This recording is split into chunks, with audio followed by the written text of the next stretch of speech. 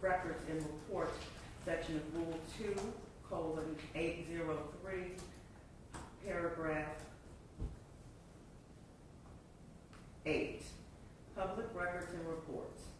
In addition to categories of government records made admissible by statute, records, reports, statements, or data compilations in any form prepared by public offices or agencies setting forth A, the activities of office or agency, or B, matters observed within the scope of the office or agency's duties as to which the source of the recorded information could testify, if called as a witness, generally excluding, however, in criminal cases, matters observed by police officers and other law enforcement personnel when offered against a criminal defendant.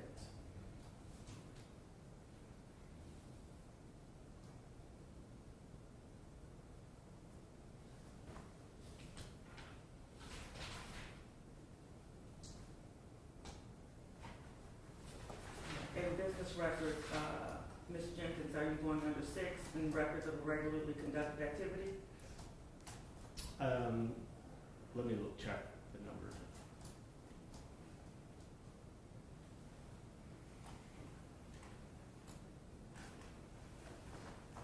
Yes, Your Honor. In reading that, so same section, Rule 2:803, paragraph 6, records of a regularly conducted activity. A record of acts, events, calculations, or conditions if, paragraph A, the record was made at or near the time of the acts, events, calculations, or conditions by, or from information transmitted by someone with knowledge, paragraph B. The record was made and kept in the course of a regularly conducted activity of a business, organization, occupation, or calling, whether or not for profit. Paragraph C, making and keeping the record was a regular practice of that activity.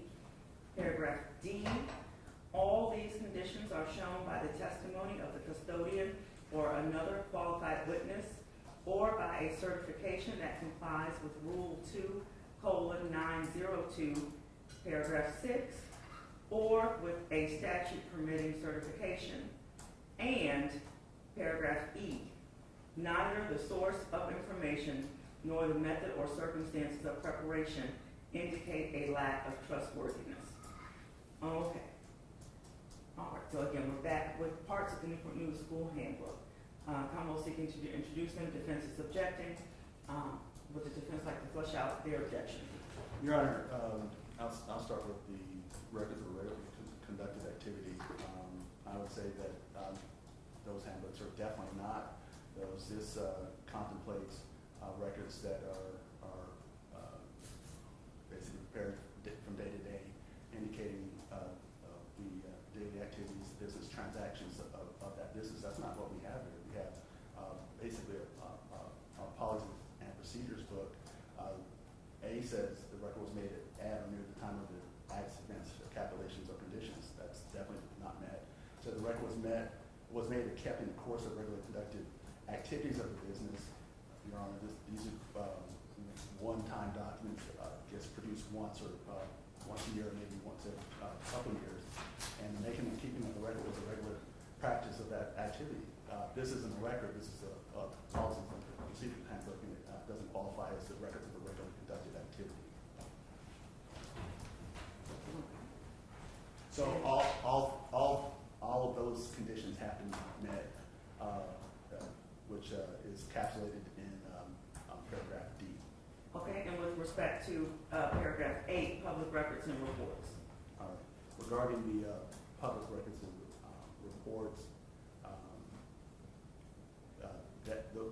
I would submit that policies and procedures handbook is not an exception based on a statute made admissible by statute, and it's not a record or report or a statement or data compilation.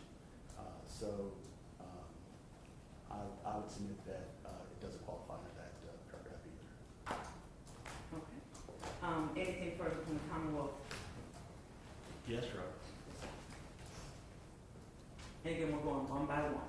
Okay, so with respect to the manual being a business record, I'll start with that one.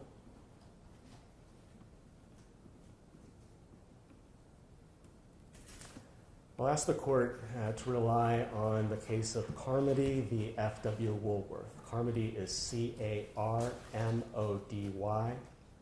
v. F.W. Woolworth, W-O-O-L-W-O-R-T-H Company. It is 234 VA 198. In that case, an employer's employee manual was admitted under the business records exception to prove what a particular employee's duties were, and the court held that it was properly admitted under the business records exception. And so that case establishes a business records exception, and the Supreme Court has said that an employee manual, if kept in the regular course of that business, is admissible under that exception. I'll turn to the exception for public records as well.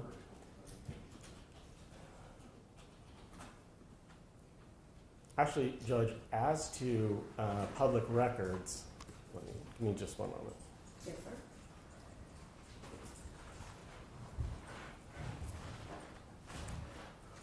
As to public records with the school handbook, the policy handbook, it is a report prepared by a public official, that being the school board, pursuant to the nature of their office. So it requires that they, by nature of their office, produce policies that relate to the schools under their direction.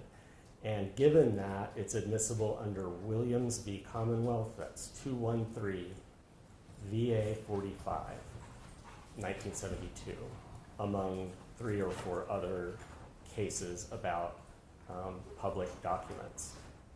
I will have a different argument on that related to the crisis management plan.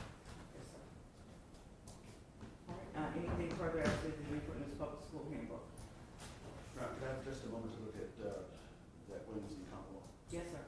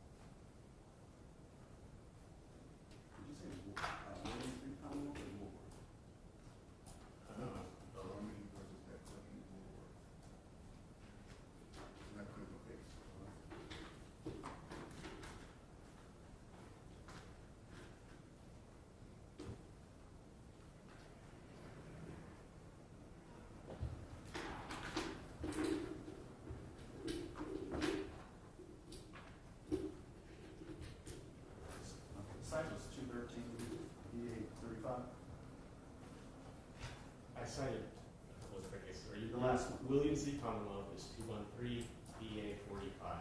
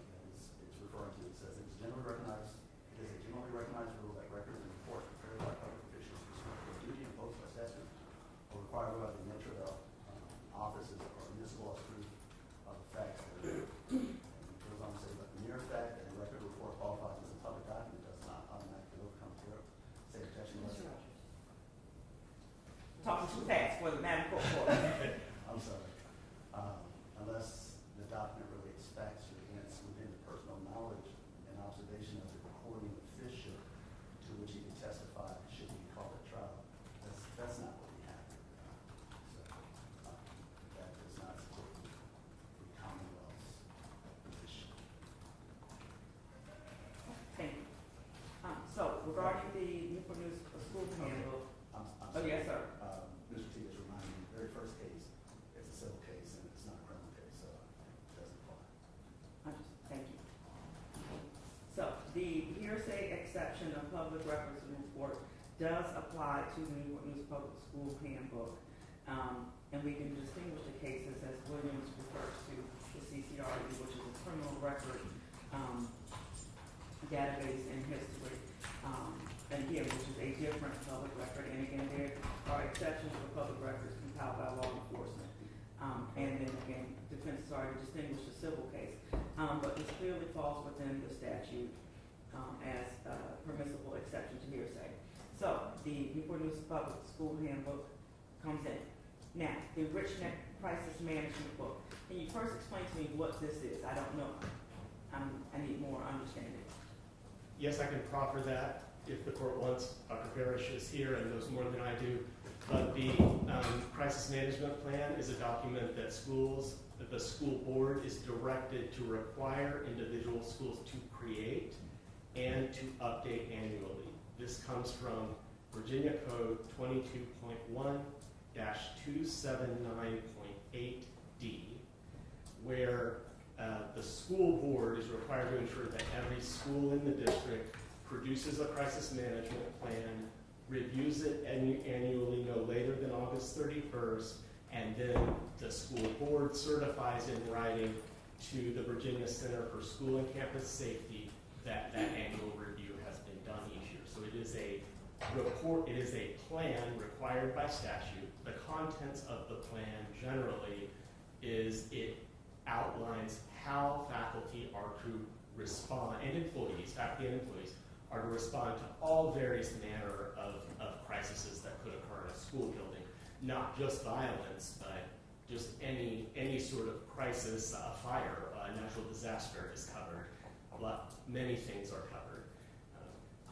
Are there scenarios that are factually close to the facts reported, in this case, covered in the crisis management book? Specifically in the crisis management book, there are instructions both on what to do if a suspected weapon is in the building and what to do if an armed student may be in the building. Okay.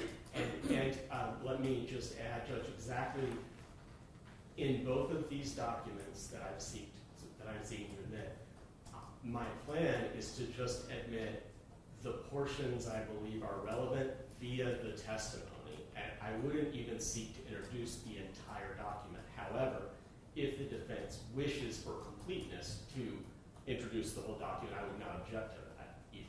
Okay. And then you said you had additional argument on why this is admissible. If you'd like to go into that now so that they can get their cases together and be ready to respond. Yes, Your Honor. For the crisis management plan, the strongest argument for its admissibility is the public documents exception. And that's because they are required to do it by statute, and that's one of the requirements of the public documents exception, is that either it be required by the nature of the duty or it be required by a statute. And here it is required by a statute. That statute is 22.1-279.8D, where the creation of the management plan and its annual updating is required by law.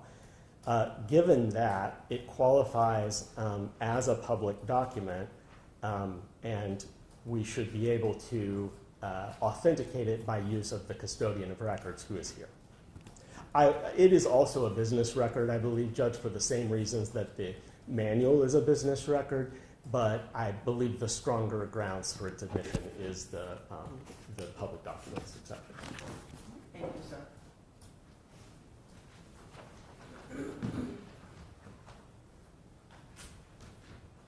Yes, Mr. D.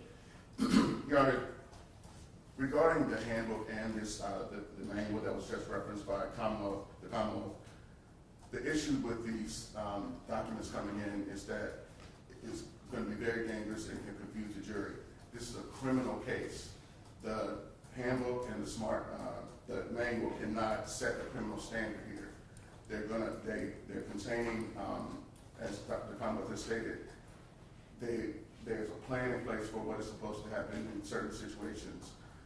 I believe that the jury may confuse that with the criminal standard. this is a criminal case, it's not a civil case.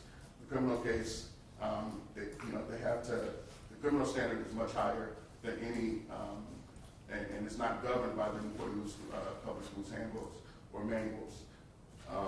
So while they may be relevant to the standard of care violated by an employee, they cannot be used in the analysis of criminal culpability. Additionally,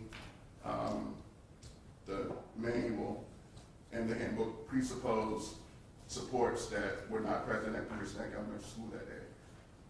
In the manuals, it contemplates that there is a school resource officer in the building. That is not present here. So there are supports in those manuals and handbooks that are assumed that are not present in this case. So we reject to the admission of both. May I respond briefly, Judge? Yes, sir. The arguments of counsel just now are fair arguments for him to make as to the weight of this evidence, but those arguments don't go to admissibility. The admissibility is defined by the rule of the case law, and I understand counsel's position that there's little relevance is what it sounds like, but there's certainly enough relevance that it should be admitted, and that argument that we just heard could be made to the jury. So, in respect to the Richneck Crisis Management Manual, the court does find that it qualifies under the hearsay exception of public records and reports. Now, I will say there, because it is required by statute, doesn't make it admissible by statute, but it meets all other requirements of the public records and reports. And just for parties' edification, I do not find that these will qualify neither the Public School Handbook or Crisis Management Manual under the records of a regularly conducted activity, as it has to be established that it was made at or near the time of the act or events or calculation. Annual manuals are different from a receipt, a purchase receipt. At this time, can't say I bought this item then, which is a business record made at or near the time of events. That had not been established, so it would not come under that exception, but it does come under the other exception. All right, the third matter is the interview with Dr. Farish, a video interview. Now, I don't know what this is. I don't know what it's purporting to put in evidence. I don't know when it was reported. So if you could proffer to be some of that, and then we'll get into why you believe it's admissible and why they're objecting. Yes, Your Honor. The video was recorded as part of an internal school investigation by Newport Public Schools Human Resources. The interview was conducted over Zoom. On the recording of the Zoom, you can see that Dr. Nina Farish from Newport Public Schools, the HR director, is asking questions of the defendant, Dr. Ebony Parker. The video, I don't remember its total length, but in the video, the HR director is asking several open-ended questions about the incident at Richneck Elementary, and Dr. Parker is answering those questions about the incident. Okay, and do we know the date or when was that taken in relation to the incident, to January 6th? I believe it was 2023. Your Honor, if I could have just a moment Yes, to sir. look that up, I think I can find it.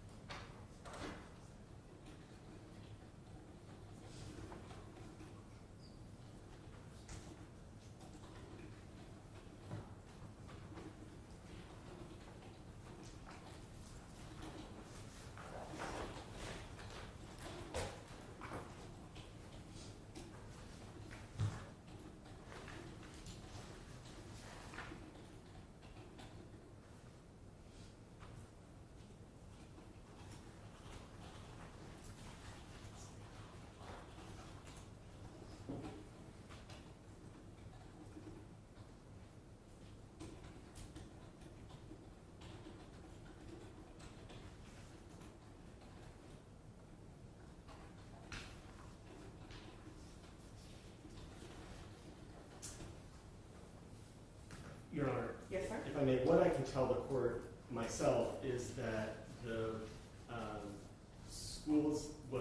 the HR director was assigned to do this report and began her investigation on January 9 of 2023.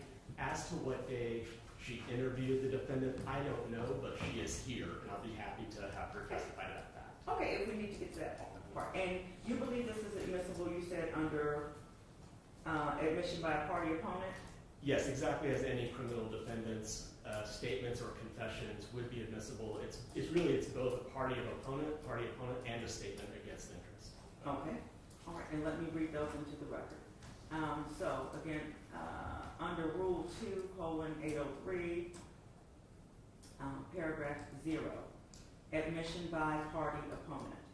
A statement offered against a party that is A, the party's own statement in either an individual or representative capacity, or B, a statement of which the party has manifested adoption or belief in its truth, or C, a statement by a person authorized by the party to make a statement concerning the subject, or D, a statement by the party's agent or employee made during the term of agency or employment concerning a matter within the scope of such agency or employment, or E, a statement by a co-conspirator of a party during the course and in furtherance of the conspiracy.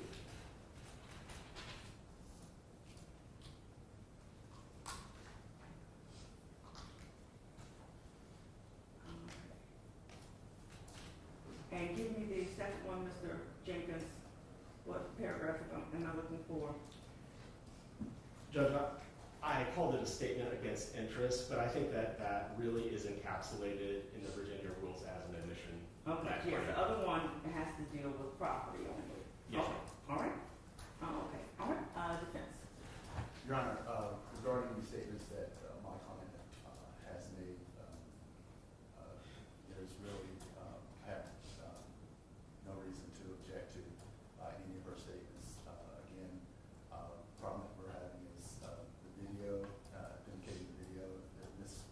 Ferris testifies that's the statement that my client made. Can't object to that coming in. But as far as playing the video without proper identification, then Okay, understood. And all of these are still subject to all the other rules of evidence, especially regarding authentication. But we were just trying to get those out of the way. Okay, so then there's an interview with Dr. Farish. Again, assuming it meets other admissibility requirements by law, it comes in. All right. Anything else we need to take up other than the juror issues? None of them.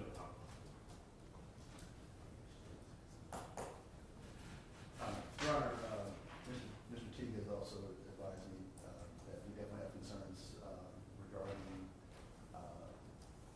the actual interview, the course and nature of the interview, that said in when the client felt like she had a right to not give those statements. Your Honor, we definitely believe that as far as the video is concerned, playing that for the jury would have a profound presidential impact on the jury, and we would ask that even though it's relevant, that the court exclude it based on the prejudicial nature of the statement. Okay. And did you receive this in discovery? I did. Okay, why didn't we deal with that in a pre-trial motion? I'll submit it. Okay, you've made your position for the record, but it is going to be allowed in. Okay, so we have two juror issues. I'm sorry, go ahead, Mr. Rogers. You say it's going to be, her statement's going to be allowed in, but at this point, Again, it still has to meet other rules of admissibility. But in terms of you saying that she didn't have counsel, she didn't know that she didn't have to participate, those things could have been done prior to trial and were ordered to be done prior to trial, and they were not. So I'm not considering anything else regarding that. Now, we had one juror state she had a question, and we had one juror indicate he would like some clarity regarding objections to stricken evidence. My position was to have the juror who had the question write it down with the juror number, and we read it out here on the record, and then I'll ask attorneys how they want us to respond to it. Do you all prefer to proceed in a different format? That's fine for the Commonwealth. That's fine. Okay, and again, they are not to be deliberating. So, do you want to have just that one juror brought out here and write the question down so that it's not in front of the other jurors, or do you want the question asked in front of all of the jurors? Or just pass us a sheet of paper? I'll defer to the defense on how they want that to go.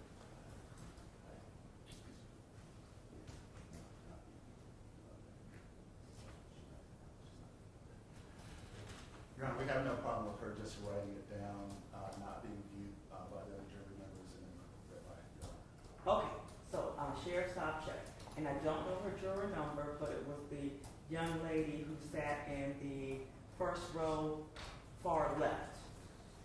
If we could have her write it down, and I'm not supposed to give you a sheet of paper with her juror number, and to write down her question and just fold it out so that the other jurors can't see it, and we'll bring it out here and read it on the record. Thank you very much. No problem.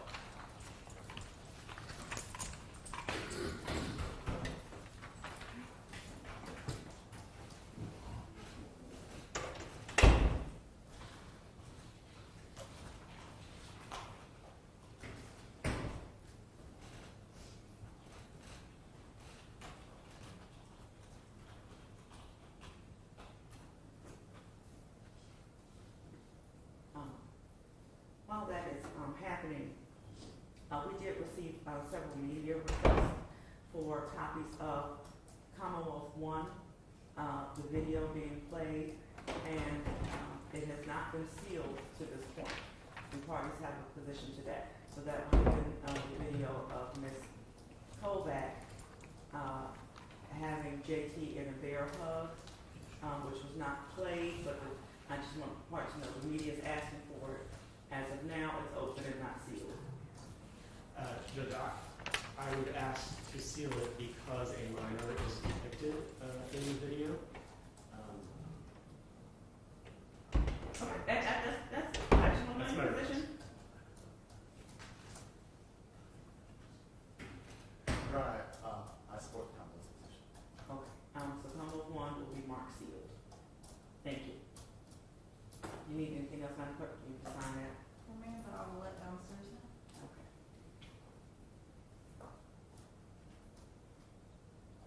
Oh, did he bring up a question? He did, it did not have her juror number on it. Thank you.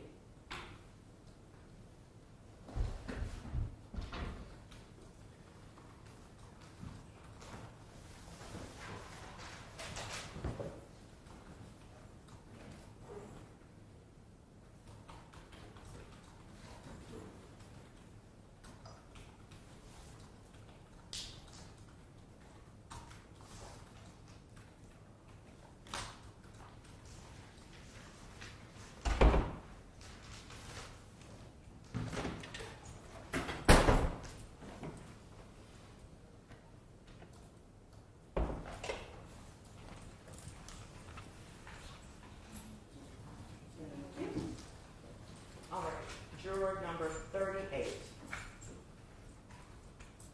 What is written on this paper reads as follows. What are the 8 felony counts? The time from recess to shooting? Did VP make 911 call?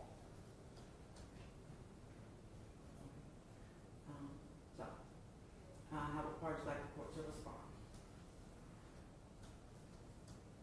And I'm happy to pass. Sheriff, you can pass that down. They can each see the sheet of paper. I believe that the court should instruct the jury members are going to have to rely on their memory of what they perceived evidence was. I think that's true, but I think also that they have to rely on their memory, and because the trial is still ongoing, that they have to rely on their memory and any evidence the court admits during the course of the trial.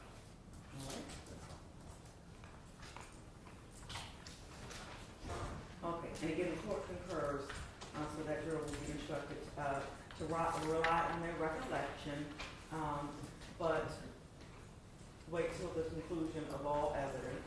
There will be more evidence presented, and to not start deliberations until the case is given to them. So, yes, Mr.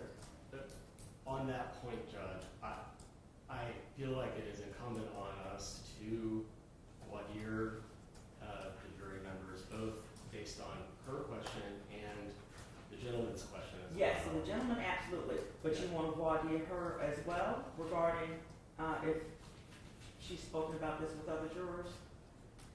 Yes, only for that limited purpose, whether she's spoken about it with other jurors. I certainly don't want to ask any questions about these three things she mentioned. Okay. Defense position, if any. I agree that that needs to be voir dire. Okay. And so that we have a game plan for when she comes out here, we're just going to keep it to are these her questions alone? Has she discussed any of the case with other jurors? Yes, and I would submit that the court can do the inquiry for Okay. us. I just want to be, okay. And I would ask that court inquire, has she observed any other jury members discussing anything pertinent to the trial? Okay, those will be the three questions. All right, thank you. Okay, so Sheriff, if you can bring out just juror number 38, please. Yes, ma'am. And while she's coming out, again, I don't know who the gentleman was, his number yet, but absolutely we will voir dire him individually for the basis of his question. Yes, sir.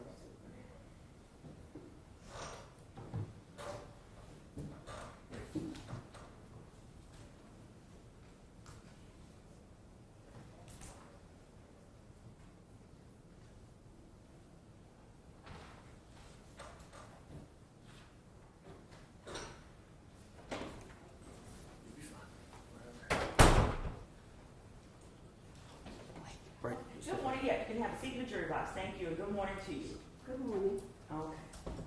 And I do want to remind you, of course, you're not being recorded, you're not on video, you can have a seat. Your face and information will not be displayed to the media.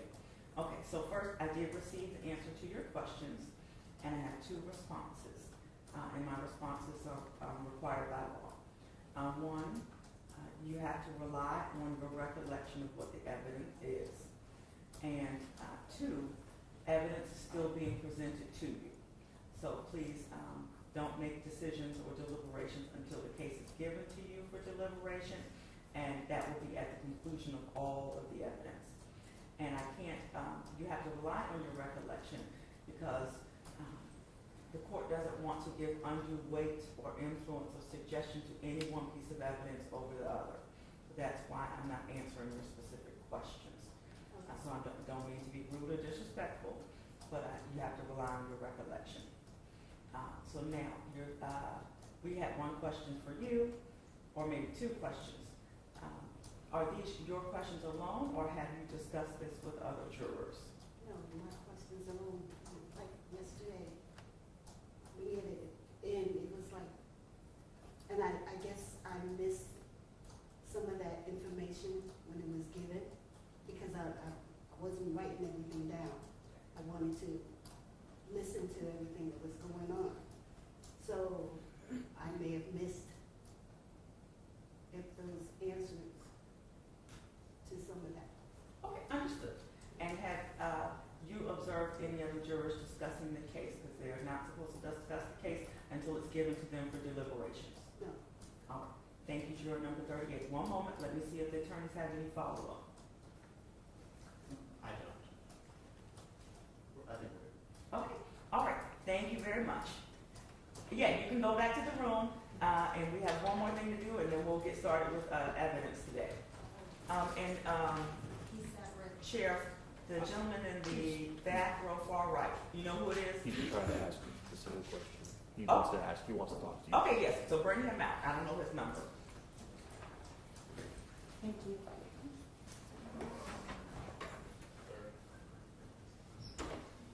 All I got was not sure. I didn't get this.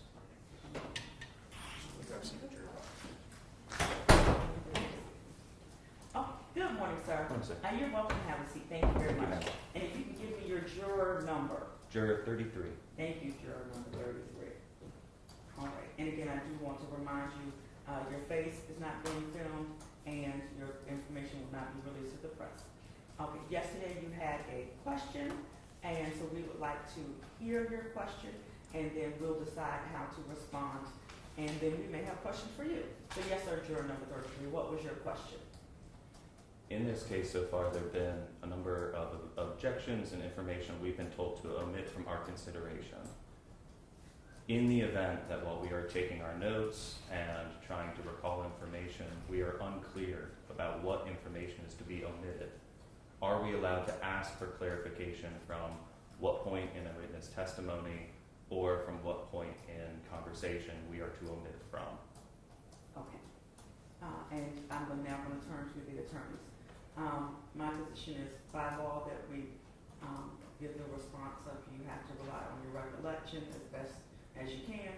Does Commonwealth wish a different response? No, not on that issue, Judge. Does the defense wish a different response? And I do understand we're going to ask some other questions about the lead part. But Mr. Rogers, can the court clarify the objections and what was stricken and not stricken? I don't have a problem with the court clarifying, Okay. as it did before. What, giving the same response or offering clarity? Giving the response that he has to rely, the jurors have to rely on their independent recollection. That satisfies the defense. Okay. Ms. Steve? Yes, Your Honor, I think, my clarification that not only do they rely on their own recollection, but again, to instruct them that anything that you have ruled that should be stricken or should not be taken into account should be just done just so, considered or handled just so. They cannot consider. Okay, thank you. Okay, so, juror number 33, and that is the response that the court is required to give by law, is that the jurors have to rely on their independent recollection of what the evidence is, and they cannot consider something that's stricken. Now, I understand your point. Well, what if I don't remember what was struck or not, and I got confused in the sustained, overruled, you can consider this, you cannot. Again, you have to rely upon your recollection as best you can. The fundamental principles in the Supreme Court law regarding that are that I don't want to, they frown upon the court giving emphasis to certain evidence over another. So that's why we don't try to clarify. You have to receive it and make your best judgment. Because if I point it out for you, that can give it undue weight. Now, you use the word "we" several times. Why do you use the word "we," and are you discussing that? Have other jurors expressed the same confusion? The other jurors have not expressed that confusion to me. I posed that question to the other jurors and none had an answer. Okay. And other than that question being posed to other jurors, have they discussed the case? Are you observing anyone discuss the case? No, ma'am. Okay. And the reason why I ask is because you're not to discuss the case, which is deliberate, until it's formally given to you at the conclusion of evidence. So there have been no discussions about the case? No, ma'am. Okay. All right. I'm going to turn to the attorneys to see if they have additional questions for you. Understood. All right. We don't have no question. Okay. Mr. Jacobs? I don't have any questions. Okay. Thank you, juror number 38. You can retire to the room. We have one more thing to take up, and then we'll start the case. Thank you, ma'am. Correction, Judge. You have a question? No, quick correction. Just now, we referred him, the court referred him as 38. He's No, 33. 33. Thank you. 33. Juror number 33. I'm sorry. Thank you. You can retire to the room. Thank you, sir.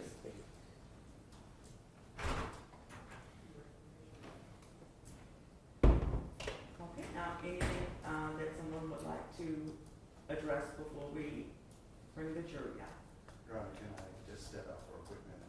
Yes, sir.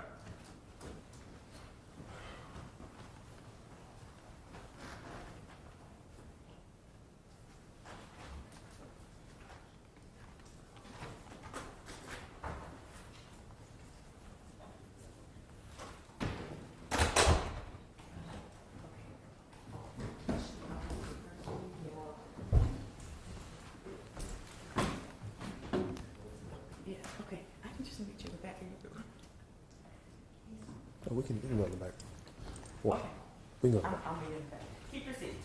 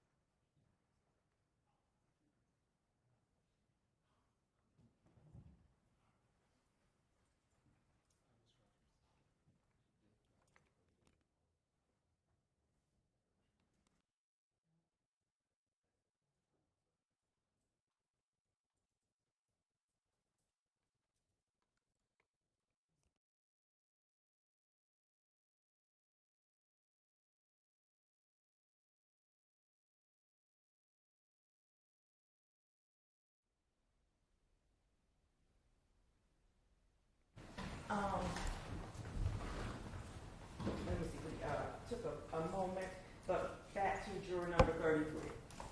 Anything in addition to his, or any comment on his responses? Yes, Your Honor. Regarding juror number 33, I think what's most telling is what the juror stated while he was not being asked direct questions about whether they've discussed the issue or discussed the case. Several times he used the word "we," indicating that there had been deliberating or discussion of the case between the jurors.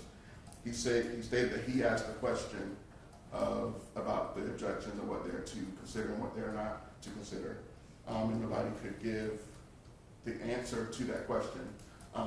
That indicates that there was discussion about the issue that he raised with the court. Moreover, the issue or the questions raised by juror number, I can't remember. Was that the young lady? Yeah. 38, she's 38. 38.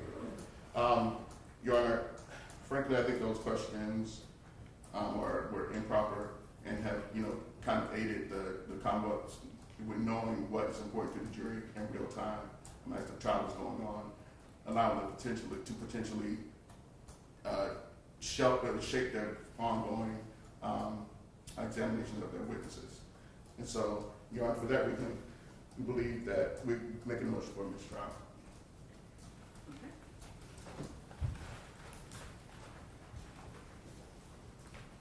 Can I have just a moment? Yes, sir.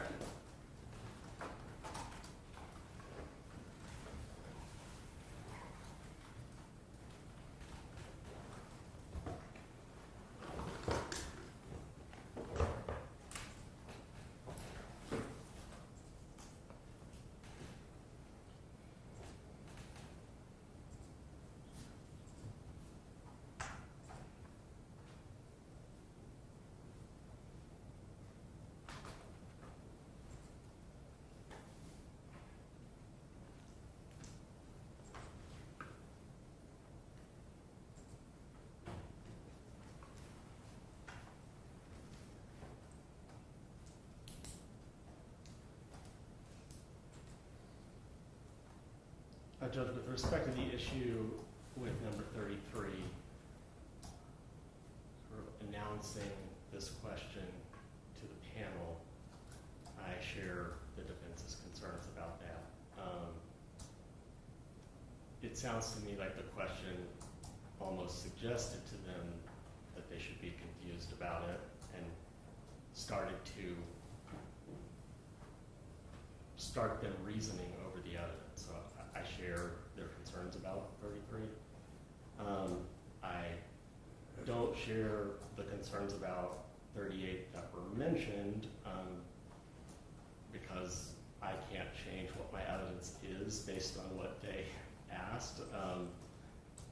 Like I couldn't suddenly admit a 911 call because no 911 call was provided in discovery. You wouldn't be allowed to do that, for example. However, and while I know number 38, I feel like number 38 has, begun to form conclusions in her mind about the case as well. And given that, I think I have to agree with the defense's motion.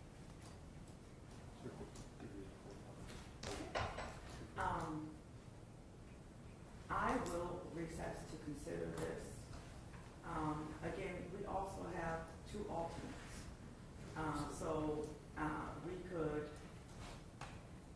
release jurors 33 and 38 and still have 12 jurors.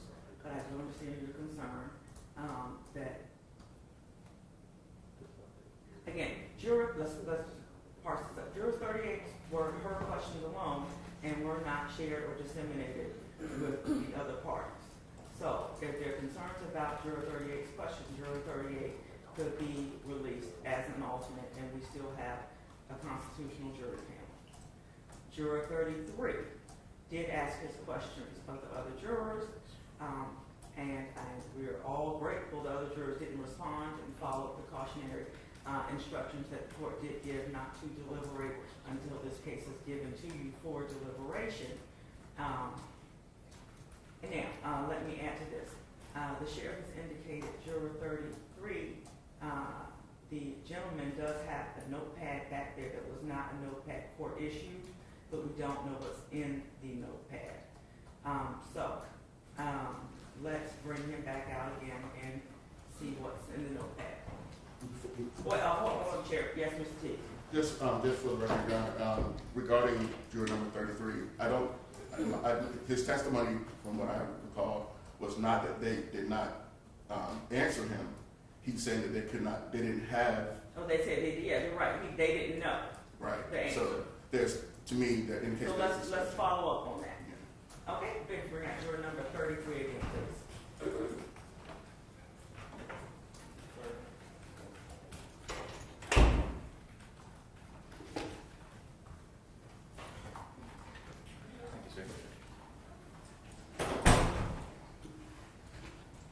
Okay, and you can have a seat, juror number 33. Thank you, ma'am. Okay, we two questions of clarification. Absolutely. I do understand you said you asked your questions of the other jurors, and if you could give me the detailed verbatim responses you received, whether it was they did not answer you or they said words, if you could give me the your recollection of those conversations, and with how many jurors? My recollection of the conversation was when I posed the question, our officer here, and he said he could not answer it, would present it to you. And you posed the question to who? Oh, okay, gotcha, the chair, okay. Yes. And he said he could not answer. Could not answer that as a question for the judge. And he stepped out. I said, I'm just curious about making sure that our information is accurate. Trying to remember verbatim the responses, but generally it was just I apologize, I did not try to log it in my memory. I don't remember any particular responses as much as that might be good to clarify or be good to know. Then the conversation moved on, I believe, to traffic cameras. So I believe that was the extent of the conversation now. I'm sorry, I can't be more No, specific. your memory is fine, and, so did anybody, were there responses, or did they greet you with silence? Did you receive responses to the question? The only responses I can recall to any extent was a general assent that clarification would be good to have. Okay, and how was that general consent, that clarification would be good to have conveyed to you? Was it a physical gesture? Was it I a would verbal? say verbal responses to the extent of something to the effect of, oh yeah, that would be pretty good. Okay, and do you know how many would have shared that, if you can approximate? Maybe 3 or 4 people at most. Okay, and those are my questions for you, but again, as a procedure, I'm going to turn to the attorneys and see if they have additional questions. So you just sort of in passing mentioned that the conversation moved on to traffic cameras. Yes. Is that right? Was it like, could you describe the nature of what that conversation was?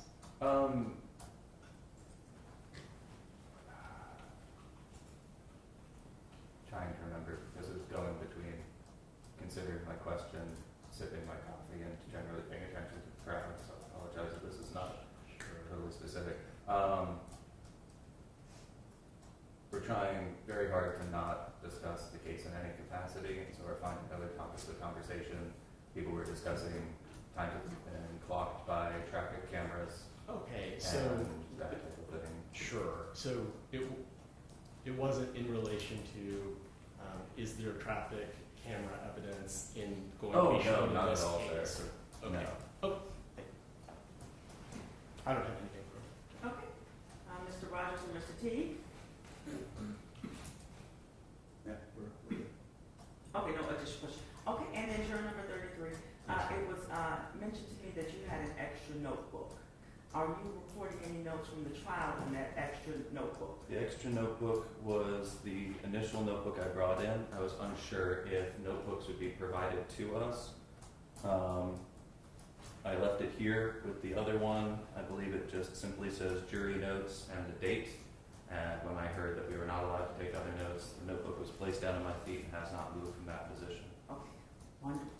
Thank you. If you would like to have Again, that collected. let me, because I changed the topic, let me turn to the attorneys and make sure they don't have any additional questions. None from the Commonwealth? Okay, thank you, juror number 33. And again, you are not in trouble, but we just have to make sure everything is perfect. I understand. Before that you can retire back to the jury room. Thank you very much. Thank you, ma'am. Thank you again, sir. Okay, anything additional before I take a recess to research and consider the issue? The mistrial motion made based upon juror number 33 having conversations with the other jurors. My position remains the same. Nothing. Our position remains the same, and just want to note that the juror seems to not remember, exact conversations that went on regarding the issue. So again, I'm going to retire for deliberations. just for human planning purposes, it'll probably be at least 15 minutes. So if people need to use the restroom or go to the car or something, please feel free to do so. I'll be honest, I'm inclined to deny the motion, even though both parties have made it. As the question for clarification, did you understand that? And the responses, I think will be harmless, but let me research it and consider it in detail. And I'll be back in, let me see, it's 9:54. Let's see, try to check in at 10:15. And then, Madam Mayor will make sure jurors have, extra snacks and whatever they need, because they've been in that room a good hour and 15 minutes by that. Okay, I will be in recess. Thank you. All rise.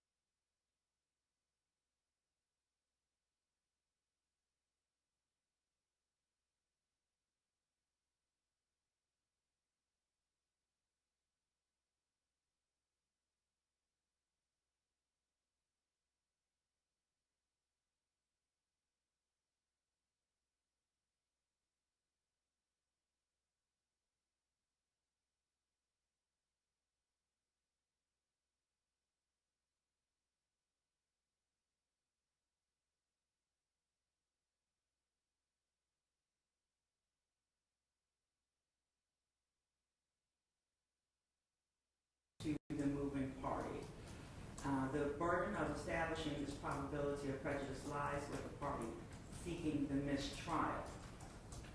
The standard is abuse of discretion, and to succeed on a motion for mistrial, the moving party must demonstrate a manifest probability that the misconduct was prejudicial. The allegations of juror misconduct arise, or if, the allegations of juror misconduct arise, the trial court may be required to investigate the matter to determine whether the prejudice occurred. In this case, the defense, which is the moving party, has not established a manifest probability of prejudice. The court did investigate the juror misconduct. Again, Virginia courts have delineated between misconduct inside the jury room and outside of the jury room.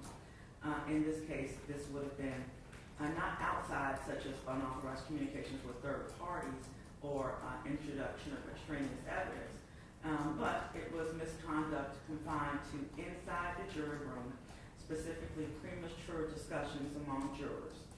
And case law has indicated that that is less likely to result in a mistrial unless it demonstrably affects the fairness of the trial. And in this instance, juror number 33 had questions about procedure of the jurors, not questions of fact. And I also want to make that distinction here. In addition, Virginia statute does provide a mechanism for addressing juror misconduct. And that is 19.2-262.01. So in summary, the misconduct here was not prejudicial, or is not prejudicial as found by the court, a legal decision, and a curative instruction can be given, and I will again bring them out and tell them that they are not to discuss the case, ask questions of each other about the case until it is submitted to them for deliberation. The case law that the court is relying on is Robertson versus Metropolitan Washington Airport Authority, Reiner versus Commonwealth, Caterpillar Tractor Company versus Holvey, and Bidet versus Commonwealth, in addition to the statute cited. All right, so with that being said, motion is denied and we're ready to move forward. Can we bring the jurors out? Judge, I understand that the defense has an objection to the authentication of the video that the court has already considered, and that objection is going to require me to lay a foundation by showing her the video and asking her to authenticate it. Okay, so we want to do that outside of the presence of the juror. I think so, and to hear her both sides. Mr. Rogers. That is correct, Your Honor. Instead of bringing them out and then having to exclude them again, so we could lay the foundation and authenticate the video, I think it's for judicial economy, we should just go ahead and bring her out, authenticate the video, and then if the court believes that the authentication is proper, go ahead and present that to the jury. Ron, I do have another concern. That is, at the beginning of the trial, the court ordered that all witnesses be sequestered back in the witness rooms. I think there's at least 3 rooms, and I think there's multiple witnesses in each room concerning that they may be discussing the case, may have heard about the evidence that has been presented in the case, and may be discussing that. And so I'm concerned that the court's ruling on sequestering the witnesses may have been violated, and is being violated. Okay, and again, I believe there are over 20 witnesses in this case, and we don't have the physical space to give them their own separate rooms, but of course they are sequestered, and it's on the attorneys to identify them and to instruct their subpoena witnesses as to the rules. Do you have a basis for believing that they may have discussed the case? No, I'm just believing that's a probability, of course. Probability just because they're sitting in the same room. And they're talking, but of course I'm not in there. I don't know what they're speaking about. All right. Without more specific information, the court is going to deny your motion, but feel free to voir dire them regarding that when they take the stand. Okay. And the Commonwealth's witness that we're going to pre-clear the testimony for evidence? Yes, Your Honor. Nina Farish, Dr. Farish. Okay, let's bring out Nina Farish, please.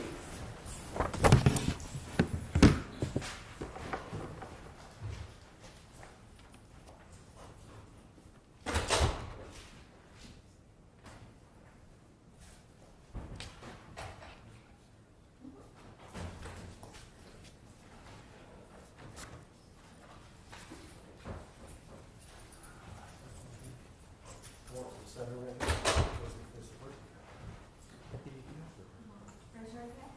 Do you swear or affirm the testimony you're about to give is the truth, whole truth, and nothing but the truth? Yes. Okay. Then you can take a witness stand, please, and watch your step. There's a stair, and the chair and microphone are adjustable.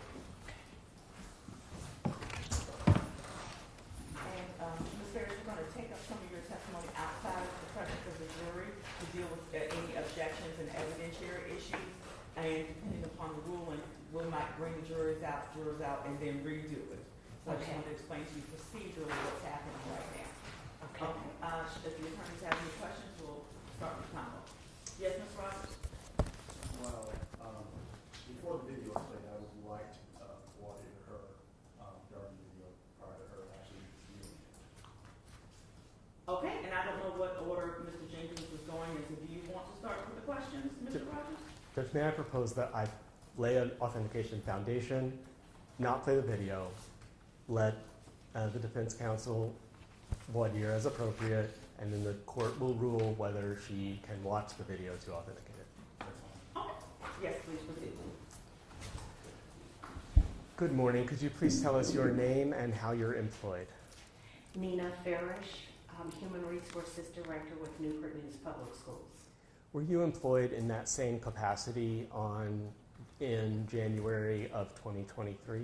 Yes, And as part of your official duties as the HR director, were you required to conduct an internal investigation into the shooting at Richneck Elementary School that occurred on January 6, 2023?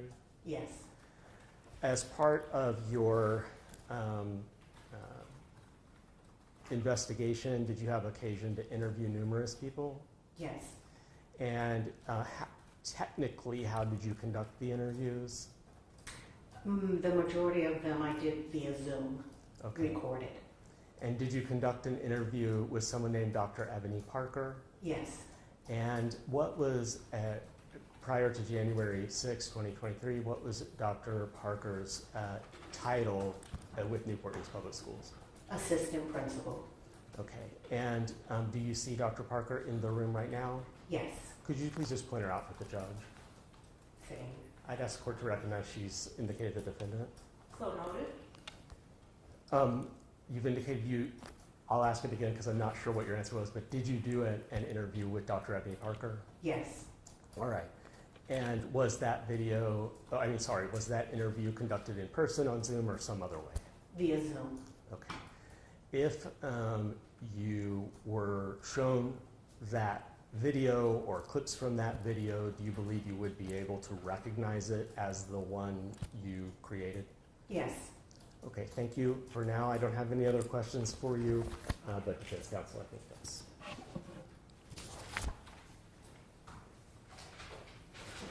Good morning, how are you? good morning, fine. Great. So, regarding any video that was produced, did you keep, or were you the sole custodian of that Zoom video? Yes, Okay, and where was that video maintained? on my computer, Okay. Did anybody else have access to your computer, or was it just you? just me. Okay. Did you provide a copy of the video to anyone? Yes, when asked by the attorneys. When you say the attorneys, what attorneys? The ones that represented the school district. Okay. Did you provide a copy of that video to Mr. Jenkins at Commonwealth? No, I'm trying to remember the name of the law firm because, So as I recall, So the civil Mr. attorneys? Jenkins was not the original attorneys. The civil attorneys? Correct. Okay. So have you gotten a chance to review the video that's in the possession of the Commonwealth? Yes. When did you review that video? I reviewed the copy that I still have, and I reviewed it to refresh my memory. Okay, I want to make sure that you understand my question. Okay. The copy of the video that the Commonwealth has, have you reviewed that? I'm not sure how to answer that question because if I didn't give it to the Commonwealth, I don't know which video then you're referencing. That's right. So you did not personally give the Commonwealth attorney a copy of the video, No. and you're not sure that the video that the Commonwealth has is an accurate copy. Is that correct? That's correct. Okay. So the video that the Commonwealth has, you don't know if it's actually been altered. Is that correct? That's correct. Okay. So you don't know how many hands that video has gone through before it actually came into the possession of the Commonwealth. Is that correct? Correct. Okay. So you really can't verify the accuracy of the Commonwealth's video. Correct. Okay.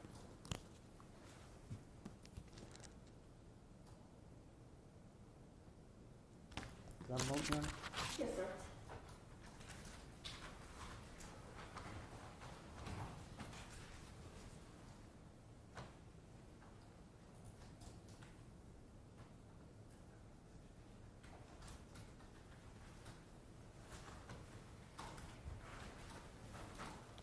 Okay, and this recorded video, is it stored in your office, or is it stored in the cloud someplace, or is it stored on Zoom's the Zoom app, or how is it actually how is it preserved? It's on my laptop. Okay, so you actually have a copy of it on your laptop. I would call it the original because I've never, except when subpoenaed, made a copy. Okay. And again, you provided that to the civil attorneys, but not to the Commonwealth. Correct. Thanks. I'll tell you what, let me just Good morning, Ms. Ferris. Regarding the video that you're saying that you recorded, did you record it or did the Zoom platform record it? I pressed record, but it was the Zoom platform that's recorded on. Okay, so you did not actually record it with your own device or anything like that? No. And so the actual video was something that you downloaded from Zoom or was provided to you later via Zoom, correct? Repeat that question. You said, I believe your testimony is that Zoom recorded it. You pressed record on the Zoom platform. Correct. And Zoom recorded it. Yes. And then you were able to, I'm assuming, download it in some way? Or how did you get it onto your computer? I have the Zoom app, so then I just reopen the recording, Mm-hmm. and it can play for me. Okay. Thank you.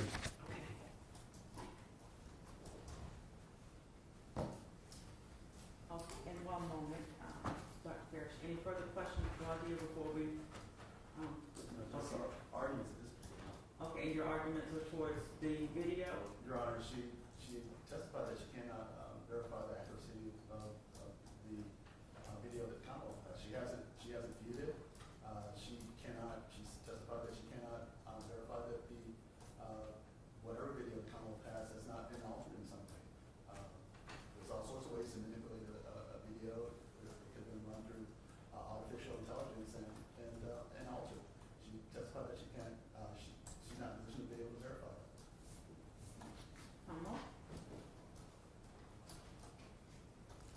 Do I have permission to play the video? Yes. And Ms. Rogers, did you want to say something?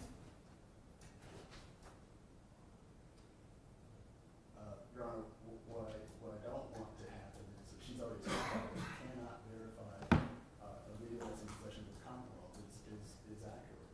So what I don't want to happen is for her to see the video and just sign off on it without actually having it examined ahead of time to determine its accuracy. Judge, if I may. You may. The two things I need to say about this. One, the video I'm going to show consists of 3 clips that I intend to admit from a larger video that defense counsel received in discovery back in November. So it has been altered in the sense that I'm only showing the parts that I seek to admit into evidence. Also, it has been altered to mute the name of JT. But if we want to use the original, I have no objection to that. It's just longer and contains what I believe to be pretty irrelevant, but I wouldn't object to it. I'm happy to show it to her now, and we will see whether she recognizes it as being clips of the interview that she conducted. All right, and the 3 clips, are you able to give me a duration of each clip?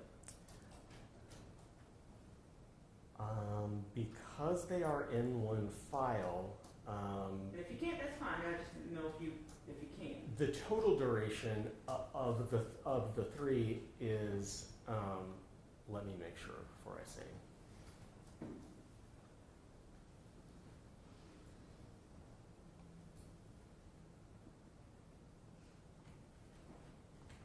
Your Honor, 16 minutes and 36 seconds is the total duration. Okay, thank you, Mr. Jenkins. Yes, Ms. Rogers? Your Honor, Commonwealth has already admitted that the video has been altered. So with that admission, she can't authenticate it. There's been, Commonwealth would say minor alterations, but Your Honor, I'm not comfortable with just presenting clips. She needs to authenticate the whole video, and if part of it comes in, I think all of it's coming. Okay.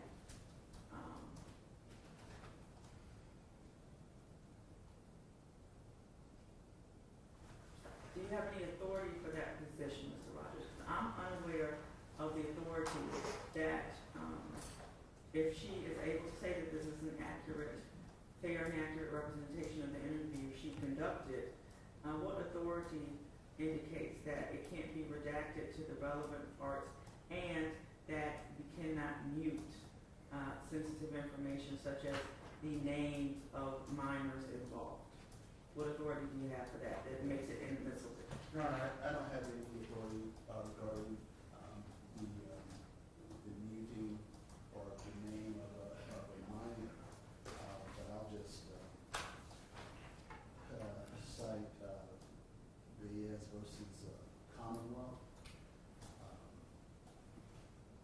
And I've got a copy of it before. And regarding clips, 3 clips versus the entire video. It doesn't directly address that. It doesn't address that. Okay, It just- but you're saying if they get parts, I want the whole one. How do you wish to do that? Your Honor, I'm going to object to just a part of it because of the importance of context. If some of it comes in, I just believe that the jury is entitled to it. And Commonwealth, if they're not objecting to that. So what I'm asking you is, how do you want that? And well, let me back, Mr. Jenkins, how long is the entire interview? I will have to look at that. That's when I asked Mr. Rogers, are you asking that you play the entire interview? Yes, essentially. Okay, that's what I want to know, how long is the interview?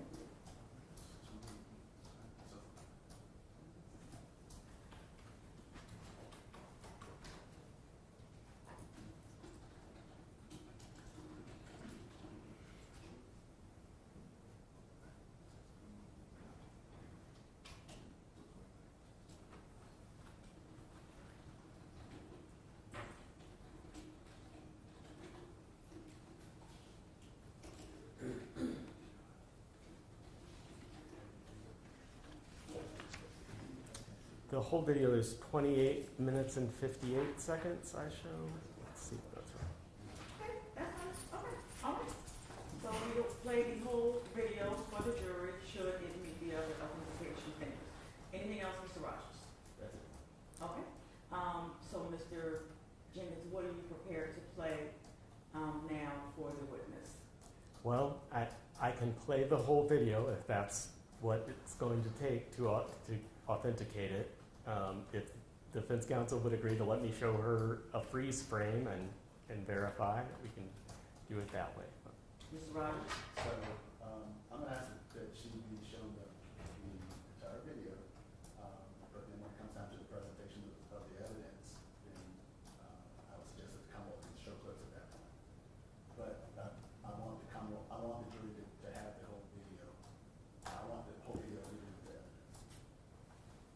I think I understand that the defense is wanting to admit the entire video into evidence on a disc so that the jury could see the whole unedited, unredacted video and only play for the jury the clips, the 3 clips with the redactions in place. And if that is what the defense is suggesting, I do agree to do that. I think that's fine.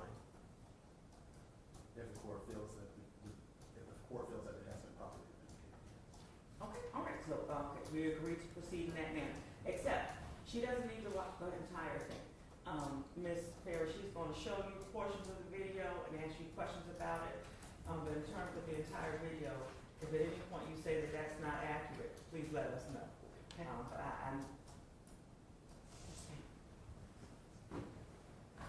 Your Honor. Yes, Mr. Steele. Just before we start, I would note that Mr. Commonwealth has indicated that all of the 3 clips have been melded into one file, so they've been joined together, which I think obviously would make it mean that it jumps from clip to clip without the context in between. So I do believe that there may be some issues with playing just those 3 clips, especially if they're in one melded video that's combined into one file. I don't think that would be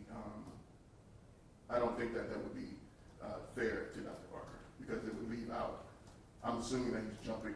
I haven't seen this video.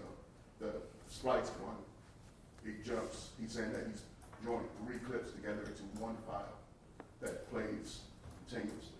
Okay, well, let me hear from Mr. Jennings. Judge, the 3 clips that I'm playing are melded together, so to speak, as defense counsel says. But I am happy to tell the jury, and I'm sure Your Honor may as well, that I am showing clips and that they will have in evidence the full unedited, unredacted video. And the jury can know that up front, and I see no problem with that. Okay, and to the 3 clips, because they're spliced. In between the splicing, is it obvious on the video that this is a splice and we're going to jump forward in time and hear another portion and then we're going to jump forward in time? It makes a small jitter or jump, it is all, but it doesn't, fade to black and come back up. Okay, so there's some kind of visual signal that something is happening.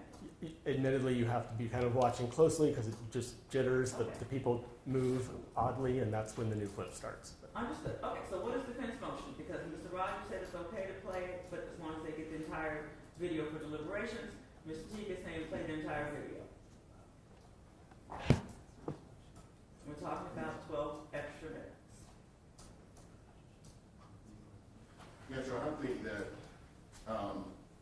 that's an alteration that goes beyond reading people's names and clicking, making splices that are obvious to the jury. I just don't think that should be played to the jury. Given that, Judge, here, I am offering that into evidence. That is what I'm offering, the clips. And the counsel is free to offer whatever they'd like. They have a copy of the video. No, we don't agree to admitting a spliced, altered video into evidence. We just don't. Okay, give me the authority that indicates that that's not admissible. I'm not aware of it.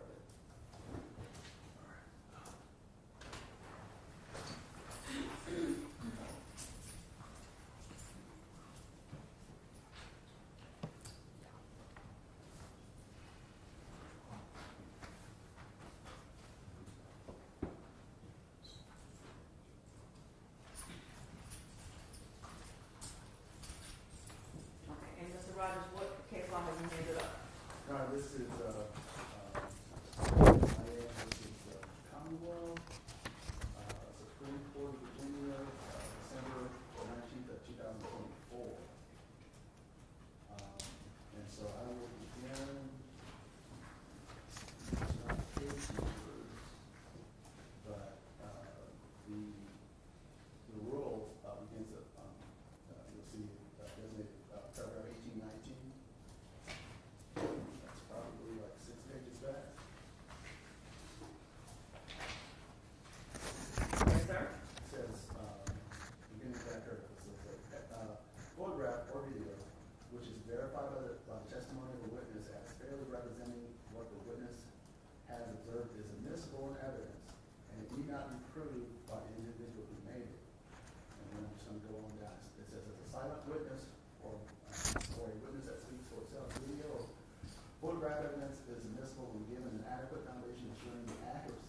process of producing it. Obviously, this splice video is not something that she's going to be able to verify the accuracy. And so, going down to paragraph 22, 23, the second sentence, it says, focusing the authentication inquiry on one discrete moment is too narrow to bear on the genuineness of the video as a whole. And then going down to paragraph 24, it says, for witness to affirm that a video accurately, in terms of video, it is not necessary that the witness will testify to every moment, rather than sufficient for a witness to affirm the video accurately represents what transpired based on the witness's observation.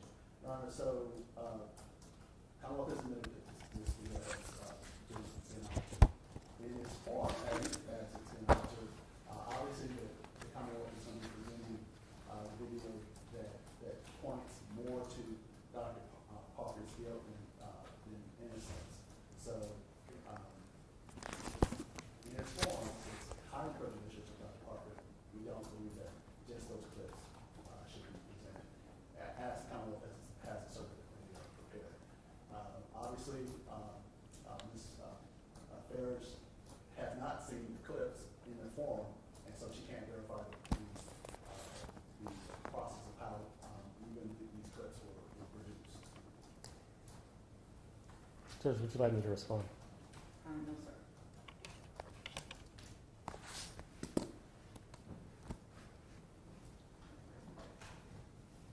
So the court is going to allow the Commonwealth to play the 16-minute clips of what the relevant portions are to the Commonwealth in their perspective. Again, the evidentiary rules are about reliability. Is the thing what it purports to be as proclaimed by the proponent? Are the legal principles involved? And is it a fair and accurate representation? Once those are satisfied, it comes in. I note the defense's exception. Mr. Rogers also brought in the word prejudicial. I don't think he's laid an adequate basis for why this is prejudicial. So you may proceed with your attempt to authenticate this, and then we can get moving with the jury trial.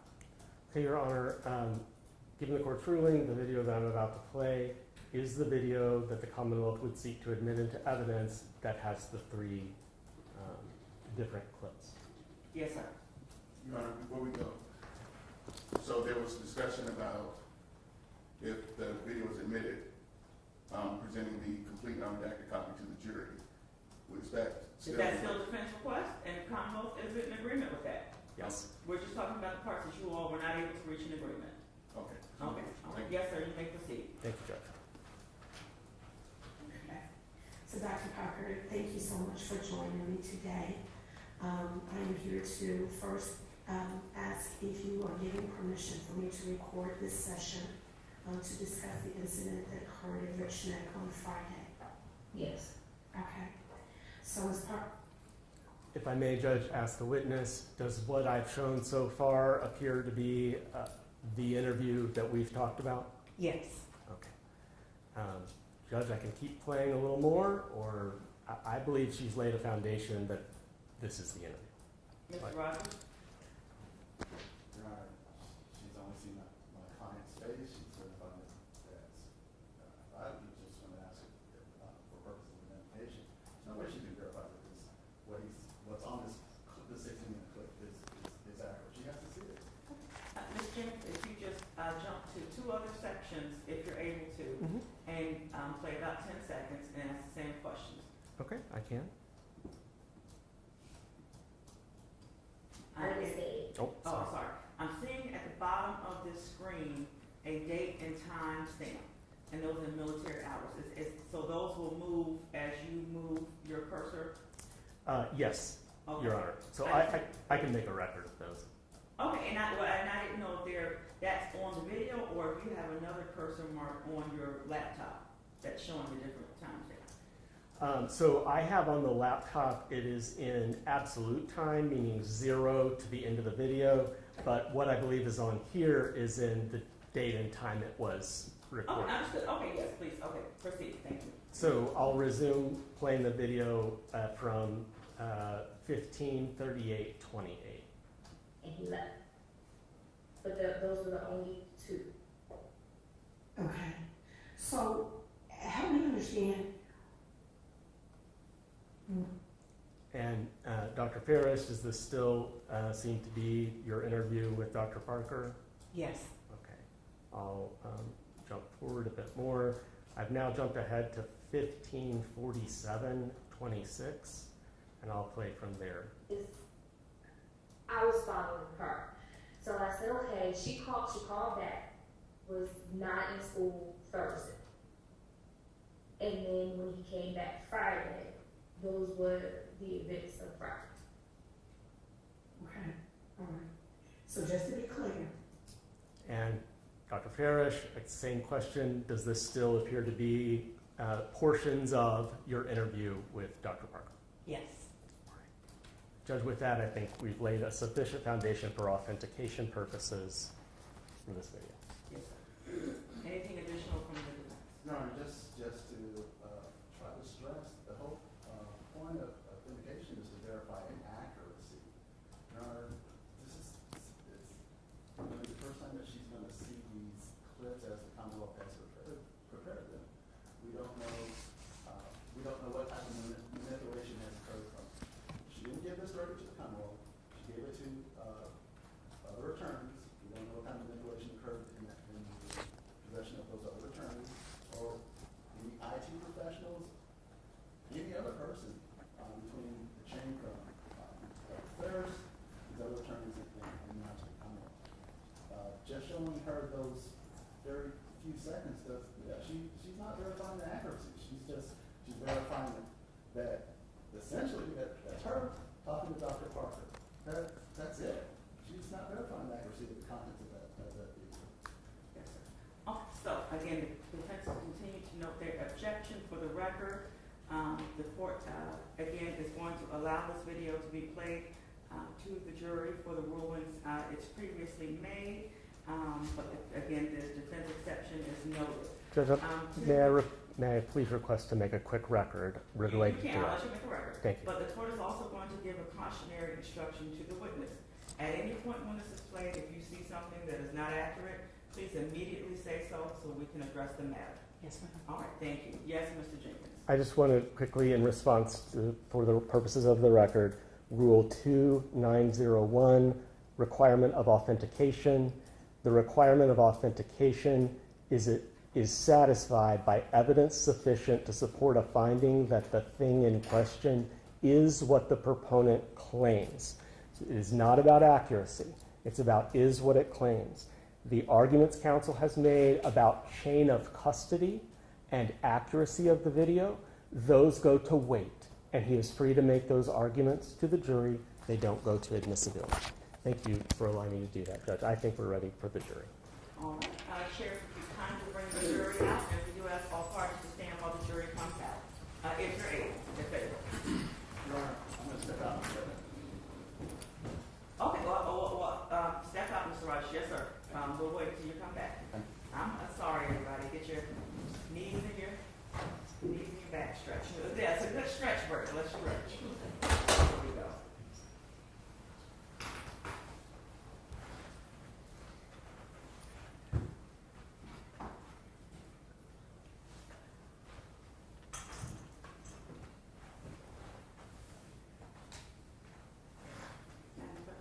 Are you all good? Yes, ma'am. Okay.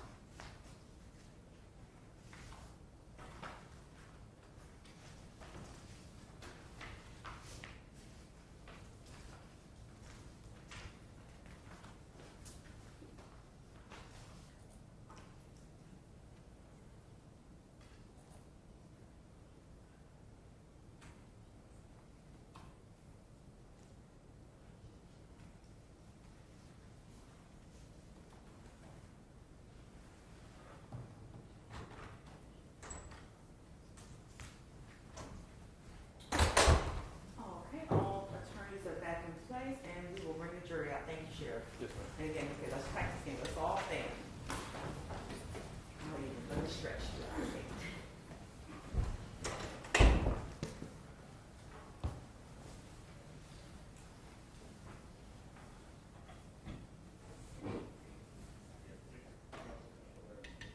Same seats.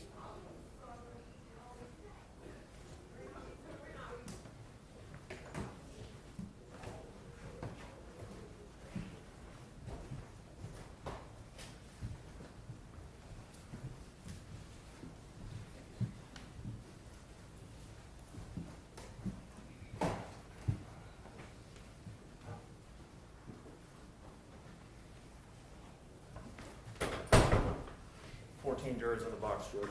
Thank you so much. Everyone can take their seats, please. Would you mind adding your head count? All right, 14 jurors are in the box. Happy Wednesday to everyone. Thank you for the time. This morning. I know you've been there for about 2 hours while we were working on some motions to hopefully keep a swift pace through the day. As usual, we'll try to break around 1. And try to include around 5 for evidence for the day. And if you need any breaks, let me know.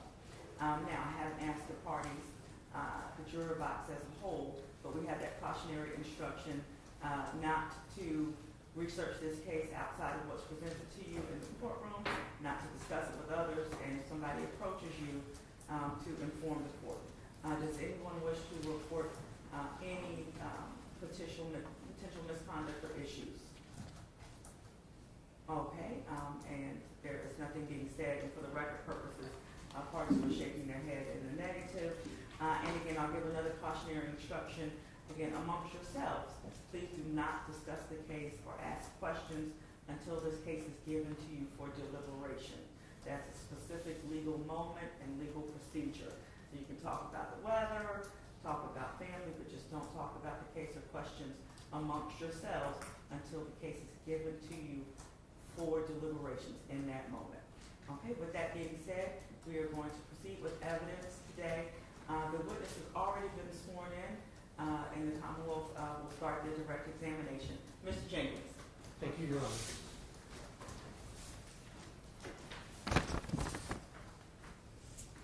Good morning again. Good morning. Would you please tell us your name and how you're employed? Nina Farish, Human Resources Director for Newport News Public Schools. And Dr. Farish, how long have you been in that role? For 4 going on 5 years. And so were you in that role on January 6, 2023, and in the month of January 2023? Yes. Do you know someone named Dr. Ebony Parker? Yes. And was she employed by the school system? Yes. How so? As an assistant principal. Okay. And is she in the courtroom right now? Yes. Could you please point her out? Yes. And Judge, I'd ask the record reflect that she's identified the defendant. So noted. After, did you become aware of an incident occurring at Richneck Elementary on January 6, 2023? Yes. And after that incident, were you called upon to investigate it? Yes.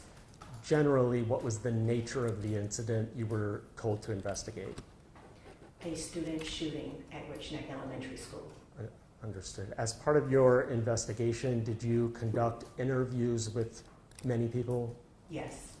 Did you conduct an interview with Dr. Ebony Parker? Yes. And technically, how was the interview done? Via Zoom recorded. Okay. If I were to show you different clips that have been edited of that interview, would you be able to recognize those clips as being the interview that you did? Yes. Okay. Judge, with the court's permission, I'll publish this to the jury and indicate as well that this is 3 clips from a larger video that we will enter into evidence as well, and that the audio on this has been muted wherever a child's name was spoken. May I publish to the jury? You may, and for the jury, the defense has objected, and the court has allowed that the video will be played.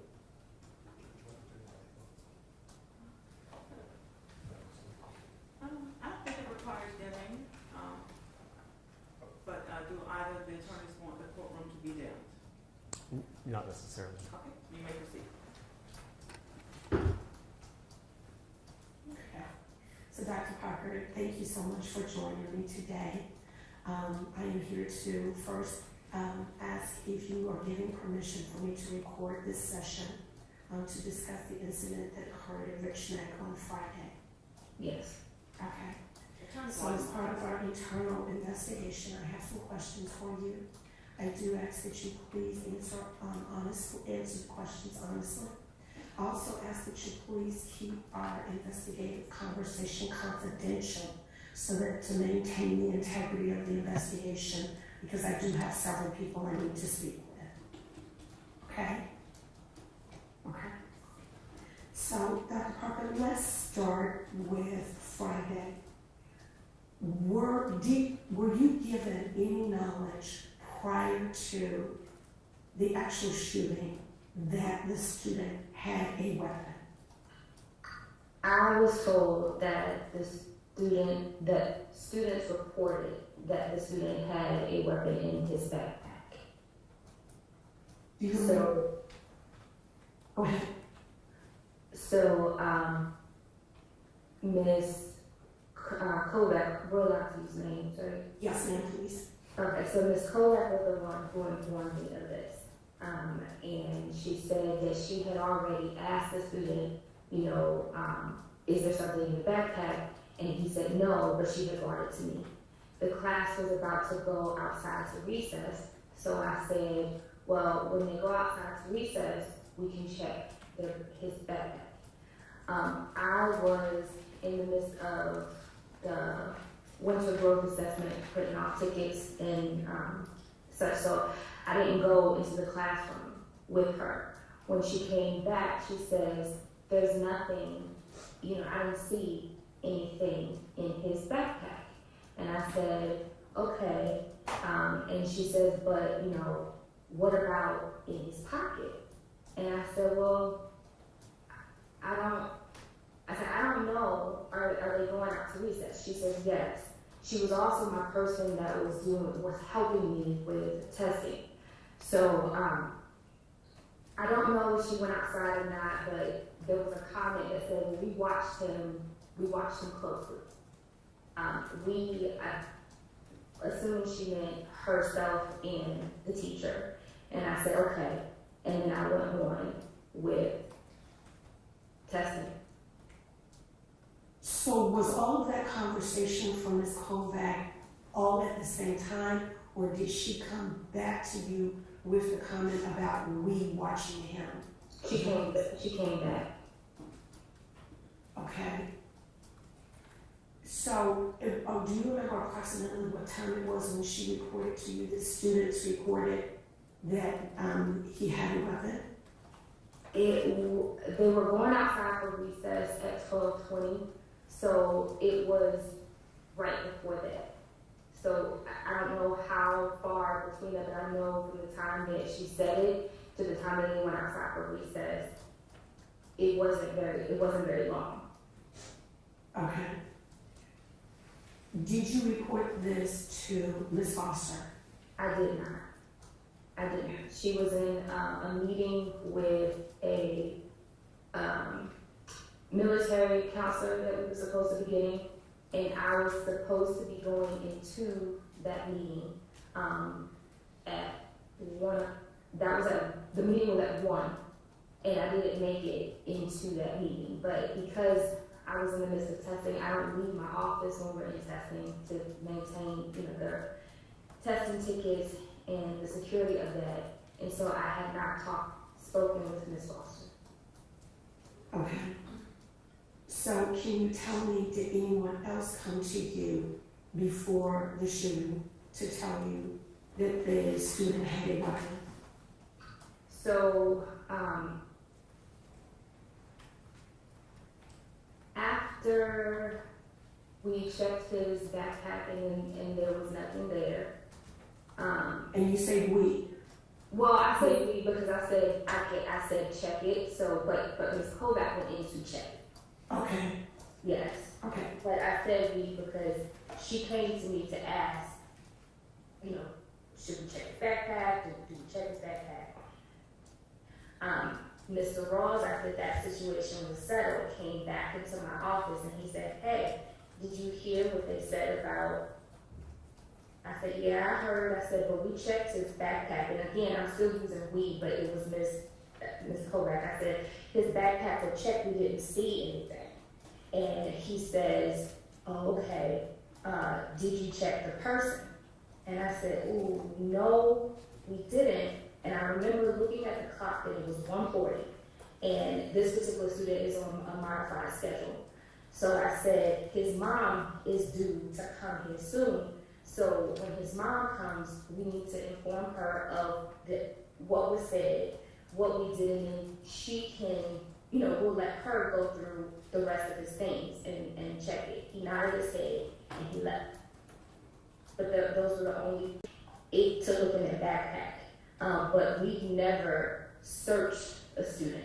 So because we didn't, Ms. Clark didn't see anything in the backpack, then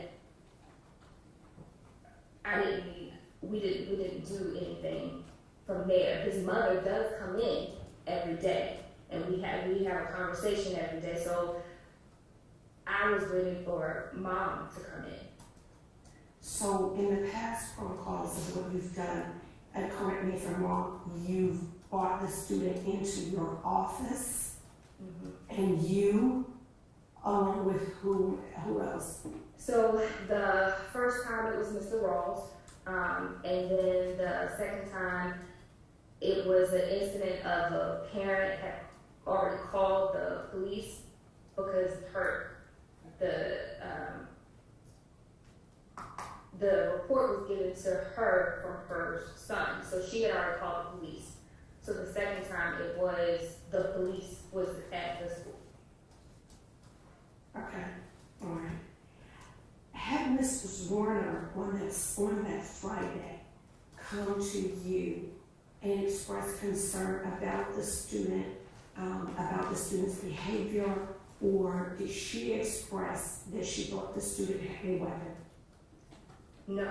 So Ms. Warner never said that she thought that the student had a weapon, and she never said to me directly that it was reported to her that the student had a weapon. So I was about to get the PM session of the testing started, and she came into my office and she said, is being extremely defiant today.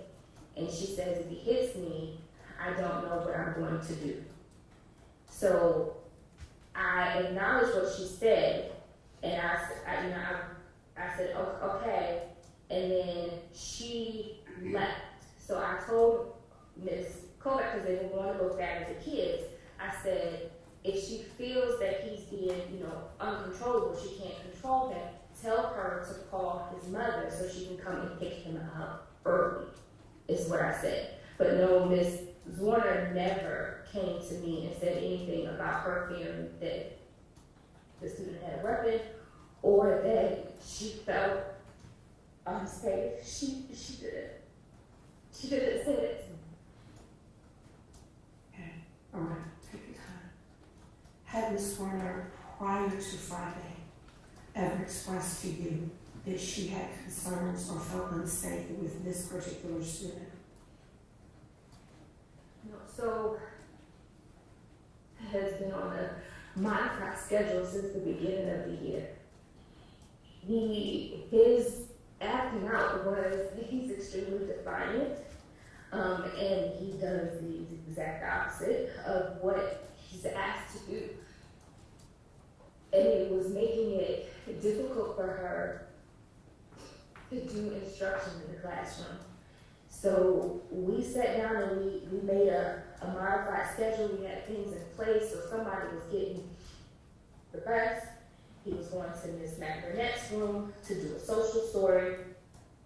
He was then transitioned to Miss Kovac for a 15-20 minute small group session before he spent time in his classroom. And Wednesday, he had asked to come to the office, and he said no. Ms. Warner said no, he couldn't come to the office. And he took her phone and like threw it down. So it cracked her screen. Miss Foster and myself, I sat in the meeting, but Miss Foster had, facilitated the meeting that afternoon with Miss. We told, hey, no, the damage that it is to the teacher's phone, we'll let you know. She understood that she was prepared to pay for it and everything. So, in hindsight, that evening, I spoke with Miss Foster, and she said, I really think I'm gonna call Mom back because he should have gotten a consequence for what he did. And I said, well, yeah, but I was following her. So I said, okay, she called back, was not in school Thursday.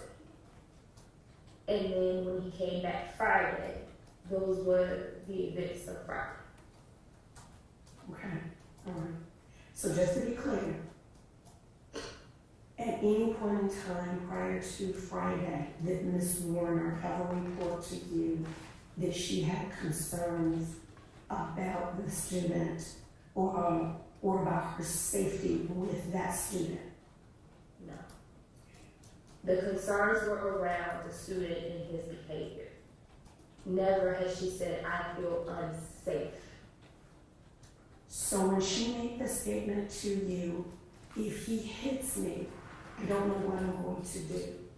Can you tell me where that came from? So that Wednesday, where I feel it came from was that Wednesday when he took her phone and threw it down, he went to a buddy classroom, which was Miss West. And what Miss West reported to Miss Newton was that he was like pinching at her, but I did not get I didn't get the full report of that incident. So when she said that, me knowing that was what was reported Wednesday, that's where I think that came from. Okay.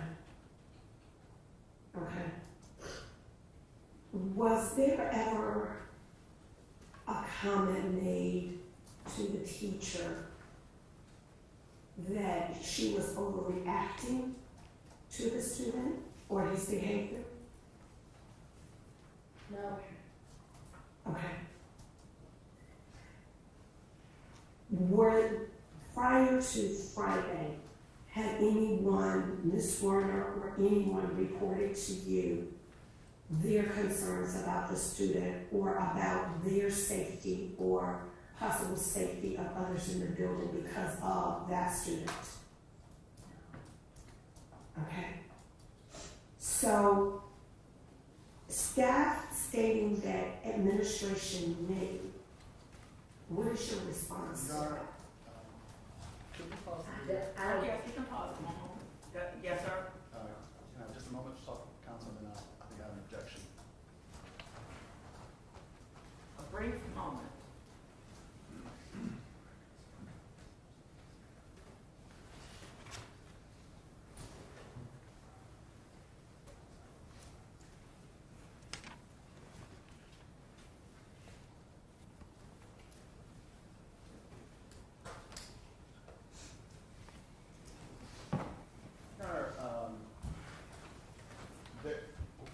There's a lot of I would say hearsay statements that are being propounded by Ms. Ferris, things that other people may have said, and so I understand the video is coming in, and it should come in regarding my client's statements, but any statements made by Ms. Ferris, I would submit to the court about these rules of hearsay. Any statements that she is alleging was made or declared by another party, I would submit is hearsay. I would ask the court to instruct the jury not to consider statements of Ms. Ferris for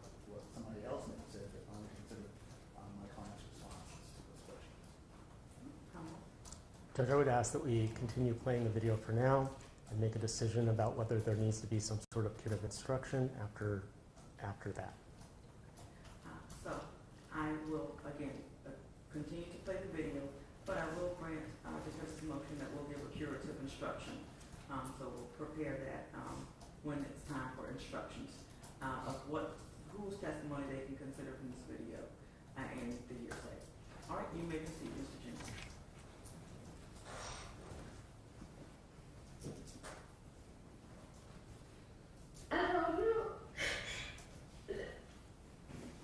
Judge, may I back up just a little bit to give context? Yes, sir. I'm going to start back at 15 hours, 50 minutes, and 0 seconds. Yes, sir. Administration made. What is your response to that?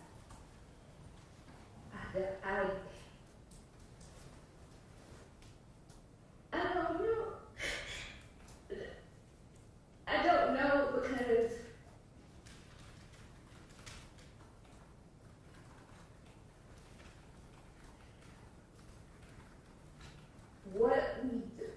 what I did and what we did in the moment with how to support with him is what I thought the teachers, Ms. Warner, was asking for. Like, just I can't get instruction done. He doesn't sit down in his space.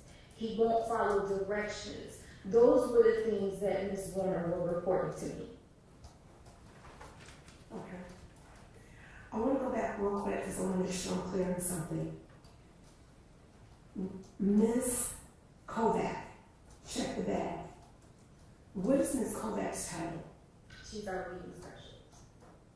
So help me understand why Ms. Kovac why did you direct Ms. Kovac to check the bag?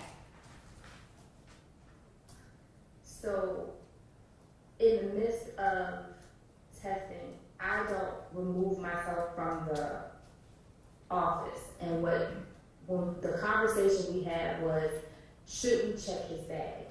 And the reason why we waited till they went out to recess is because I couldn't leave to go and check the bag. So it was my director that said, Ms. Kovac, when they go out to recess, check his bag. Okay.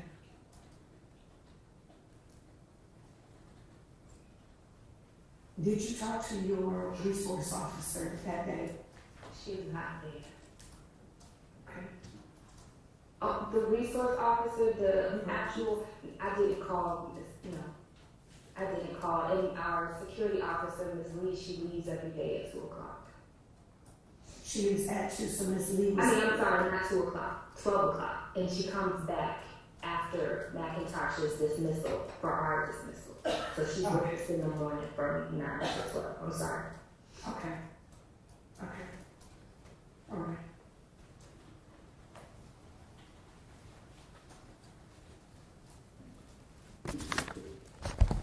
Dr. Parrish, was what you just watched a fair and accurate depiction of some clips of a longer interview that you did with Dr. Parker? Yes. Judge, at this time I would seek to admit into evidence a USB thumb drive and an envelope labeled HR Interview Parker that contains the clips that have just been shown to the jury. I would move to enter that as Commonwealth's 2. I so introduce over defense's previous objections, which were made contemporaneously, to be marked as Commonwealth 2. And Judge, at some point I will need to take a moment to get the full and complete video saved to a drive, and at that time I will move the full video into evidence as well so that the jury will have access to it. Yes, sir. Any additional questions for this witness from the Commonwealth? Yes, Your Honor.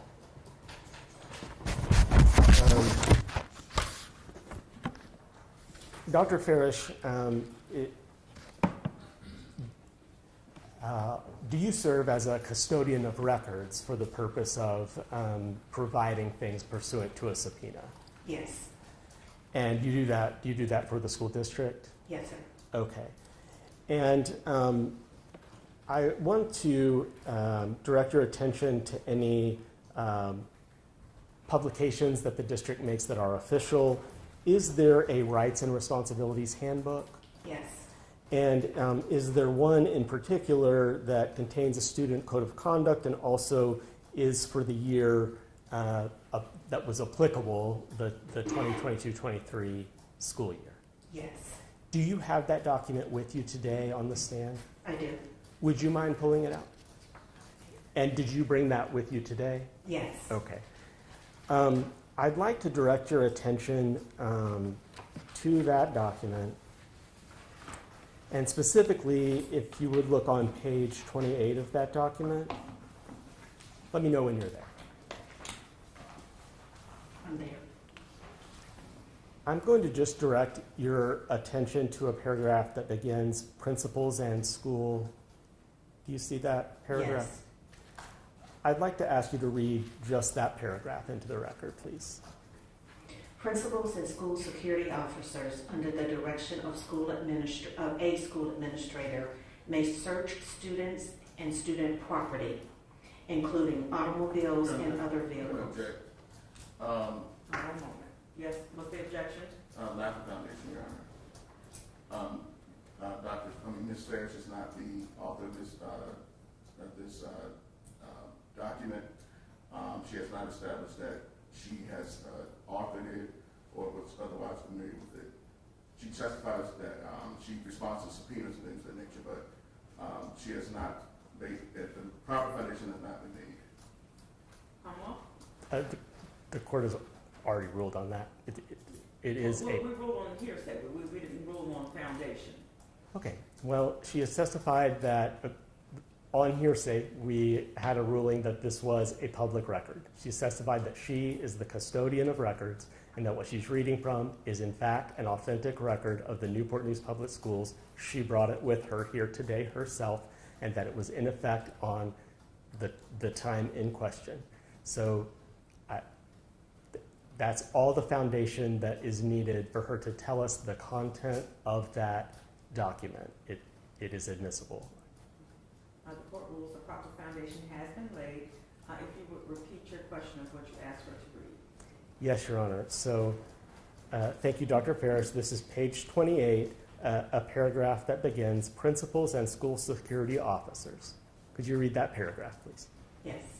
Principals and school security officers, under the direction of a school administrator, may search students and student property, including automobiles and other vehicles, when there is reasonable suspicion to do so.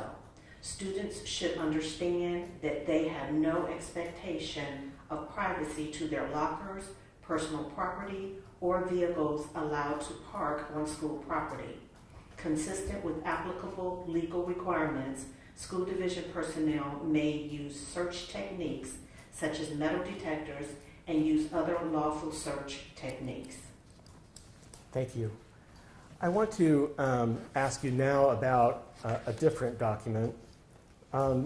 Does the public school system require individual schools within the district to create a multi-hazard crisis and emergency management plan? Yes.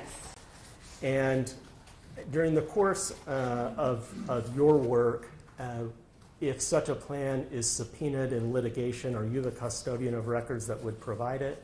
Yes. Do you have with you, or have you brought with you to court here today, the Richneck Elementary Multi-Hazard Crisis and Emergency Management Plan for the 2022-23 school year? Yes. And is what you have here today with you a fair and accurate copy of that plan? Yes. Okay. Please give me just a moment.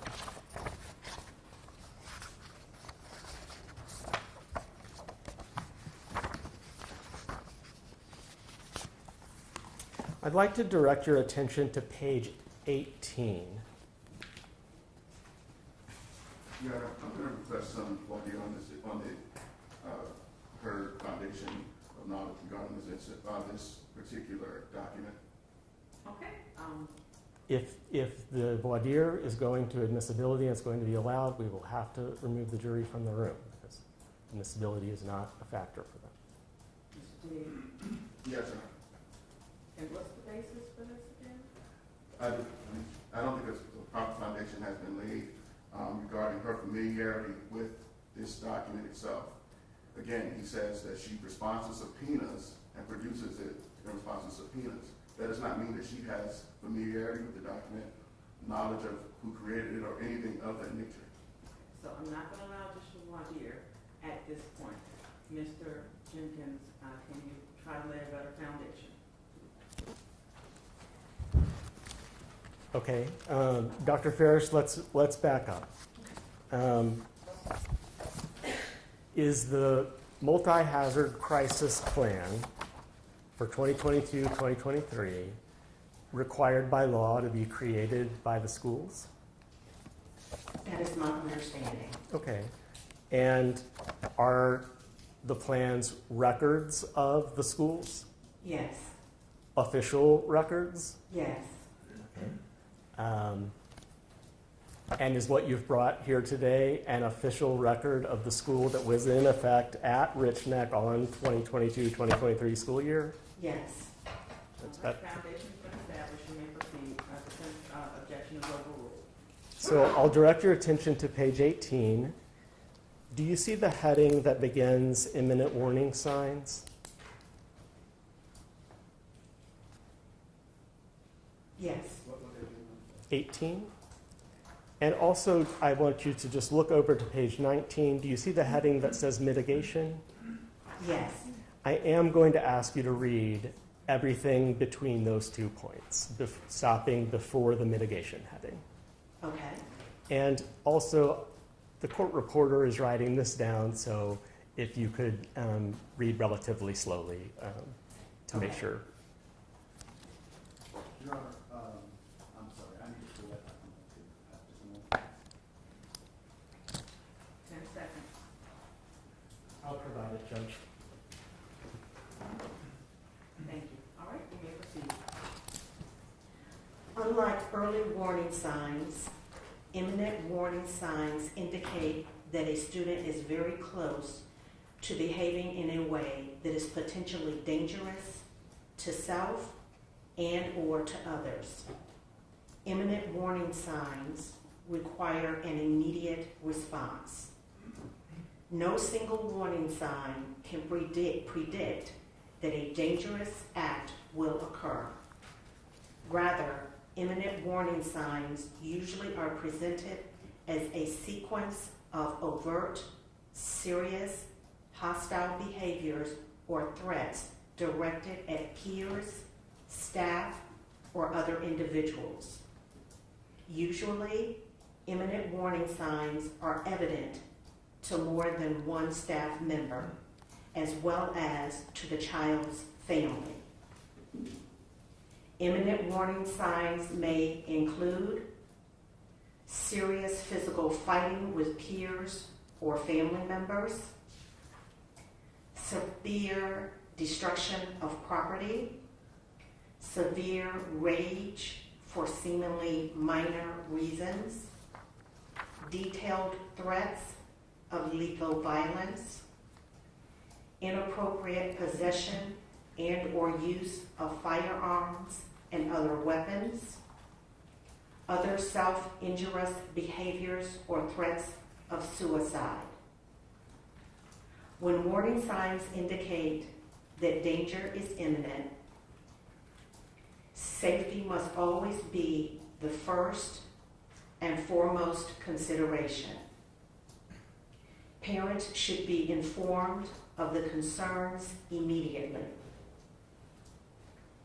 School communities also have the responsibility to seek assistance from appropriate agencies, such as Child and Family Services and Community Mental Health.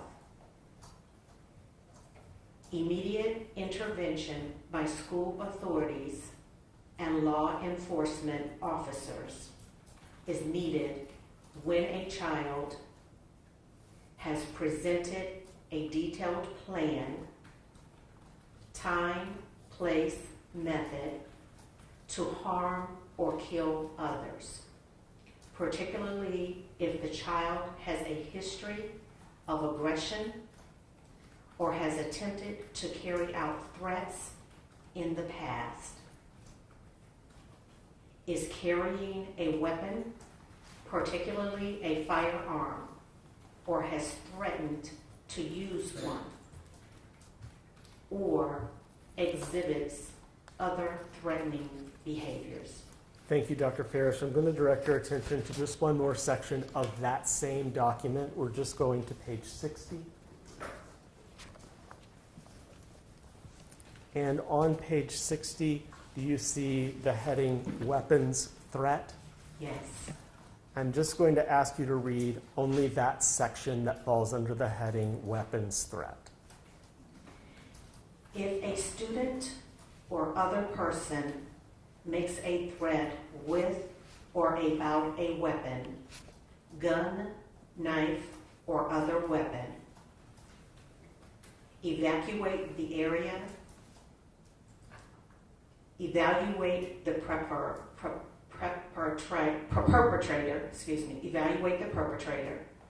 isolate, consider lockdown, notify law enforcement, remain calm, get help, avoid heroics, do not threaten, keep a safe, non-intimidating distance, avoid abrupt, sporadic movements, look for an escape route. Thank you, Dr. Ferris. That's all the questions that I have for you. Please answer any questions from defense counsel.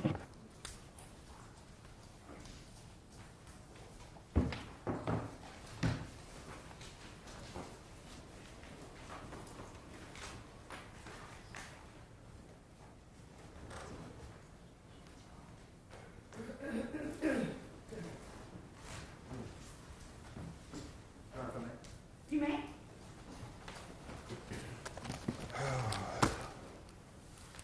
Still morning. Good morning again. Good morning. All right, a lot to unpack. So just to go over again, you are the HR director Yes, sir. for Newport News Public Schools, and you conducted an independent investigation of this whole incident. Is that correct? That is correct. Okay. And in your investigation of this whole incident, did you have access to the videos from school property or any other videos that? Objection. This goes beyond the scope of the direct exam, and is also asking about the investigation and other things that I didn't go into. It didn't. It was elicited on direct. That's one of the first things that she testified to. Is that was her responsibility to do a complete investigation of this incident. Okay, and that was one part of your question, but there were other parts. So I'm I was trying to figure out where the scope of objection lies. So I'm asking her about how she conducted the investigation. I think it's a fair question, Your Honor. And what part was your scope of objection towards? The concern, Judge, is getting into the findings of the investigation, but as to did she conduct an investigation and what did she observe in the investigation, I wouldn't have an objection to that. I hadn't gotten to the point where I was asking for a conclusion at all, Your Honor. All right, okay. But if you're planning to get there, I think he's going to object. Well, we'll see what happens as we go along. All right, you may proceed. Okay. So you did conduct a complete investigation of this from the beginning of the incident to the end. Is that correct? Correct. Okay. And as a part of your investigation, did you view videos that may have been taken, produced on Newport News School System's surveillance cameras? Yes. Okay. Did you also look at videos that may have been produced by Newport News Police Department? Not by the police department, no. Okay. So could you describe how many different positions video cameras are placed at Richneck Elementary School? You want me to describe? You're not asking me how many. I'm asking you how many. How many different positions, sir? Is it I don't recall how many. Okay, well, let me ask you a different question. Would you say that you could pretty much, through this video surveillance, monitor most of the activities that occurred at Richneck Elementary School? Most, yes. Okay. Were you able to see what things occurred in the hallways? Yes. Objection, Judge. We're getting into the content of things that he's not planning to show. He should be required to produce those videos if he's going to ask her about those videos. Response? I don't think I'm required to show anything. She's testifying. She's producing evidence. I don't have to corroborate that by video. And anything, what objection is this? What legal principle is invoked here? Lack of foundation. Your response. Your Honor, she's testifying as to what she observed. So, she looked at videos. She's testifying as to what she observed on these videos. So I'm not asking to introduce these videos. I'm just asking her what she observed on these videos. And are you going to ask her to describe what she observed on those videos? She is probably, I'm going to ask her to summarize what she saw in these videos, yes. How is that admissible? How is it admissible is something that she observed. I mean, she can testify as to what she observed. Okay, so so that goes back to his objection. Why isn't the best evidence rule implicated at that point, or other evidentiary rules? I guess what authority exists to allow her to testify as to what she observed in the video without the actual video? And is this video admissible in and of itself? So if the video is not admissible, how can she testify as to what she saw on the video? How would that also be, by analogy, admissible? Obviously we have already submitted video into evidence. Well, one video. Are you talking about that video or a different video? No, I'm talking about the surveillance video, and I think the court and even the Commonwealth is well aware that videos are considered to be silent witnesses of whatever events that they record. If I had the videos, I can. I guess I can ask the court to take a recess so I can show her several videos that the Commonwealth just released. Okay, two questions, or I guess one more. Yes, she could not testify to what she saw on the video. Second, are you asking to introduce evidence in the Commonwealth's case in chief? Obviously, evidence is coming in through the Commonwealth's case in chief. I'm saying, is the defense asking to introduce defense evidence in the Commonwealth's case in chief? Not at this particular time, other than the testimony, Your Honor. Okay, so again, my ruling is that she cannot testify as to what she observed on the video. I sustain the Commonwealth's objection. My next question. Okay, so I'll continue to ask the questions, and then the Commonwealth can object it, and the court can rule. Yes, sir. And again, to the attorneys, I know that there have been a lot of objections, and there were a lot of objections yesterday, and squirrels all over, and sometimes I might be grumpy, but I'm not grumpy at the attorneys, and they are doing their job, so don't hold that against them. That was a cautionary instruction in the beginning. It is their duty to object, to make sure the rules are followed, and we analyze the rules of evidence. Okay, you may proceed, Mr. Rogers. Okay. Other than Dr. Parker, were you able to determine the conduct of any other employees that were at Richneck Elementary Objection. on January 6th? Okay, and don't answer.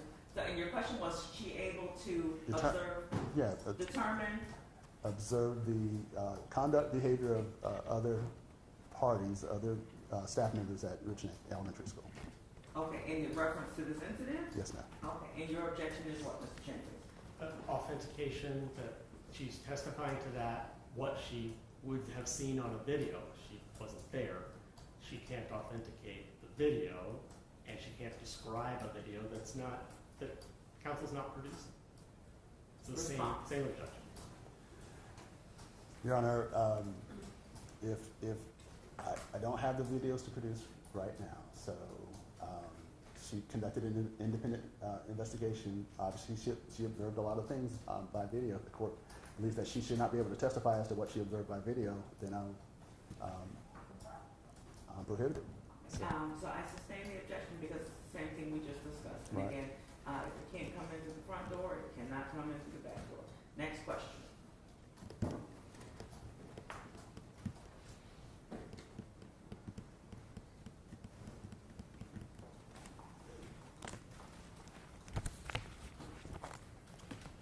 All right, let's, all right, I'll go to the, let me first talk about you being a custodian of records. Have you testified as a custodian of records for Newport News Public Schools previously? Yes. Okay. And so you're the custodian of this document, is that correct? Correct. Okay. All right. If you'll turn to page 17 of this document. Yes, sir. Okay, it talks, I guess, about halfway down. It says teacher removal of a student from class. Yes. Actually, let me start at the very top. It says disruptive students in the classroom. Could you read that first paragraph, please? Under the disruptive students, Yes, ma'am. the code 22.1-276.2 provides statutory guidance related to the initial authority of a teacher to remove a student from class for disruptive behavior.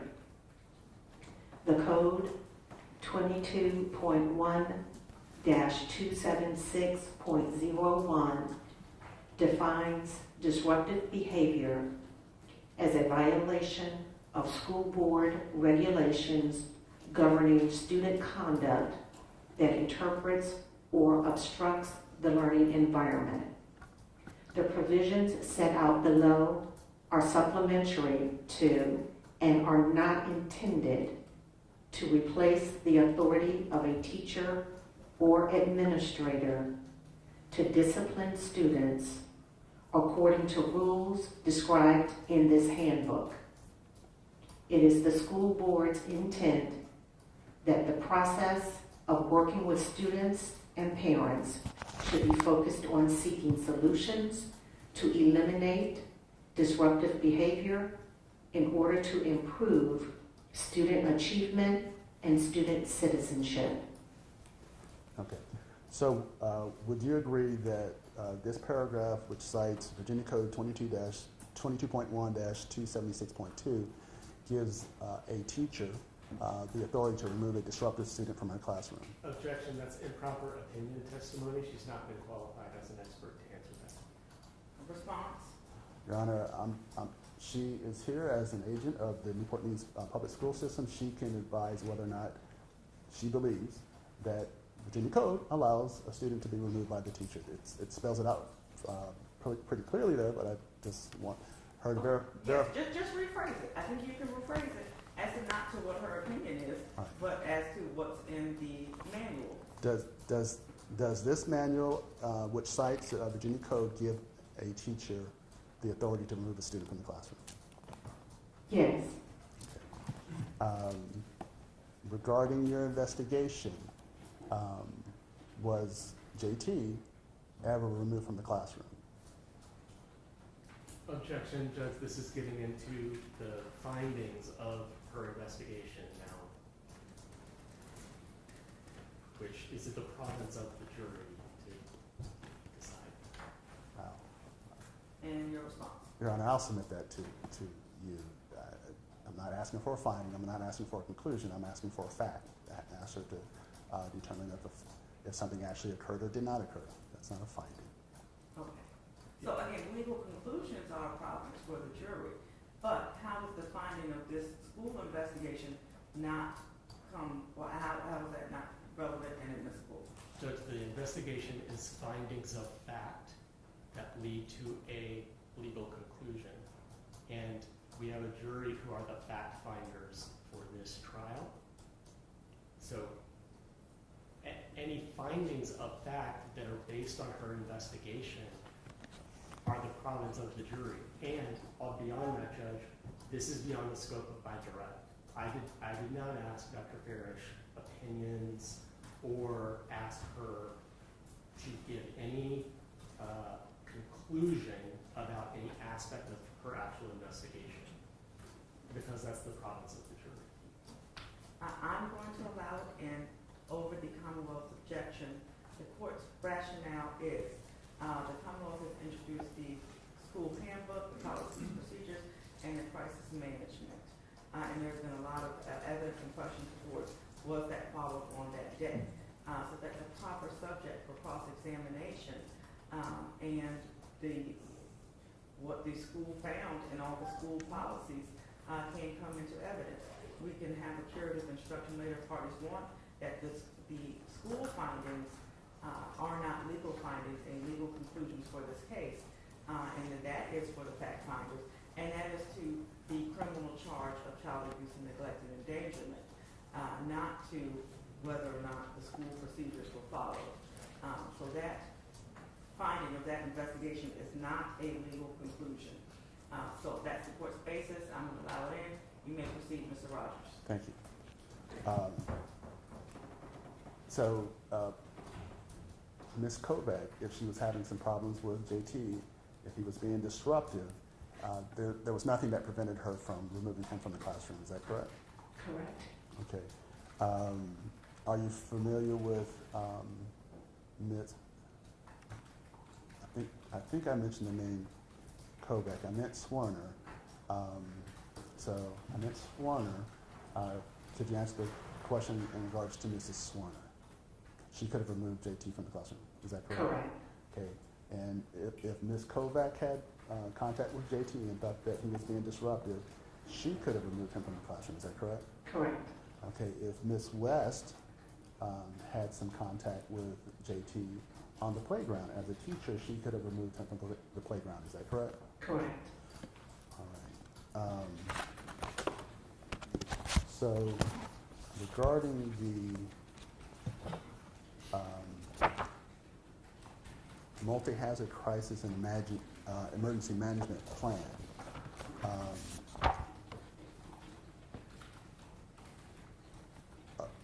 this is a plan for each individual school. Is that correct? Correct. Okay. And are you, who's responsible for producing this document, if you know? That would come under our safety security department. Okay. Prior to this incident happening, were you familiar with this document? I know that the schools have them, if you're asking if I'm familiar with this particular one prior to that incident. No. Okay. And so you have become familiar with this document since this incident has occurred. Is that correct? Correct. And when you say familiar, again, the custodian of records, it was presented to me. I was not the writer of the document. Okay. So you said it was presented to you. Other than testifying here today in court, had you read through this document? Through the entire document? No. Okay. So your familiarity with this document, was it in preparation for this trial? For the previous one and this one. Okay. And would you agree that the policies and procedures in this document apply to everyone that is a employee of a particular school? Yes. Okay. So this document would also apply to the teachers in the classroom? Is that correct? Correct. It would have applied to Ms. Kovac as a reading specialist, is that correct? Correct. Mr. Rawls in his position, is that correct? Yes. All right. And so, based on these two documents, was there anything in these two documents that prevented Ms. Zwerner, Ms. Kovac, Ms. West, or Mr. Rawls from removing JT from the classroom? No. Okay. Is there anything in these two documents that prevented any of those four individuals, Zwerner, Kovac, West, or Rawls, from removing his classmates, JT's classmates, from his presence? No.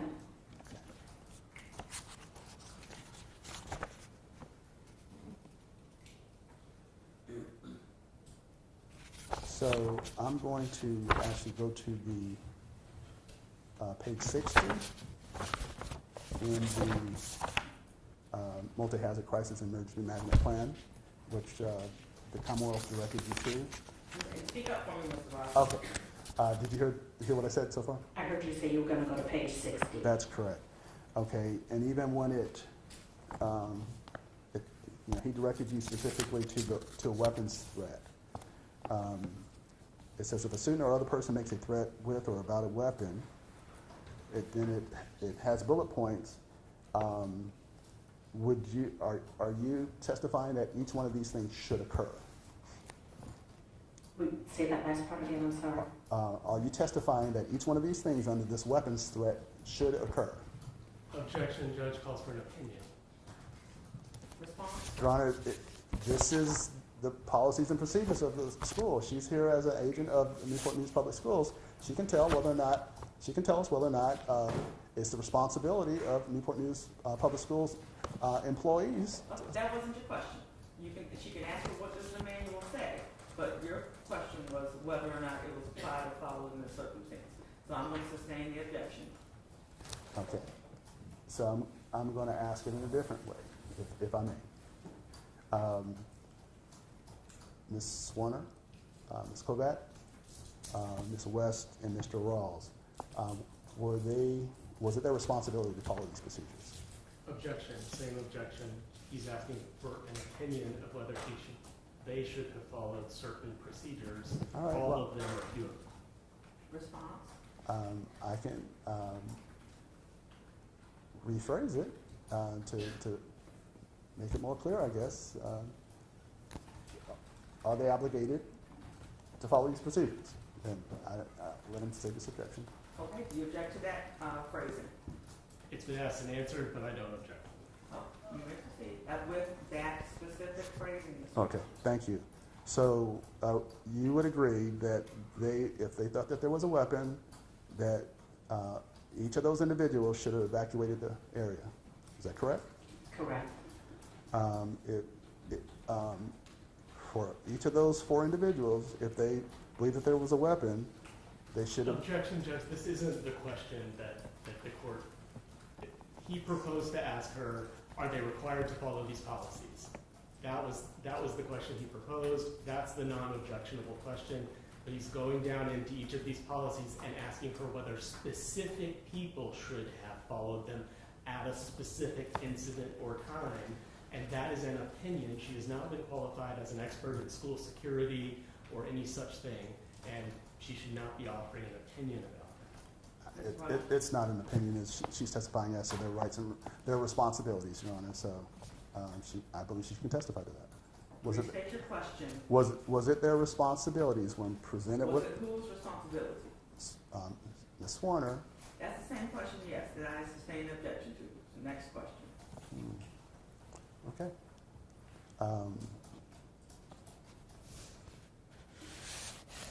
Can I have a moment, Your Honor? Yes, sir.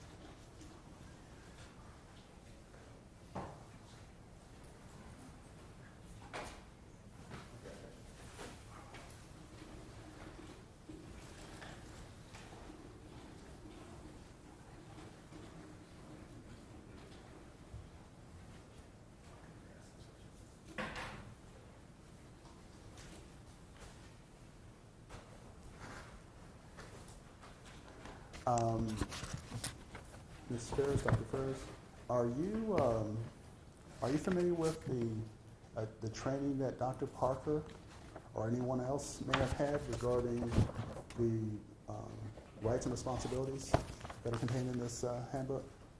No, I am not. Okay. And would your response be the same to this document? Are you aware of any training that Dr. Parker or any of the staff members may have received regarding? No, I am not. Okay.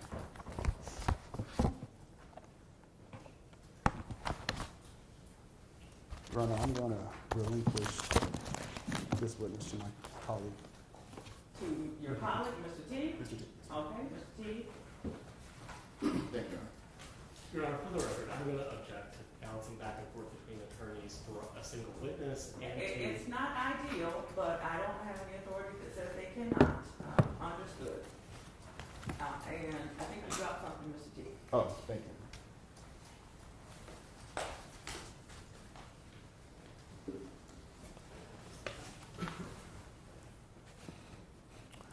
Good morning again, Ms. Farish. Are you doctor or Ms. Farish? Doctor. Dr. Farish. You were shown a video of about 16 minutes earlier during your testimony, correct? Yes. Okay. At certain points of the video skips forward, correct? The entire video, I didn't see a skip, but I saw a muting at certain sections. Okay. So are you aware that the entire video is 28 minutes or 28 or 29 minutes? Based upon the timeline I saw. Okay. And you were shown about 16 or 17 minutes, correct?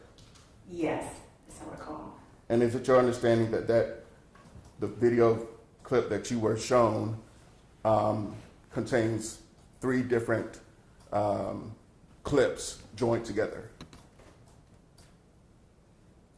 The video that we saw here Yes. was the whole video except the end. It stopped before the very end. So I'm not aware that it's in snippets. It's the whole video. Okay. So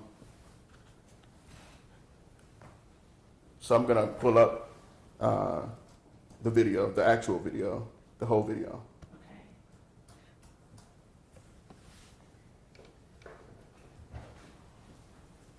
Judge, I'm going to object to this. I don't know what the relevance of this is.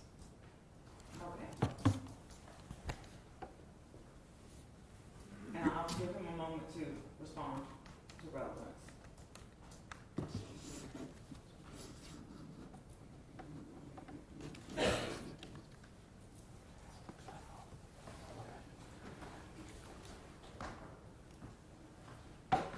I'm going to ask the counsel not put that up on the screen until we've addressed That's the fine. Okay, he's objected to relevance. What is defense response? It's relevant. The witness has testified that she does not believe that the video has been cut up and, certain parts edited out. Did she say that, or did she say she wasn't able to see that? She says that she believes that the entire video was shown except the end. That's what she just testified to. Okay. And what are you purporting to introduce and under what legal admissibility rule? So best evidence rule, the Commonwealth has spliced the video, and he's cut out and skipped ahead in the video. Which we acknowledge. We acknowledge. So I would like to play more of the video that gives fuller context to the testimony that Dr. Parker was giving in the video. Okay.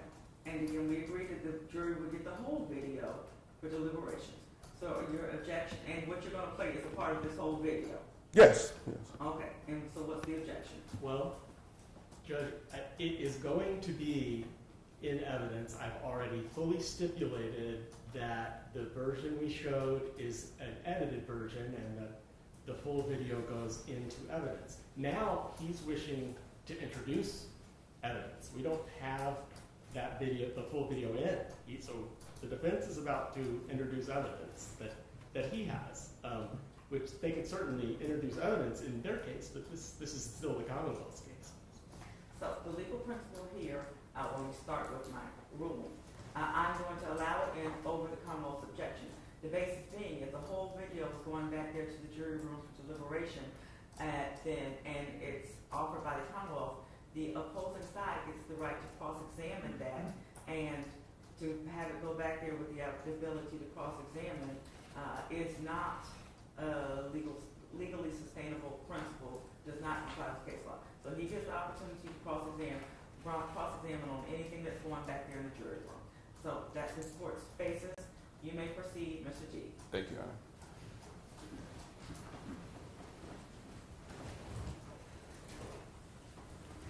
And Dr. Judge, I'm sorry, I just want to advise that the full video many times contains the name of JT. Understood. Okay, the whole name, not initials. Correct. The Okay, whole well, name. how are we dealing with that, Mr. G? Your Honor, I don't intend to play any portion that gives the name. I can ask some additional questions if we can. I can try to avoid. We're talking about, again, audio and press coverage to the world. I understand. So Yeah. you're able to not to play portions that do not state and the names of any minors. Yes. Okay, you may proceed. But just to be safe, I'll just try to elicit the testimony from her directly, and then if I need to, I'll play the portions that I Are you need to. playing video or not? It would just depend on her answers. Okay, you might. Okay, Okay. but understand we have that I cautionary understand. instruction. We are not releasing the names of any minors. Okay, you may proceed. Thank you, Your Honor. Dr. Farish,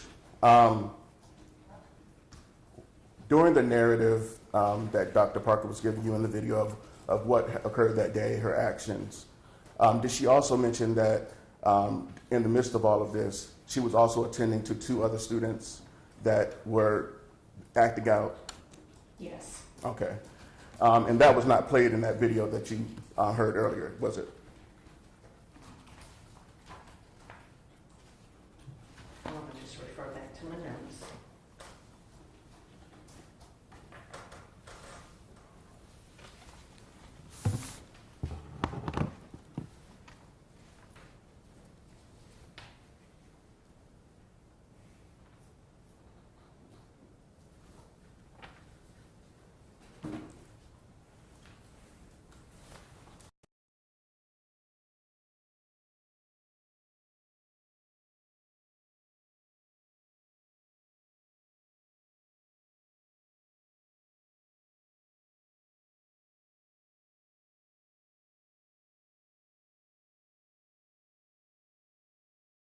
Not just in her office, ignoring the rest of the school during the testing, correct? Objection. It's an opinion about something that she did not observe.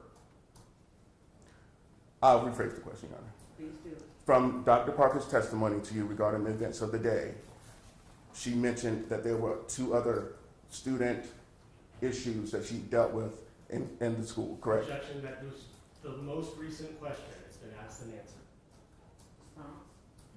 I want to narrow down and go down the path of asking about these 2 other. Okay, repeat your question again. During the day, during the narrative that Dr. Parker gave you, Dr. Farish, of what was going on regarding her conversations with Mr. Kovac and Ms. Zwerner, she also mentioned that there were 2 other student issues that she dealt with regarding misbehavior, correct? Okay, hold on, that's the question. What's the objection, Mr. Jenkins? This is the second time he's asked that question. Her answer is yes. Also, just ask and answer. Yes. Okay, you can ask it one more time. You can ask it, just go ahead, so overrule. Okay. Do you need me to repeat the question, Dr. Farish? Yes, she responded to other issues, to Okay. other students' issues. Okay. And one of them being a student was trying to elope from the school, correct? Correct. Okay. Or a student who was an eloper, and there An was eloper. something that happened. Right. And that was prior to the shooting, according to your interview of Dr. Parker, correct? Correct. Okay.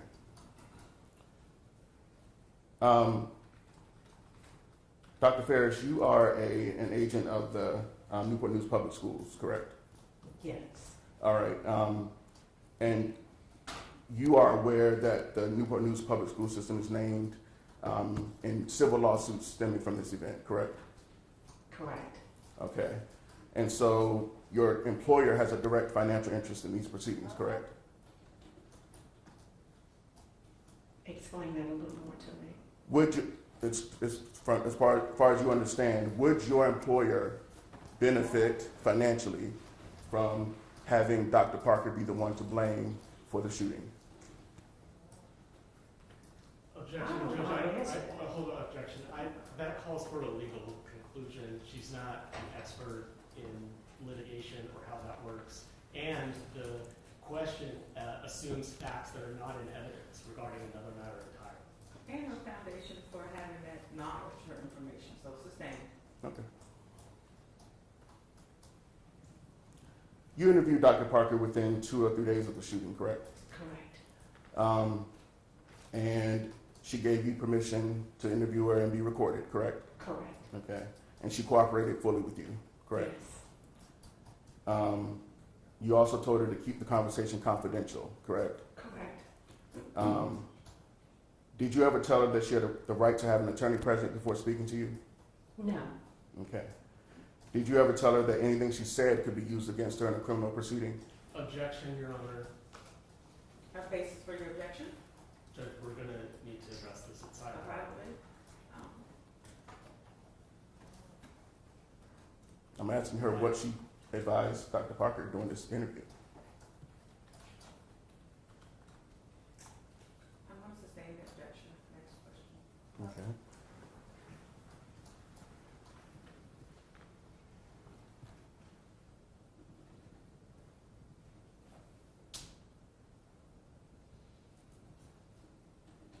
According to your interview with Dr. Parker directed Ms. Kovac to search JT's backpack, correct? Correct. Okay.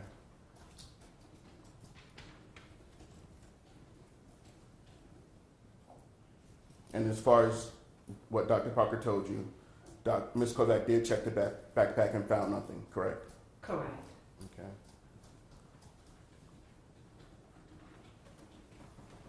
Ms. Kovac also told Dr. Parker that they watched him closely, correct? If I remember the phrasing is that they were watching him. Watching him Was- closely. Correct. Okay.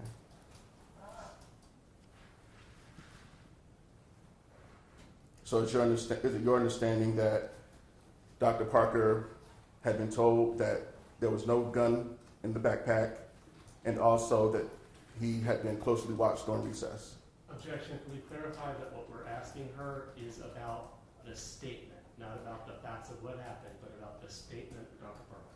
Sustained. Can you rephrase to clarify what you're referring to? Okay.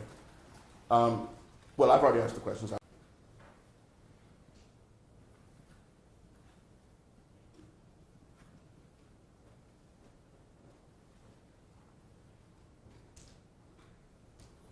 Dr. Parker also stated that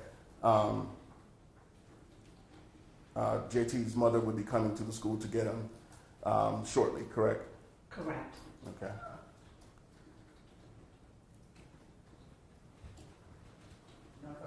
Yes.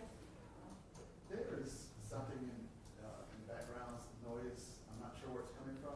I don't know if it's somebody's cell phone or, but we could try to take care of that. It's very distracting. Yes, I keep hearing it and it's distracting. Okay, well, the sheriff will be on top of that. And I'm hearing it TV. We'll work on it. All right, thank you. And again, it's 12:23. We'll keep going. Again, we'll try to go to 1 for lunch. But do any of the jurors need a break? Okay, they indicate they're good. Okay, proceed with your cross. Thank you. Dr. Parker also testified or said to you during the investigation that Ms. Zwerner never stated that the student had a weapon, right?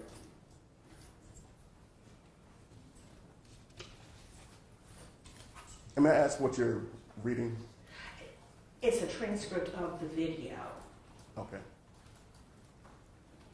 Do you have any independent recollection of? I don't remember her saying Zwerner said the student didn't have a weapon.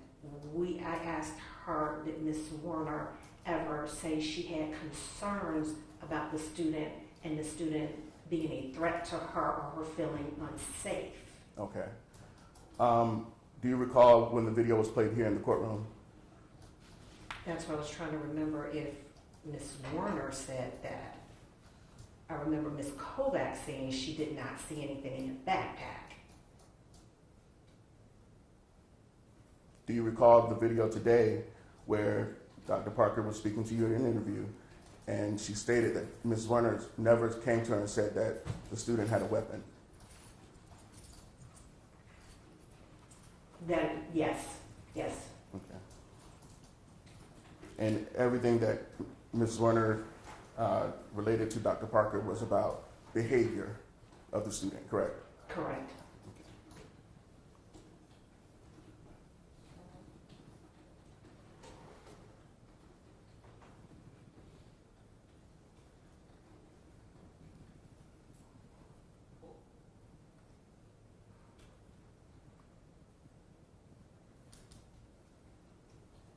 She also mentioned that they had, prior to this incident, that they had 2 incidents at the school where there was a potential weapon possessed by a student, correct?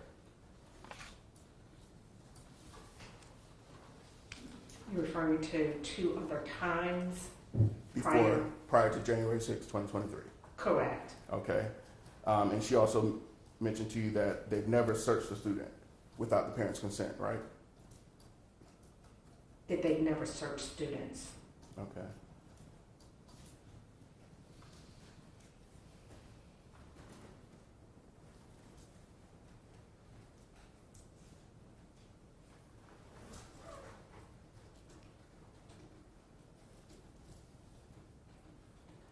And she was also managing state testing that day. Correct.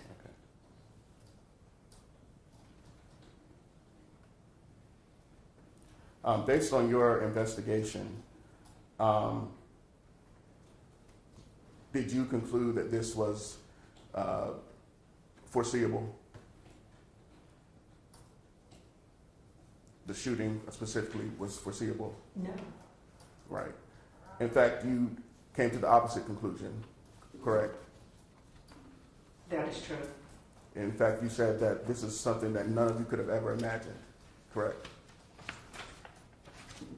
I'm going to refer to my summary.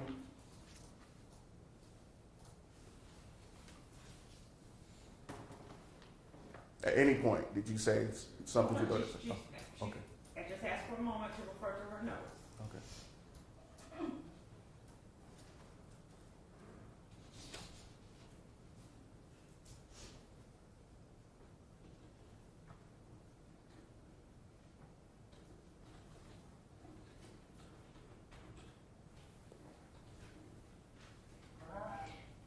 I do not recall making that specific statement.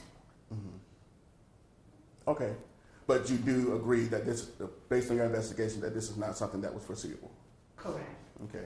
Did you ever make the comment in the civil trial of this matter that this was something that you could never have imagined? Objection, hearsay. It's her own statement.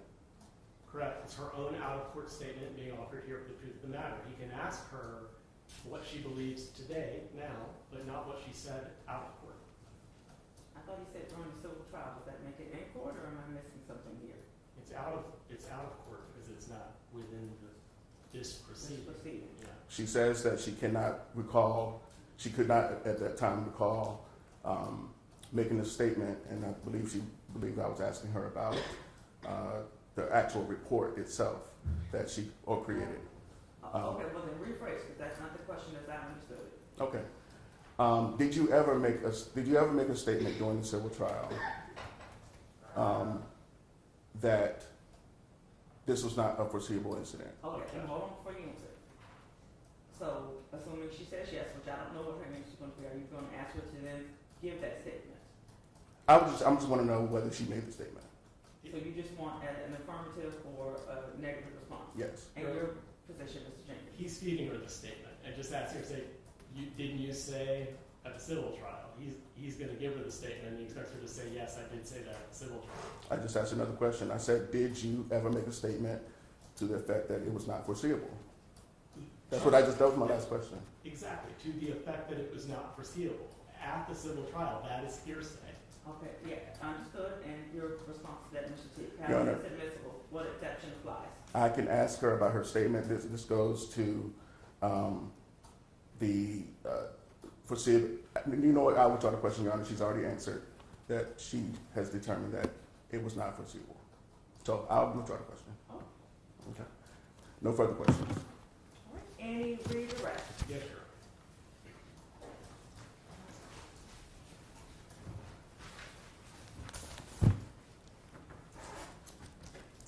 Dr. Farish, much has been made about your investigation. Do you have, as part of your investigation, did you complete a Richneck investigation report? Yes. And do you have that report with you right now? Yes. May I approach, Your Honor? You may. Sure. Lee, you have a copy?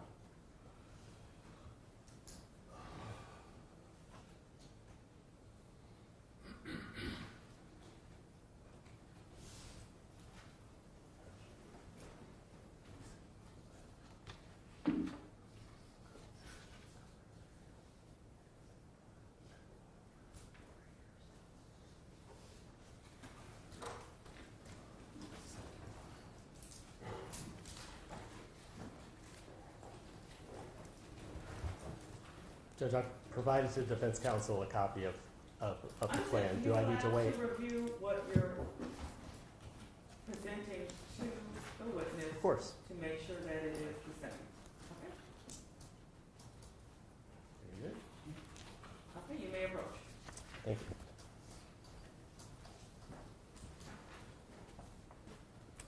Could you just take a moment to just look at each page of that, compare it with the one you brought with you, and let us know if it's an identical copy?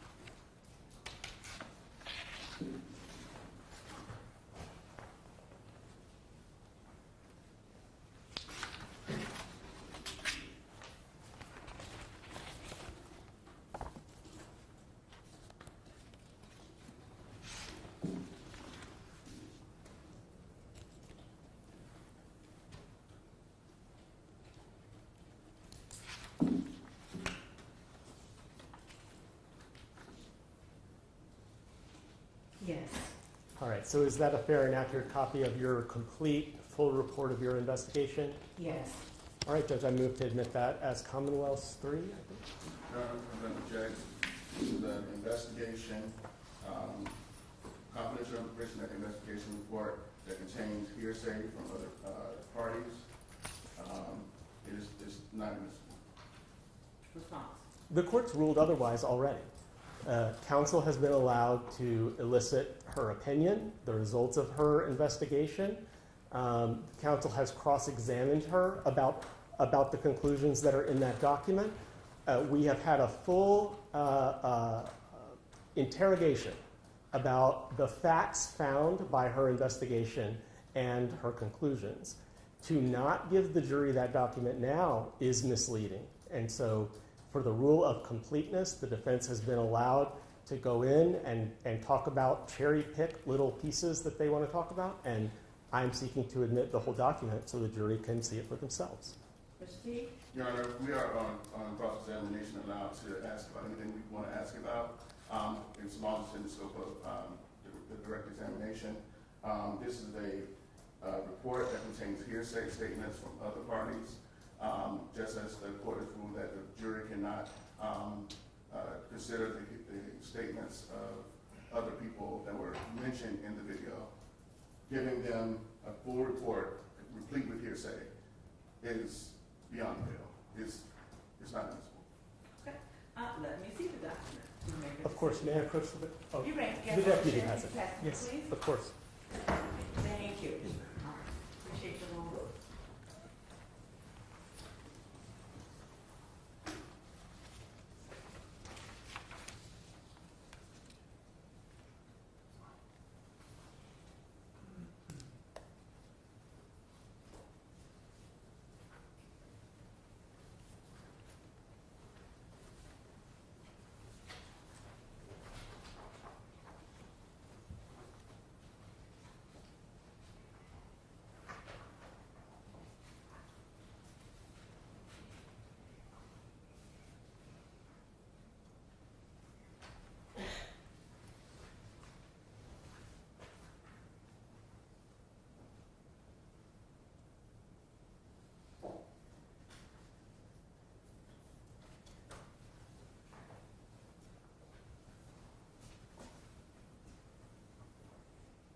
Your Honor, I would add that Dr. Ferris has not been qualified as an expert.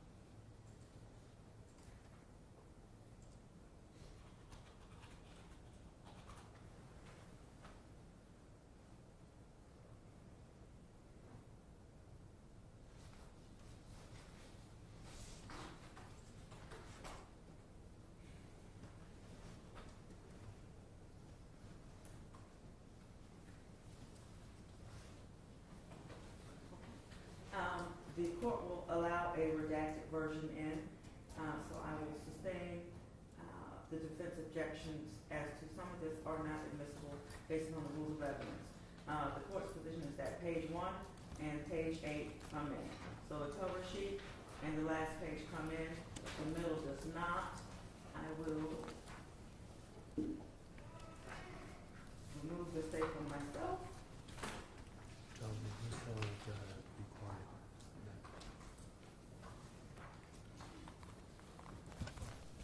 And does the Commonwealth want the portion removed to be marked Commonwealth rejected? Yes, please, Judge. Thank you. Okay. Thank you. This is where Madam Clerk is amazing. Commonwealth, this we're at 3. Commonwealth 3. Rejected 1. Rejected Commonwealth 1. Okay, you may proceed with your redirect. Judge, may I retrieve Commonwealth 3 from the court to bring to the witness? Yes, and I'm going to ask.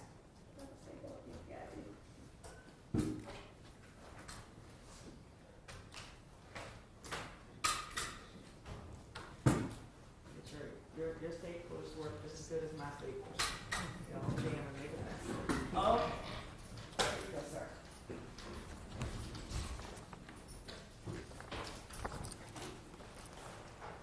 Dr. Parrish, for the purposes of these questions, I'll just ask you to refer to Commonwealth 3, which I have just handed you after it's been marked and entered by the court. There is a section on the second page of the 2 that were marked called Summary and Conclusion. Do you see that section? Yes. Could you please read it? Yes. An investigation was conducted to review internal processes and establish if there were any deficiencies. From interviews, several employees were told that the student had a weapon. All instances were reported to Dr. Parker, assistant principal. An inquiry was made to Dr. Parker if the student could be searched. Your Honor, again, I'm going to object to hearsay. Those are statements coming from other people. You asked for the finding to be in evidence, the findings in evidence. Noted your objection, overruled. Please continue. The book bag was searched independently by Ms. Kovac. Permission was never given to search the student. At no time was the principal, Ms. Foster, notified of any communications about the student and the alleged weapon. Dr. Parker never left her office to investigate the situation with the student. Dr. Parker never spoke to Mrs. Foster, although they communicated about other school business prior to the incident. Dr. Parker admitted to handling a prior search situation with another student earlier in the school year, where she brought the student into her office to conduct a search. Although she says previous students' persons was not searched, she admitted that these students were pulled into her office to search their belongings at a minimum. This process was completed with the police or another adult present. Dr. Parker never left her office on the 6th to pull JT into her office. Dr. Parker responded that she could not leave her office due to testing as the reason for responding personally to the report of the student possibly having a weapon. Ms. Zwerner, Ms. Kovac, Mr. Rawls, Ms. West, Mr. Sims, and Dr. Parker all had knowledge that the student was in possession of a possible weapon before 2 p.m. Root cause: failure to follow a process and to appropriately detain a student and conduct a proper search once first notified that a student has a possible weapon. Lack of urgency and attention to multiple notifications. Lack of training and knowledge of the staff on how to handle this type of threat. Thank you. May I approach the witness, Judge?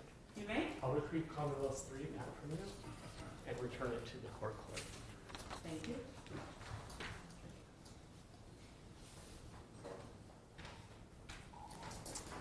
Now, Dr. Farish, previously when I was questioning you, and then again with defense counsel, you were asked to read various sections of the Rights and Responsibilities Handbook, including that section on page 28 about principals and security officers under the direction of a school administrator may search students.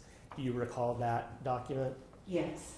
All right, and that document is an authentic manual that provides all the policies that were in place at Richneck in the 2022-2023 school year? The Rights and Responsibilities Handbook for the district for 22-23.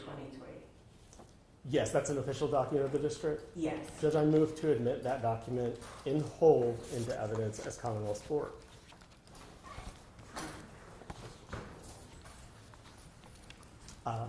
I will have to retrieve it from the witness. Okay, you may approach. Before that's admitted by court, can I have a moment, please? Yes, sir. You can still retrieve it, Mr. Jenkins, and you can pass it to Madam Clerk. I won't receive it until I hear from the defense counsel.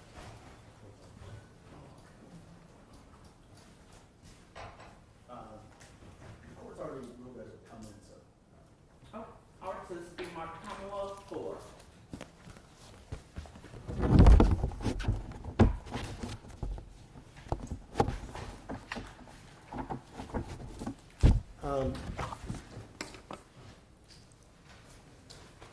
May I approach the witness, Judge? You may.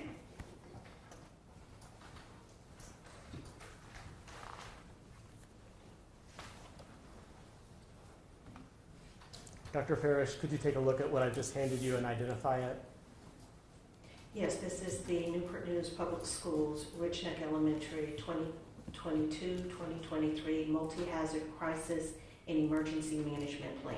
And is that a copy of the same document that you have that is the emergency management plan that I have asked you about and defense counsel has asked you about? Yes. Judge, I move to admit this in whole, unredacted, as Commonwealth's 5. May I approach the witness? You may. I just want to make sure I have objections not to continue. Yes, yes, continuing objection, which was previously ruled on and for the record was made contemporaneously.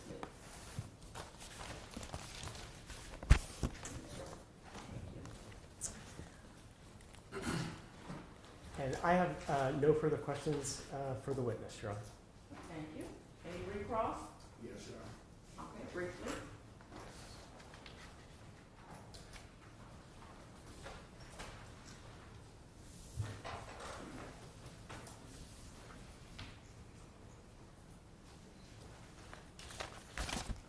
Briefly, Dr. Farish. Again, the portion of the report that was just entered into evidence, your investigative findings, you were conducting that investigation on behalf of Newport News Public Schools, correct? Correct. Okay.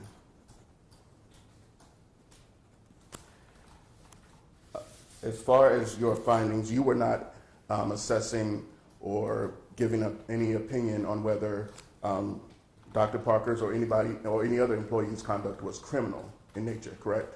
Correct.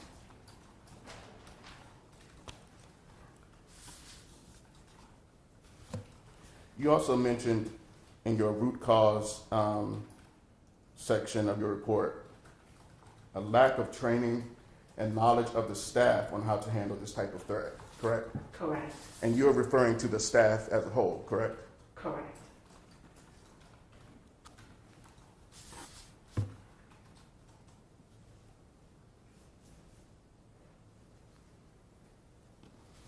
And according to your report, all of the, I'll just name them specifically, Ms. Zwerner, Ms. Kovac, Mr. Rawls, Ms. West, Mr. Sims, and you say Dr. Parker.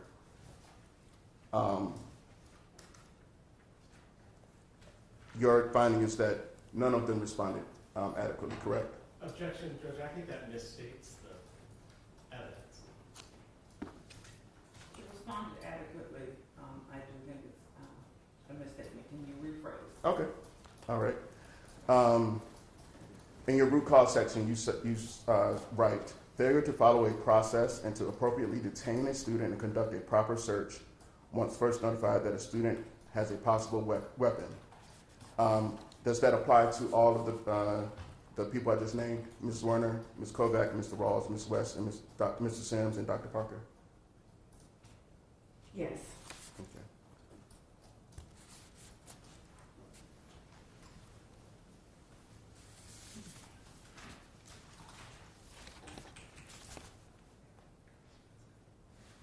No further questions, ma'am.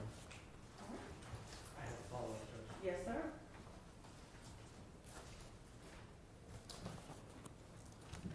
In the root cause analysis section, is there a phrase that cites the failure to search? Yes. And according to the Rights and Responsibilities Handbook, what does it say about who may conduct a search specifically?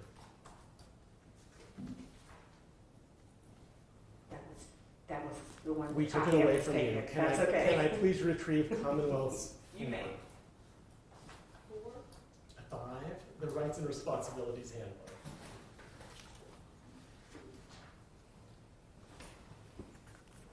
And I can give you a page study.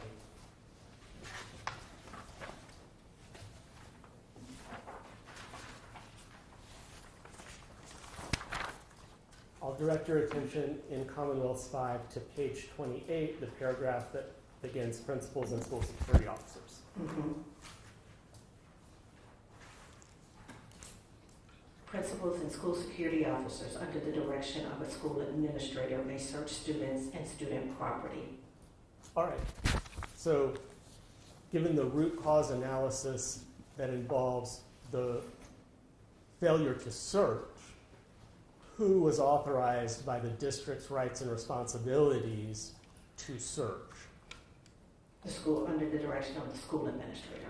Okay. And are teachers that work in a school considered school administrators? No. Are reading specialists that work at a school considered school administrators? No. All right, thank you. I don't have any further questions for you.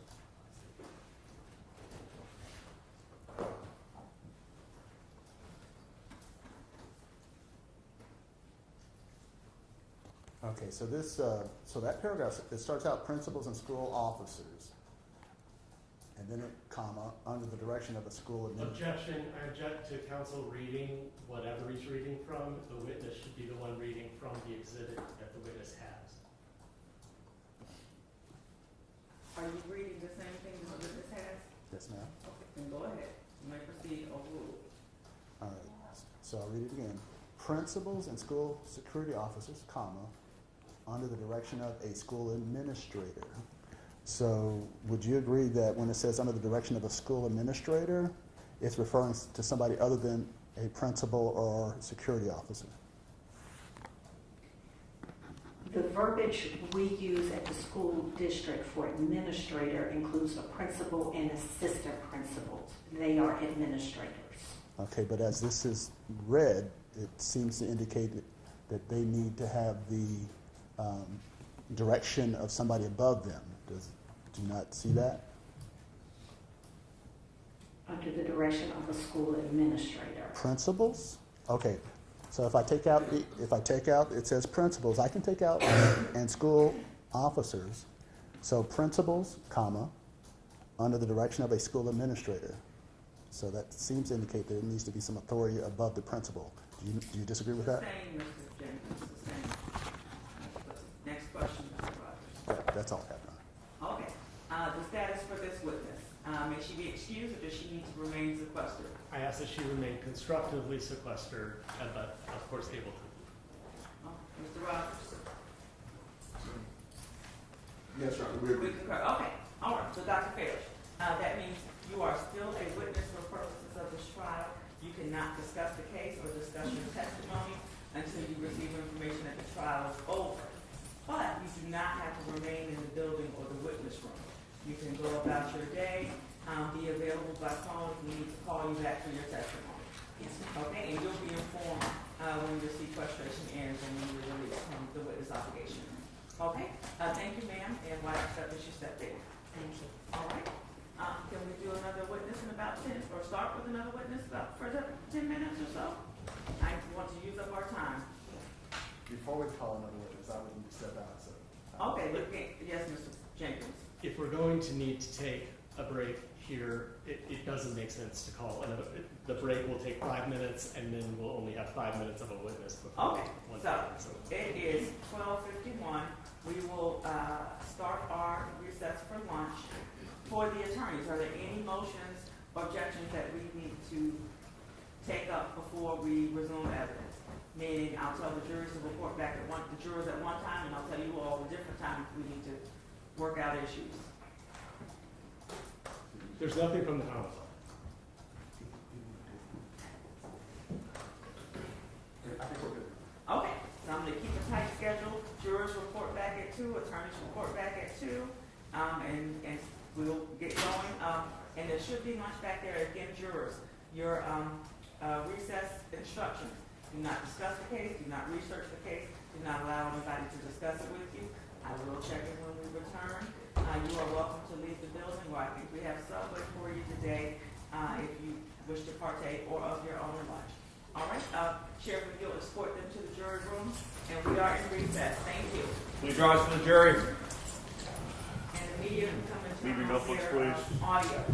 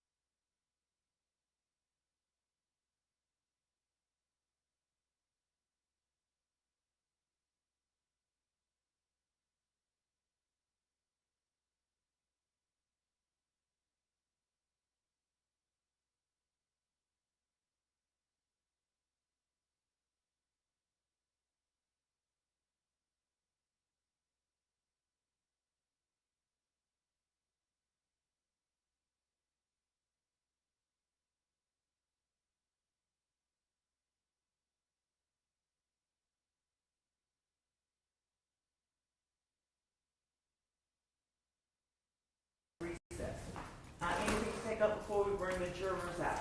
Nothing from the Commonwealth? We're good. Okay, Chair, please bring out the jurors.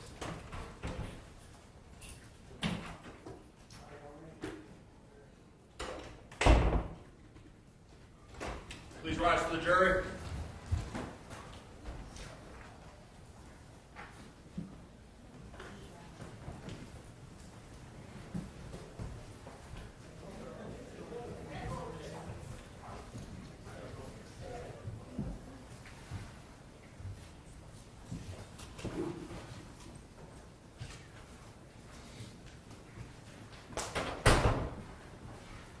Jurors in the box. All right, thank you so much. You all may have to take your seats.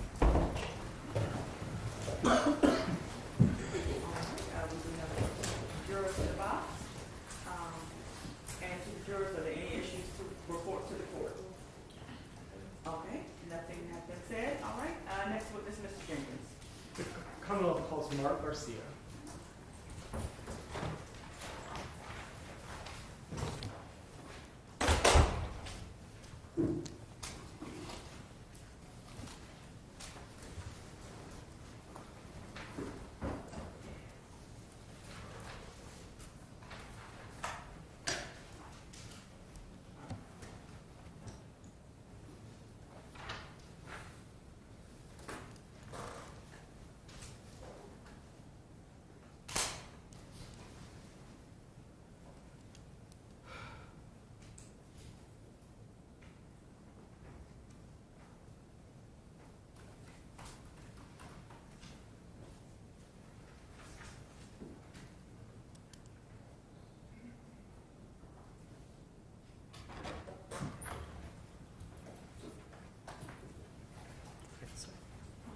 Good afternoon. Come stand in front of Madam Clerk, please. Raise your hand. Do you swear or affirm the testimony you're about to give is the truth, whole truth, and nothing but the truth? Okay, sir, take the witness stand, please. Watch your step. Okay, you can adjust the microphone. Please answer questions the attorneys may have. Good afternoon, sir. Good afternoon. Would you please tell us your name? Mark Anthony Garcia Sr. All right, sir. And I know that I mentioned this to you earlier, but just as a reminder, we're not saying the names of any children at all today. You're welcome to use initials or refer to them, like my son, for example, but no names. I want to, do you have a son? Yes. And what is his initials? MJ. Did MJ attend Richneck Elementary School? Yes. Was MJ in attendance at Richneck on January 6, 2023? Yes. How old was he then? 7.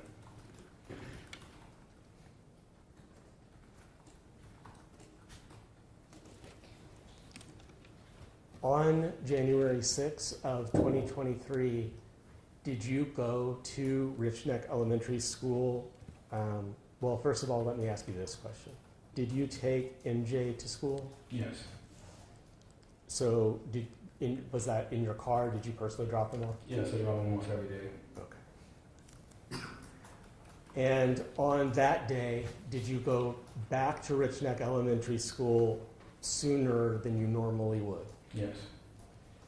When you arrived there, I want you to describe what you saw occurring without telling me what anyone was saying. Okay. Well, getting there was a task because once you get to Jefferson, going down Richneck, it was kind of like cordoned off by the cops and a lot of people trying to go there. So we had to go to the adjacent road, which is Monroe. And we had to come down Monroe. And when we got to Monroe, we had to stop because there was a lot of cars. So I parked my car in somebody's house, and they said we could park there. And I got out my car, and I parked my car, and I went down the road.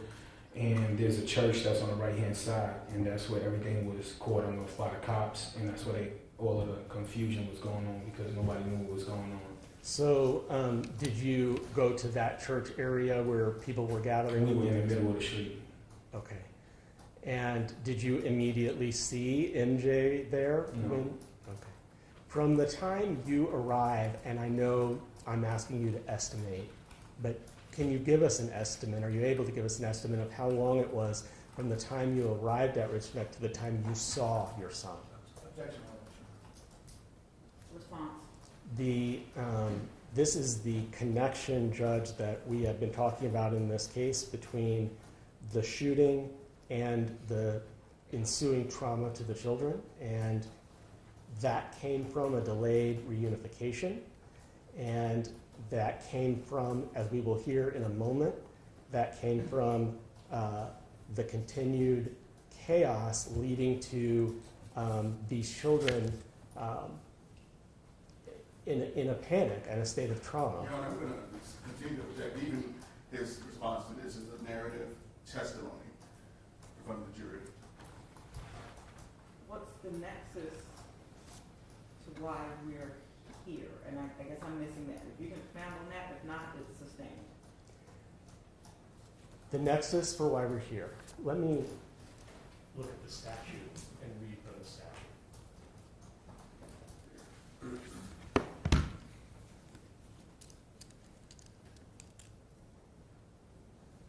18.2.371.1. Any person responsible for the care of a child under 18 whose willful act or omission in that care was so gross, wanton, and culpable to show a reckless disregard for human life is guilty of a Class 6 felony. As to how A delayed reunification. the shooting, That, yes. Judge, the shooting occurred, and everything that has happened to these children is a follow-on from the shooting that establishes it is gross, wanton, and culpable behavior of Dr. Parker. It was the willful omission that caused these children to be separated from their parents in a state of chaos. I sustain the objection. Next question, please.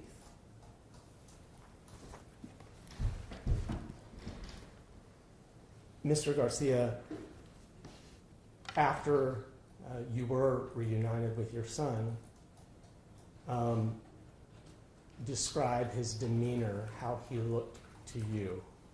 Objection again to relevance, Your Honor. You can describe it. I'll allow it. Overruled. You may answer the question, sir. You need him to repeat it? Okay. My son looked confused. He was very scared and very shocked that all of this took place in his school, which he loved. All right. And are there any ways that you've noticed as a parent that your son is different was different after the shooting versus before the shooting? Yes. Describe what you noticed. Objection to leading. And objection to relevance. Okay, and I didn't hear, leading and relevance. He can describe what he observed when he sees his son. Go ahead. Overruled. So, my son, he's in therapy. He has to go to therapy now. He's still scared of the dark areas in which they have to be pushed into a safe room. He's not comfortable in certain situations like he used to be, like being talkative and things of that nature. Objection, Your Honor. If I can just start questions out. Yes, sir. Even regarding the statute, the things that the Commonwealth has approved, this is, the things that he's testifying to is not a material fact that has to be proven or established to prove that Dr. Parker is guilty of this crime. Your Honor, he's testifying as to things that occurred afterwards, but nothing regarding Dr. Parker's conduct or lack of conduct. So it's not relevant. Response? Child abuse and neglect requires a showing that the abuse is so gross, wanton, and culpable that it showed a disregard for human life. The effects of the abuse are what he is testifying to. That is what is gross, wanton, and culpable.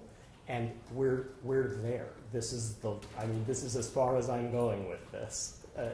but the fact that the child is different after than before is relevant to whether the choices Dr. Parker made were gross, or the omissions were gross, wanton, and culpable, because this is the after effect to the children.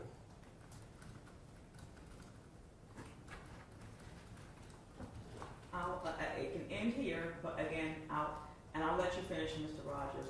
But as to where we are now, I'm going to overrule defense objection. You can ask that one question. The gentleman may answer that question, but then we're going to stop. Yes, Mr. Rogers. Just a minute. Your Honor, I might agree with Mr. Jenkins if the Commonwealth had to prove some type of serious injury, but that's not what's charged. It's just felony abuse of neglect, but it's not based on any injury. It's based on his conduct and not any impact on his children. Anything additional? Not from me, Judge. Okay. Do you need the attorney to repeat his question? Yes, please. Okay. How was your child different after the shooting versus before? Yes. Describe how he was different after. Would you like me to describe before? If you have to answer the question that he asked. Okay. Yeah. So after, again, my son, he doesn't like sleeping in the dark because of being in that safe room for however long they were in that safe room, being confined to an area, having, I don't know how much light it was, but he's scared of the dark, having added more light and going to therapy. Okay. And were any of those things present prior to the shooting? No. All right, thank you. I don't have any further questions.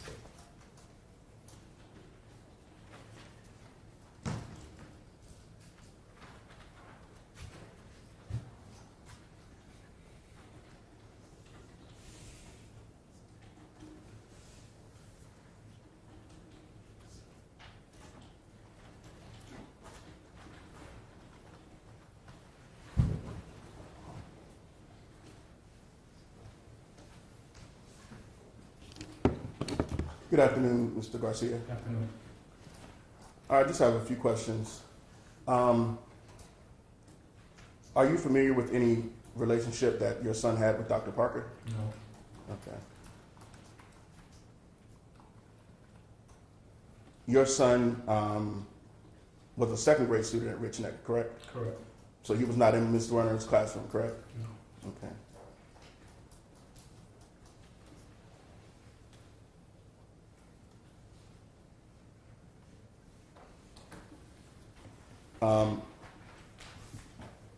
You mentioned something about a safe room. Isn't it true that your son was in the gym? No. Your son was not in the gym when you No. picked him up? No. Okay. Where was he? I don't know. Oh, you don't know? No, we were told by the police. Oh, I'm not asking you to tell me what somebody told you. Okay. So you don't know? No. Okay. You filed a civil lawsuit arising from the events on January 6, 2023, correct? Correct. Okay. And it's filed here in this courthouse, correct? Not sure.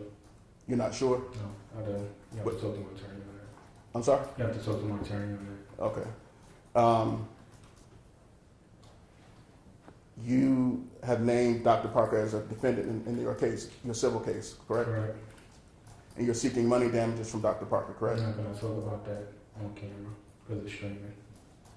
Judge, I am going to make a limited objection here in that any civil suits relate to the children, and I think what he's requesting is that we not be on the air for this discussion and the cameras not continue recording while he discusses his child, and I support that request and ask the court to do that. Response?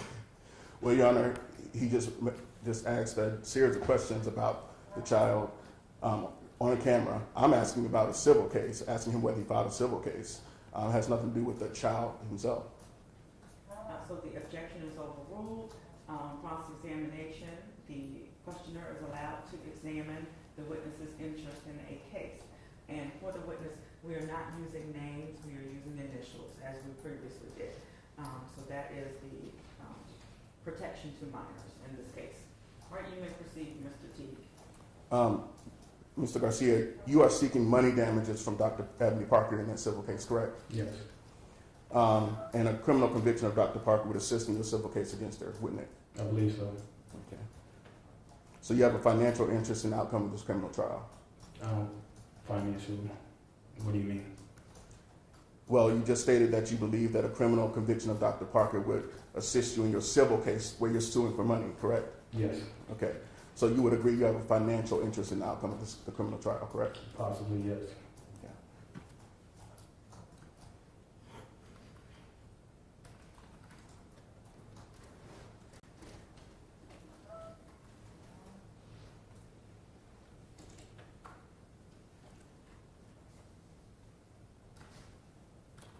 When did the school first contact you about the shooting? January 16th. 16th? Yes. Okay. So 10 days after the shooting occurred? Okay. And how did you get that notification? I was called by the city, the Newport News Public Schools, I forgot the name of the downtown director of people, but I know her name is, I know her name, but she called me at 6 o'clock on the 16th. Okay. And do you consider that failure to notify you for 10 days a failure? Absolutely. And do you believe that failure is on the part of Newport News Public Schools? I believe it's on the part of the school system as well as Newport News Public Schools. Thank you. No further questions. Any redirect? Yes, Your Honor.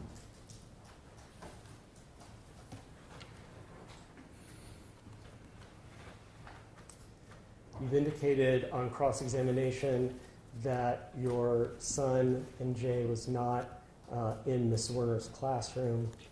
What was his homeroom? His homeroom was Mrs. MacArthur's class. And did he have occasion to interact with other students from other classes? They're in the same hallway.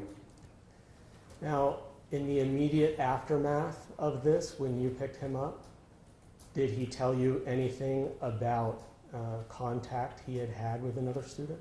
Objection, relevance, and hearsay. Okay, and I was going to ask you, are you asking me to give the statement or just to? I am going to attempt to establish possibly an excited utterance. Okay, all right, so there's an objection. Yes. What's your response? What is the legal basis for the objection? I missed it. If you could repeat, Mr. Teague. Relevance and hearsay. Okay, so it would be hearsay unless the court finds that the excited utterance exception applies. I'll need to lay a foundation for that. Okay. So if you can lay a foundation, and to the witness, sir, when we ask you to pause, and we can make sure that the evidence is appropriate under the rules of evidence. Yes, You may proceed. In the immediate aftermath of the event, right when you see your son, does your son speak to you about the event? Yes. Does your son tell you about a child he interacted with that day? Yes. Okay. And do you know who, just a yes or no question, do you know who that child is? No. Okay.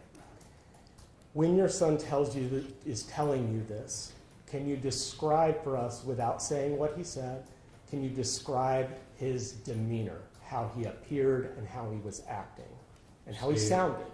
He was scared, shaky, and nervous. Okay. Did he relate to you something that had just happened earlier that day? Correct. Judge, I think that is sufficient foundation as to hearsay under the excited utterance. Yes, sir. Anything from the defense?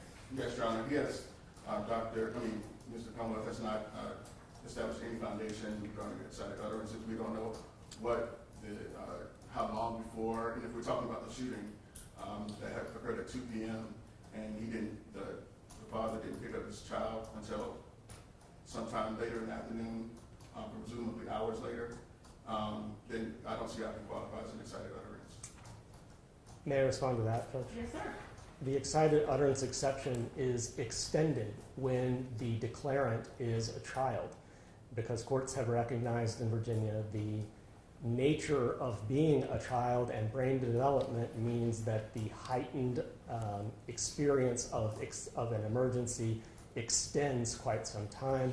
There are cases that I will have to look up if the court would like that involve many hours long when the child is young. The younger the child and the more traumatized they are acting, the longer the extension of the excited utterance is. I am going to sustain the objection. The legal basis would be as such. Reading Rule 2:803, excited utterance. So an excited utterance is defined as a spontaneous or impulsive statement prompted by a startling event or condition and made by a declarant with firsthand knowledge at the time under circumstances negating deliberation. Again, my pauses are to show the pauses and breakups and how to decipher that. It has not been established that the declarant, which would be the witness's son, had firsthand knowledge at a time, as he was not in the affected classrooms, and there's been no evidence other than being a student at school and since it happened, as to how he would have gained firsthand knowledge through an appropriate way. So I'm going to sustain the objection. I'm going to request to voir dire the witness so that I can establish exactly that. Okay, you're asking to do so out of the presence of the jury. Yes, Your Honor. All right. Ladies and gentlemen, if you kindly retire to the jury room, and we'll bring you out as soon as we can. Thank you. Please rise for the jury.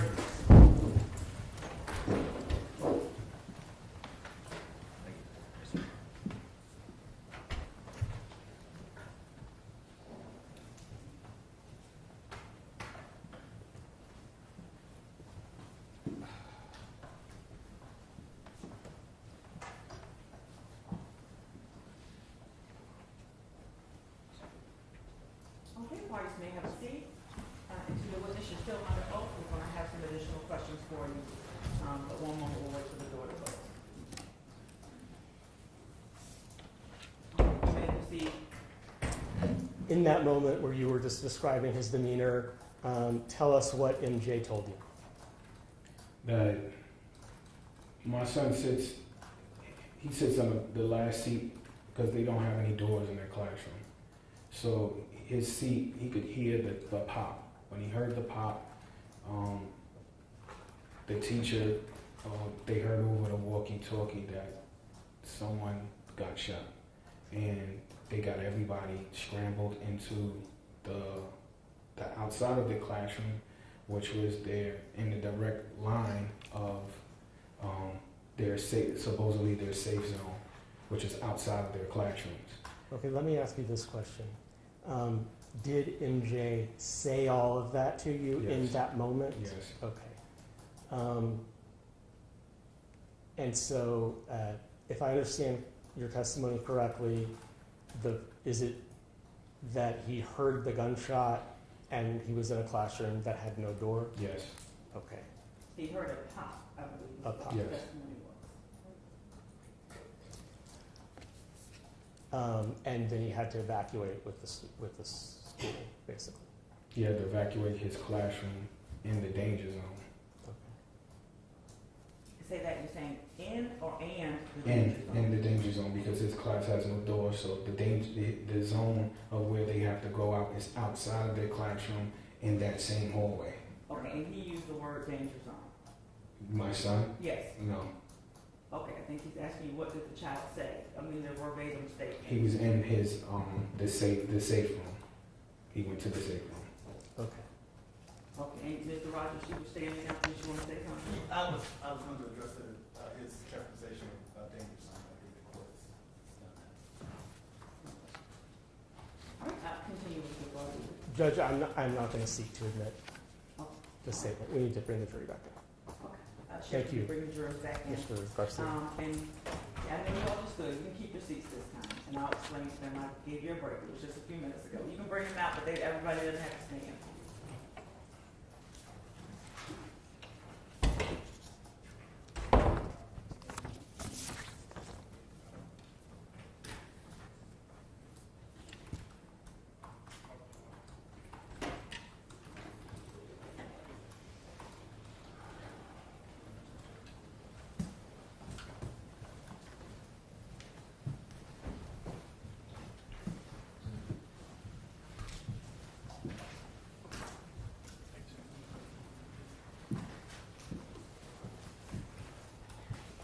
You all are welcome to have a seat once everyone comes in. 14 jurors in the box. Thank you very much. The jurors have a seat. And normally they stand. I told them because they just stood. They didn't have to. So no disrespect to you all. It was just my command. So you may finish with your questions if you have any more. Yes, Your Honor. Mr. Garcia, had you personally ever been inside Richneck Elementary School? Yes. Had you personally ever gone to your son's classroom? Yes. And did your son's classroom have a door? No. All right, thank you. I don't have anything further. Cross-examination? I think we're fine. Defense has no questions. Okay, all right. And the status for this witness? I would ask that he be released unless there's an objection to that. He can be released, Your Honor. Okay, so what that means is you're released from your obligation as a witness. You may stay in the courtroom, you may leave and go about your business, and thank you, sir. Thank you so much. And next witness, Commonwealth will call Susan White. Susan White. Susan White. Thank you.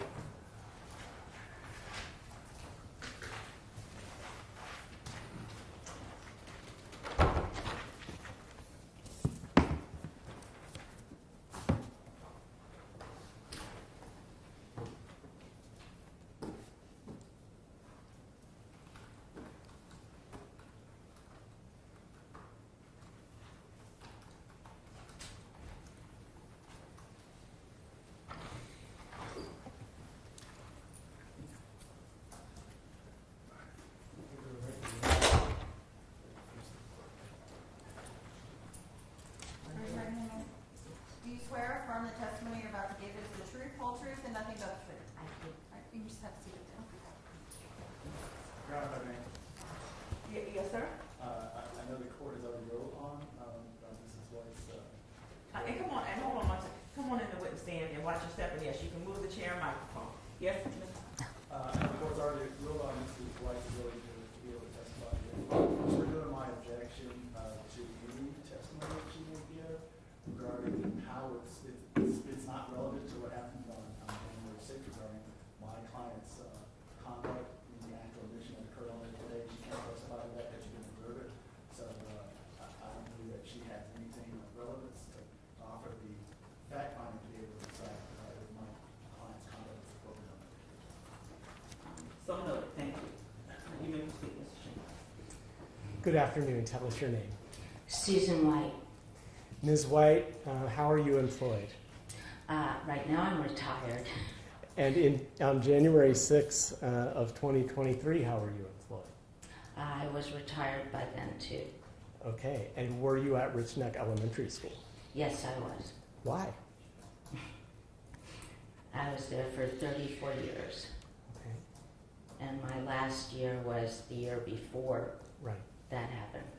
And so I want to take you back to the year before that, which was that your final year before retirement? It was. Okay. Your Honor, I'm sorry, I don't believe her answer was responsive to the question. There may have been a misunderstanding as to what was asked, so it definitely wasn't. Okay, you can clear that up on cross-examination. You may proceed, Mr. Jenkins. So during the course of your last year of teaching at Richneck, did you know a student who we're referring to as JT? Yes, I did. Okay, and as a reminder, we're not speaking the names of any students at all, only using initials. Whose class was JT in? My class. And what grade was that? Kindergarten. During the course of your time with JT, was there ever a discipline incident that you did report directly to Dr. Parker? Yes. I want you to start at the beginning of that incident that you eventually reported. So what was going on that day that began that? He had gone up. This was during post-COVID, so we had to be careful with distances and with masks. And he'd gone up to the front of another child's desk with his chair and put his face over about 3 inches from the other child's face. And so I had to think, what am I going to do about this? Because just telling him no, or you need to get back to your seat or whatever, those weren't working with him. So I slid the chair slowly so that if he wanted to get up, he could get up. And if he didn't want to, he could stay seated. I was going to bring it to his desk. But then he pulled the legs away and dropped them. And so I brought it up a little bit further just so I could be right in front of the class. And I sat there and I kept on teaching because I was still talking with the students. Let me pause you for a moment so we can kind of visualize this scene. So when he is in the face of another student, how is he? Is he sitting, standing, or doing something else? He's sitting, leaning in toward him, staring him in the eyes. Okay. And you testified that you pulled him away. Can you describe how you did that? I slid the chair I was holding the back of the chair and I slid it back. We had no carpets at that time because of COVID, so it was easy enough to do. And so he hopped off and grabbed the front legs of the chair and pulled them forward. But I was able not to fall, but to still hold on. So I could get it a couple feet further and then I just sat on it. So when he pulled the legs, had he stood up out of the chair? Yeah. Okay. Oh, yeah. So what happens after that point? I was sitting in the chair and I was talking to the class, and not about behavior, about the instruction we were doing. And he walked up behind me and put both of his arms in front of my throat and locked them together and pulled back and down hard. I couldn't breathe. And he didn't let up on it.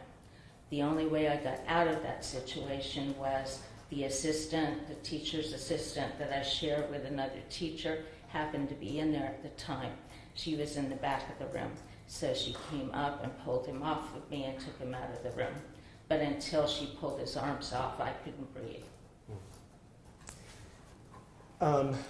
What, if anything, happened with JT immediately after that? Does he remain in your room? No, I wouldn't have had it. I would have left if he did. No, Mrs. Parker, my assistant, took him out of the room. But then, sometime later in the day, and it got very blurry after that for me, so I can't tell you how long.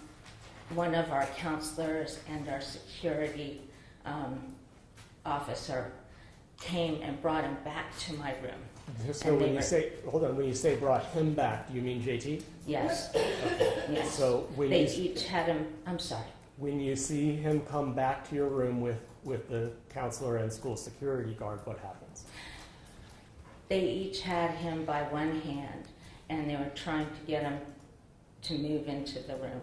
And he was yelling, no, I don't want to go back in the classroom. And I looked at them, and I had his back to the doorway so I could talk to them without everyone in the classroom hearing. And I said, well, he's right. He does not belong back in the classroom. What he did was severe enough for me to contact the police and to press charges. And the security officer agreed with me. Okay, so what happens with JT next? Well, they told me they were bringing him back to me because no administrator was available to handle the situation. Okay. So I said that if he was going to stay in there, I was going to need to leave the room. Did you in fact leave the room? I did, but not because of that. I believe they took him back out again, but it's very fuzzy. Okay. What I know is by that point I was so shaky that Mrs. Porter, my assistant, said, go ahead and take a break. And I took my laptop and went to the lounge and got the incident referral form because I wasn't going to leave school without reporting that. Okay, so hold on just a minute. Mhm. You've mentioned an incident referral form. Can you just kind of explain to the jury what that is? That's if you think the discipline problem is dangerous enough or bad enough that you need to refer them officially, formally, to the administrators. And when you say the administrators, what titles do you Assistant principal and principal. Okay. And who was the assistant principal at Richneck Elementary School at the time that this happened? Dr. Parker.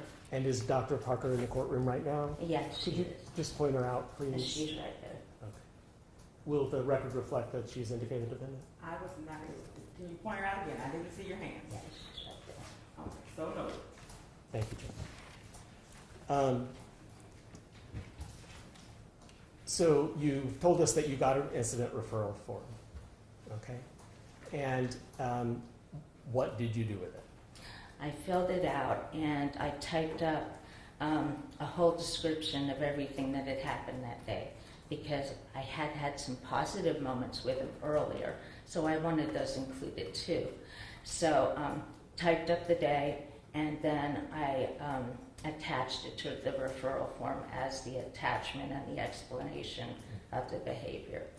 And then I went to the office and I saw that Dr. Goodman, the principal at the time, and Dr. Parker, they were in her office at the time. And did you go into the office? I went into the office. I told them everything that had happened. Let me and- ask you this question. Did you have the incident referral form with you? I had it in my hand. Do you know who you handed it to or what you did with it? I handed it to Dr. Goodman after I explained everything on it to both of them. I understand. So after you explained everything that was on it, did, if you remember, did Dr. Parker or Principal Goodman react to that in any way? And if so, how? Dr. Goodman did. When I was talking about the fact that if an attack is occurring, it should never be that no administrator is available to help with it unless there's a worse attack going somewhere at the same time. Okay. Did Dr. Parker say anything or No, she was making eye contact. She was looking at me. She didn't say anything.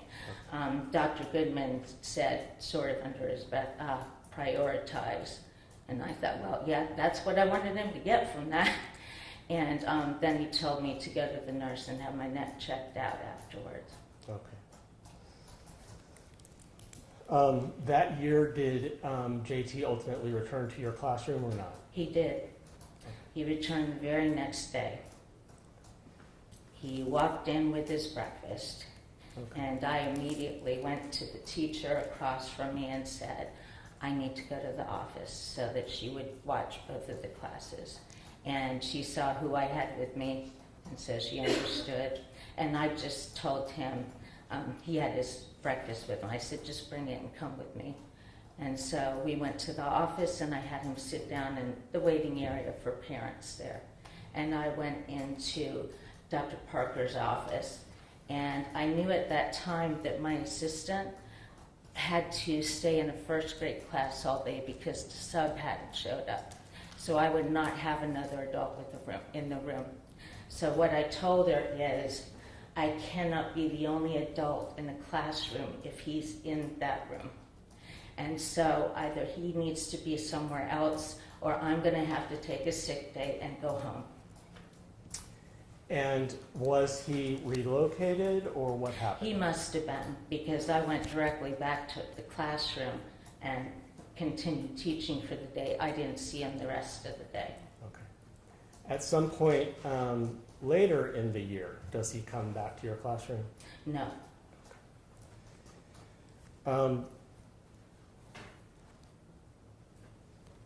If there were, and if you remember, any other discipline incidents you saw yourself and you reported to Dr. Parker yourself, are there any such incidents?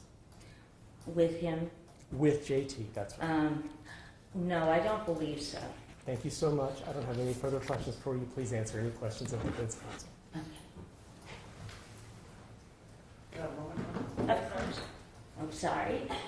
Are you all right? Yeah, I'm okay. I thought he was asking me. I'm Oh, no, I sorry. just need a moment to confer.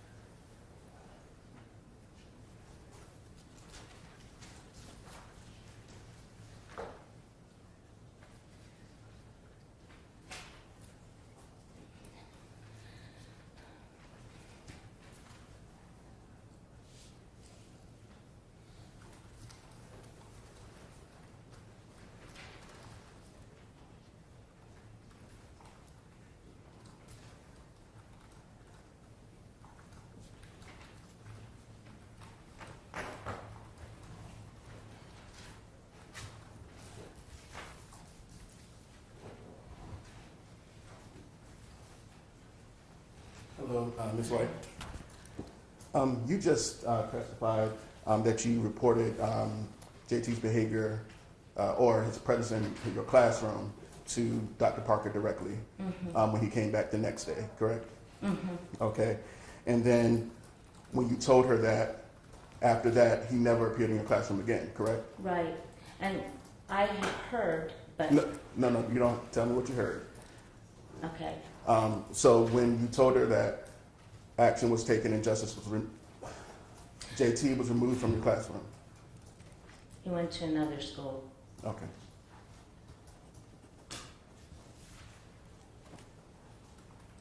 All right. Regarding the incident referral that you mentioned, do you know whether Newport News Public Schools retained a copy of it? I was told they didn't. Okay. And did you have to then supply it to someone else, your own copy that you maintained? Yes. No further questions. In brief, direct. Yes, Your Honor.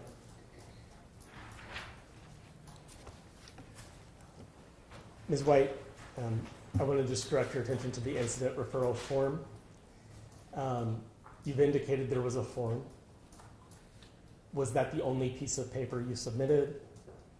I submitted the referral form with the attached description of the day. Okay. So that I could get the full explanation of what happened, because this little place is not going to be enough.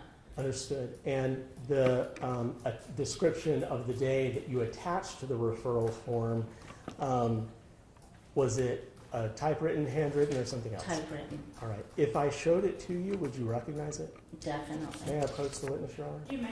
May I see the exhibit? You may. Sure.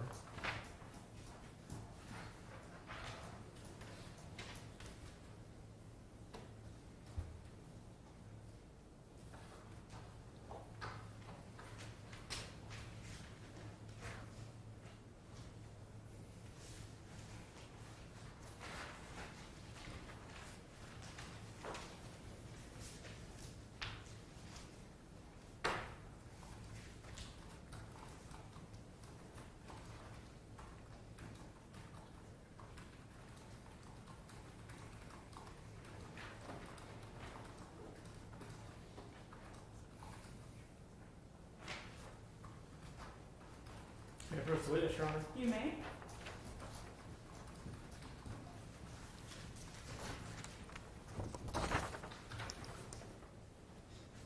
What is it that I've handed you? You handed me the detailed description that I attached to the incident referral form. And Okay, and is what you're looking at now a true and accurate copy of the incident report as you wrote it? yes, Has anything been redacted from it? well, yeah, but I did that myself for some that I gave to other people. What was redacted? Is it a category, though? I don't know, I sort of words. Is it names? Names. Hold on one second, ma'am. What? Oh, I'm Yes, sir. sorry. course you can answer that objection. That document is hearsay, it's an out-of-court statement. It's written, being offered for its truth of what happened on that day. She's testified as to what occurred. She's testified that she produced this incident report, but as far as the contents of the incident report, I'm objecting to it as hearsay. The objection's premature. I haven't offered any evidence. Agreed, premature, not yet right. You may proceed. The redactions that appear, are they redactions that you did? The names, yes. I don't know what I had at the top. Okay. Are you sure that that is the incident referral that you submitted attached to the referral? It looks like it. Okay, it either is or it isn't. Take the time to read it. Yeah. I was going to say I write a lot, but yeah. So is it the incident referral? Mm-hmm. Is that yes? Yes, it's the Okay. attachment that I attached to. Thank you. Judge, I am moving that now into evidence as Commonwealth 6 as a past recollection recorded, for one thing, and also as a prior consistent statement, because the defense was alleging that, or suggesting that it didn't exist, essentially, in cross-examination. Defense response. Your Honor, there was no such situation that it didn't exist. So that's number one. It's still hearsay, is duplicative of her testimony in all the previous objections that Mr. Rogers lodged. And it goes beyond, I'm sorry, it goes beyond my redirect as well. I mean, my cross-examination. And also, how is this not bolstering? How is this permissible bolstering? She testified to what she recalled happened, I think, was it a year before? Yes. So, I'm talking to the attorney. I'm Thank you. sorry. She testified to what she believed happened a year before. Why are we allowing in her written statement, her redacted written statement about that? Because defense counsel asked whether she gave it to the schools and whether it still exists. And I'm establishing that it does. Okay, so I guess you're interpreting that as an attempt to impeach, and so you're trying to rehabilitate? If the objection is hearsay, there's an exception to that.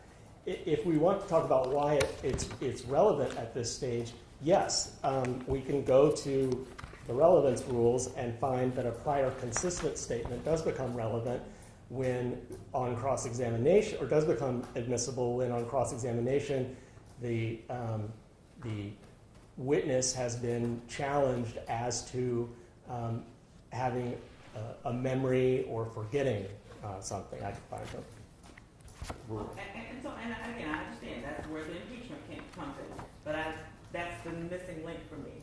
So, sustained, it does not come in, and you may approach to retrieve the document. Thank you.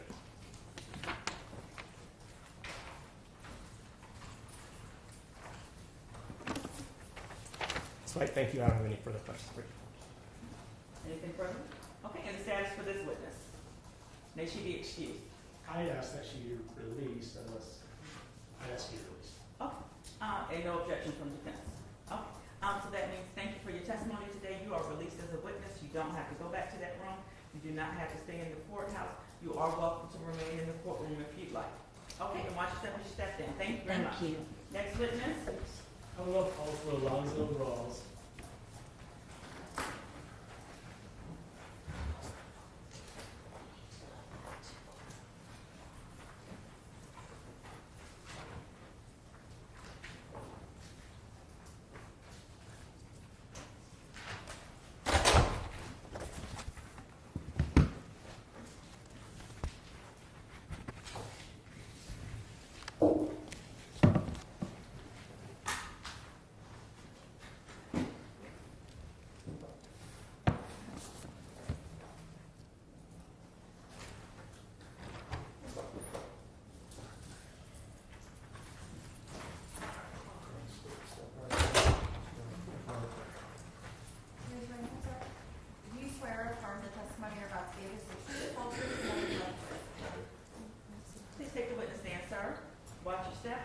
adjust the chair and microphone as you need.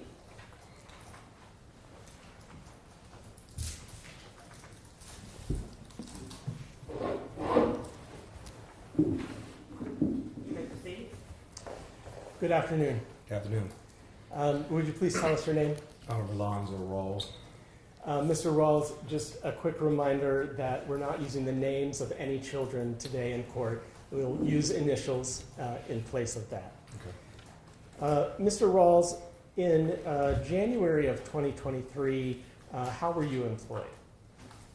I was a school counselor Where? at Newport Public School at Richneck Elementary. All right. And how long had you, as of the January 2022 or 2023, I'm sorry, how long had you been at Richneck? It probably would have been, between that time, it would have been like a year and a half. Okay. Not quite 2 years. And during the course of your time at Richneck, did you come to know a student who we'll refer to as JT? Yes.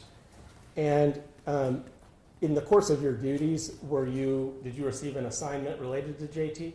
Yes. Within his second year at Richneck, I was assigned to kind of be like his one-to-one within a set schedule. How did that assignment come about, if you know? I don't recall in its entirety. I do believe that originally, because he was having some issues, they were trying to put a plan in place to help him to adjust into the school and be more productive. So I believe the administration came with a plan up, and they administered me to help him out within that plan. Tell us how, if you could, just describe for the jury how the one-on-one assignment worked. What did you do? Well, in the morning when he got off the bus or was dropped off, I would proceed to have a morning session with him, kind of set goals and plans for him in the morning. He would then go to one of the, I believe it was one of the SPED teachers to kind of reiterate those plans. After that, he was working with Mrs. Kovac on some, I think it was like reading assignment, because she was a reading specialist at that time. And then from that point, after her time was up, I would come back, retrieve him, and I would take him to the classroom. I would be with him in the classroom. Okay.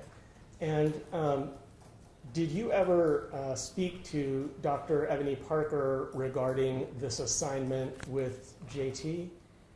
From my recollection, I don't recall. I just remember this is what they were requesting of me. Okay. Do you know of any behavior issues that JT exhibited? Yeah, within his first year there, he exhibited a variety of different behavioral issues where he was out of the classroom or taken out of the classroom for whatever case may be, but it varied from time to time. Okay. Mr. Rawls, do you know what an SST is? Yes. Okay, what is that? Can you tell us? Student support team. It was basically a process or a program to put in place to help to assist him in trying to, once again, be more productive within the school system. And did the SST plan involve regular meetings? Yes. Did JT have an SST plan? They were in the process of moving forward with the SST because I believe they were trying to transition that SST into more like an IEP, which is like a more specialized support system for students, and which is called a SPED system. Okay. And who all was involved in the SST process for JT? I know I was currently at that time on the Newport News Public Schools policies. Counselors were one of the main people that ran the SST process. Administration would be involved when available and things of that nature, but it was more so put on the responsibility of the counselors to at least coordinate the SST meetings. And so at those SST meetings, who would typically attend JT's SST meetings? It would be, it could be either the principal, the AP, myself, or the other counselor at the time, a parent, and if they had any advocates, anyone else that might be willing to be part of the meeting. That's how kind of the group of the people would be. Were parents and guardians of children invited to attend those? Oh, yes, yes, of course, yes. You've mentioned principal and AP. What's AP? Oh, assistant principal, yes. Thank you. And as of JT's SST, who was the principal at the time? During that time, the principal, I'm sorry, I put you on the spot. I I can't remember. Okay, do you remember who the assistant principal was at that time? Dr. Parker was assistant principal during the SST process within that second year, yes. Okay. Did Dr. Parker sometimes attend the SST meetings, if you know? I believe she may have attended some, yes. Okay. Did there come a time when you decided you no longer wanted to, or maybe that you no longer thought it was useful to have that one-on-one assignment? Yes, because hold on just a moment. Okay, what happened? I heard something. I objected to leaving. Object leading, okay, response. I'll rephrase the question. Thank you. Did you ever decide that you did not want to continue the one-on-one relationship with JT? as a school counselor. Okay, same objection? Yes, Your Honor. Response? I asked, did you ever decide that you didn't want to continue the one-on-one relationship with JT? He's already established the foundation that he had the one-on-one assignment. And did you decide, is a question he can answer yes or no? He did decide or he didn't. I'm not suggesting which of those answers is the right one, so it's not leading.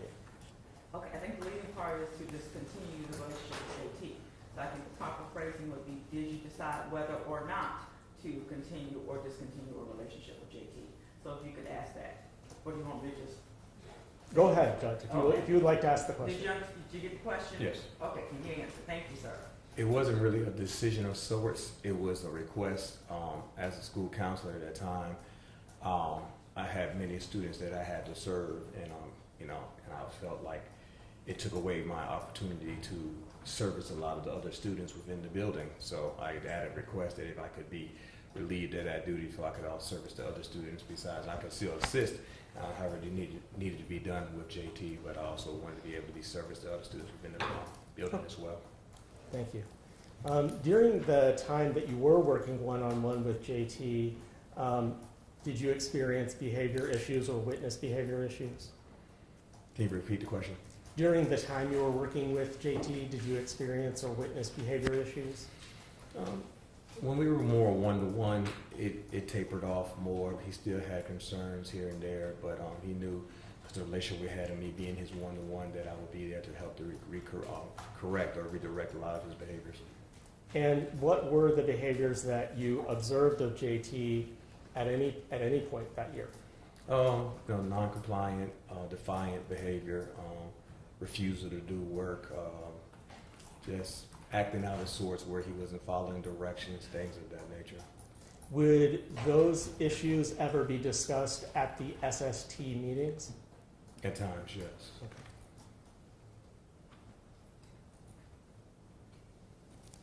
I'd like to take you to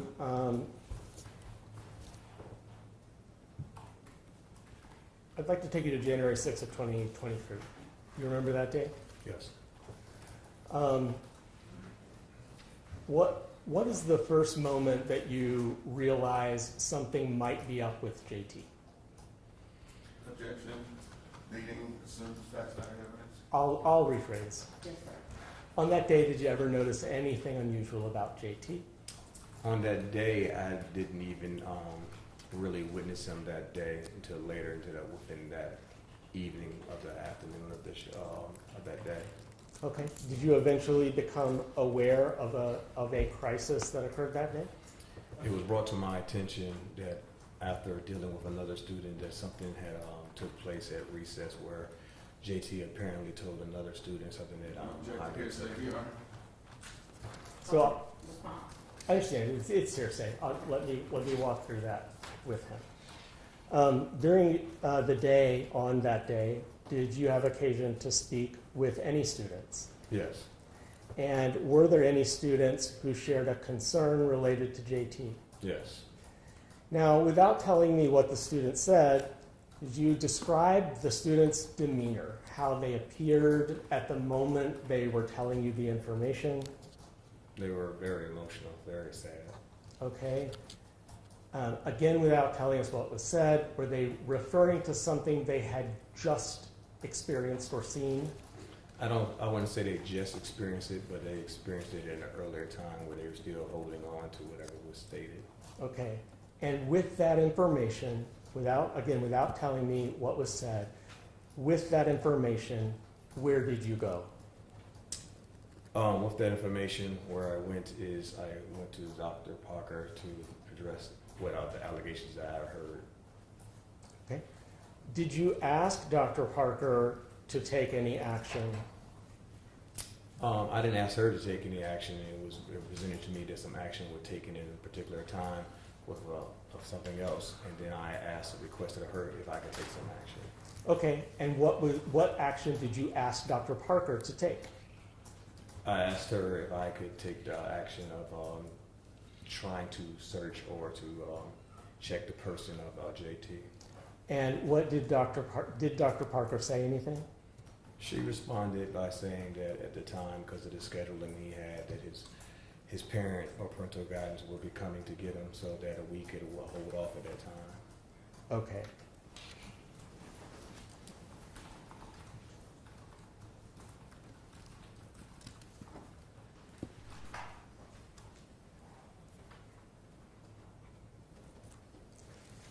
The concern and the desire to search JT, did you share your concern without telling us what was said? Did you share your concern with anyone else? The only person that's I shared my concern with is when I went back to speak to Mrs. Zwerner after I spoke to Dr. Parker. Okay. Mr. Rawls, at the time that you asked Dr. Parker for permission to search the person of JT, did you believe that you had the authority to do that without an administrator's approval? No, in my previous experiences, you just can't, in my position, you just can't search a student without some type of permission. Okay.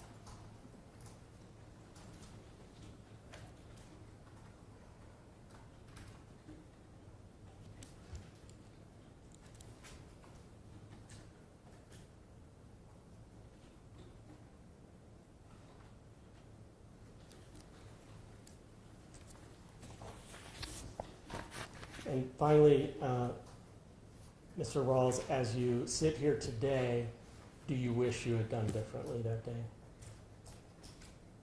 Yes. Okay. Thank you. I don't have anything further.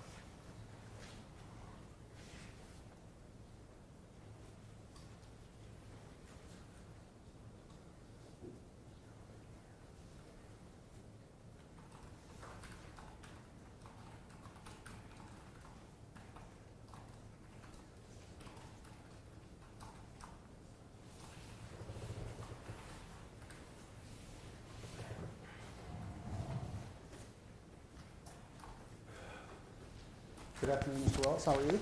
Yeah, right. Good. Hopefully I won't keep it too long. So on January 6th of 2023, you were a school counselor at Richneck, is that correct? That's correct. Okay. And so at some point, was it at the very beginning of the year, did you assume the responsibility of having a one-on-one contact with JT? Not necessarily at the beginning of the year, no, sir. Okay. But at some point you began one-on-one contact with JT, is that correct? Yes, sir. Okay, and how were your initial interactions with JT? Were they positive, or was it a challenge? At times it could have been a challenge, but we built a rapport from the year before where it wasn't as difficult for myself, I would say. Okay, and so over a period of time, his behaviors began to get better, is that correct? I would say yes. Okay, and you were part of the SST team, is that correct? Yes. Okay, and you function as a counselor as a part of that team? Yes, counselor coordinator. Okay. Would you say that you were in a pretty good position to assess how JT was doing on a given day? I would say yes. Okay. Would you say that you had more contact or less contact with JT than Mrs. Kodak, the reading specialist? I would say we probably had about the same amount. About the same amount of time? Okay. And at some point, you indicated that you requested less one-on-one time with JT? Yes. But it didn't sound like it was because he was doing better, but it's because you wanted to be able to help more students at the time. Is that correct? Yeah, from my point of view, it was to be able to be more accessible for more students within it. Okay. Okay, if you could speak up and tap that microphone, let me see if it's on. Okay, talk into it so Madam Reporter can get your words down. Thank you. So if you repeat your answer. Oh. Can you repeat the question? Sorry. So you got to a point where you were spending less time with JT. The motivation for that was to be able to spend more time helping, I guess, more students, yes, more people than just JT. Is that correct? Yes. Okay. All right. Go ahead. And I know we're hearing that mechanical squeaking noise. We think it's a chair. So just, well, you know where it came from? No, it wasn't a chair. It was a voice or something like that. Well, do you know where it's coming from or feedback? It seemed to be from my right. Oh, okay. So again, there are other courtrooms and other lockups.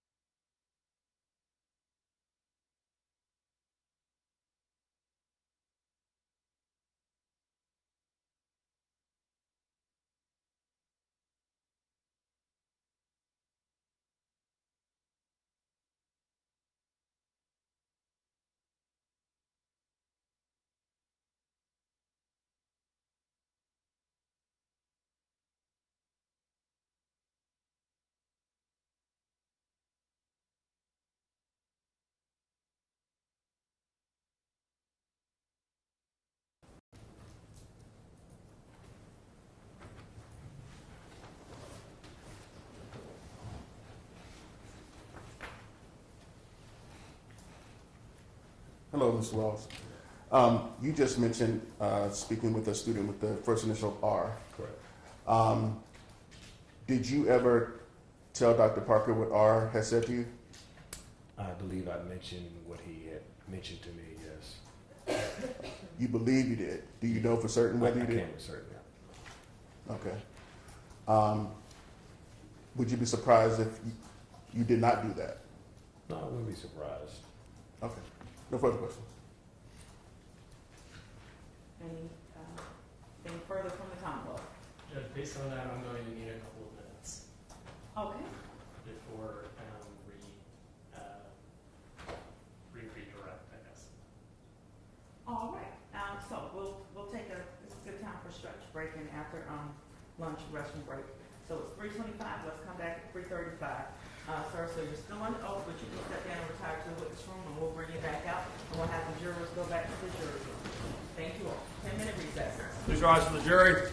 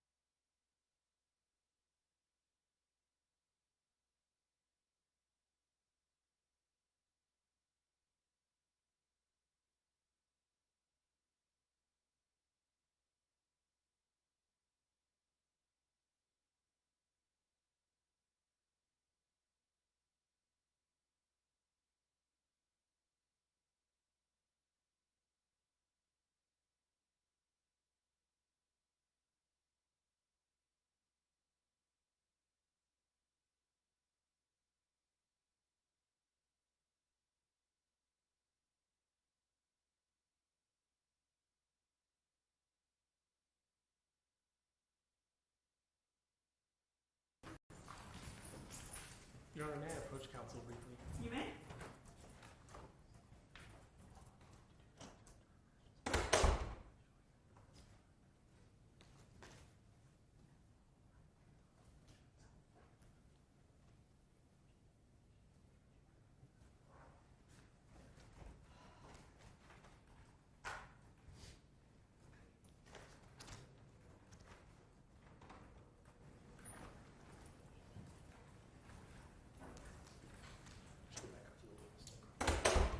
All right, sir, if you resume the witness stand, and the sheriff, we can bring the jurors back up. Yes, ma'am.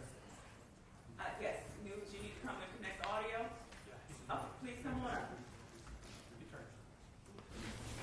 Okay. Thank you. I got this one. You Is there got that another one? What about the other one? He said it's on, okay. Yeah, I turned both of them on. Okay, thank you.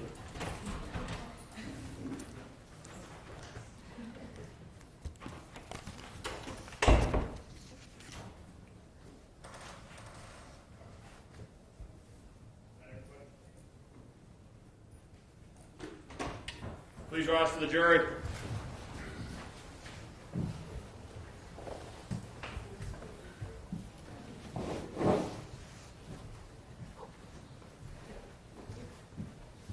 Thank you, sir.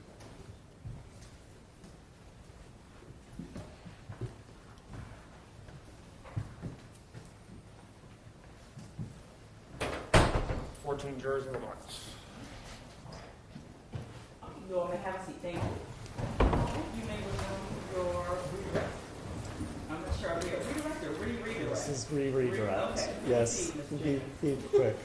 Mr. Rawls, thank you. I believe you indicated to the defense counsel that you didn't remember what you had told or whether you told Dr. Parker about the incident at the time you asked for permission to search the backpack. Is it true that you don't remember that? It's been a while, so I don't recall. Understandable. Did you give a statement to police in this case?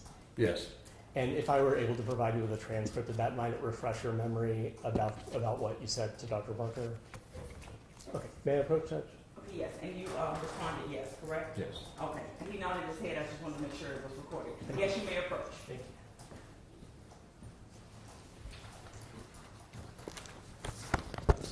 I am just handing you this document. I want you to take a look and read there where I put a pink Post-it note. And after you're done reading, look up and I'll ask you a question.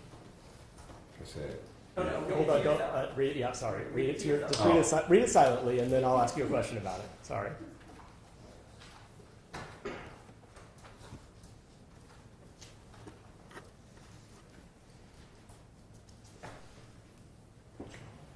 And does that refresh your memory about what you said to Dr. Parker regarding the incident? to an extent, yes. Okay. Would you just tell us then what it was you said to her? I'm looking at the witness. At this point, he looks like he's looking at the page, and he's going to be looking at the page and then advising.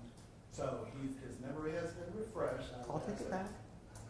Okay. Okay, so what's your May I question? approach? Okay, you just like him to retrieve the I want page. this done properly, yes, Your Honor. Yes, Okay. may I approach? You may approach. Thank you. And ultimately, for pardon, the legal principle is you can't read from that statement. You can refresh your memory, but you need to testify from your memory. Okay. Based on, now let's refresh, if he has an independent recollection. Well, he said to an extent, so we'll flush it out, and we'll give you the opportunity to cross. Go and proceed, Mr. Jenkins. Having refreshed your recollection, do you remember what you said to Dr. Parker prior to asking to search the backpack? Yes, when I spoke to Dr. Parker, it was already relayed to me that a book bag was searched from JT and that nothing was found within the book bag. Do you remember if you confirmed with Dr. Parker that you and she knew what you were talking about? Or who? I know enough that we confirmed that we thought something may have been in the backpack, yes. Okay, thank you. I don't have anything further.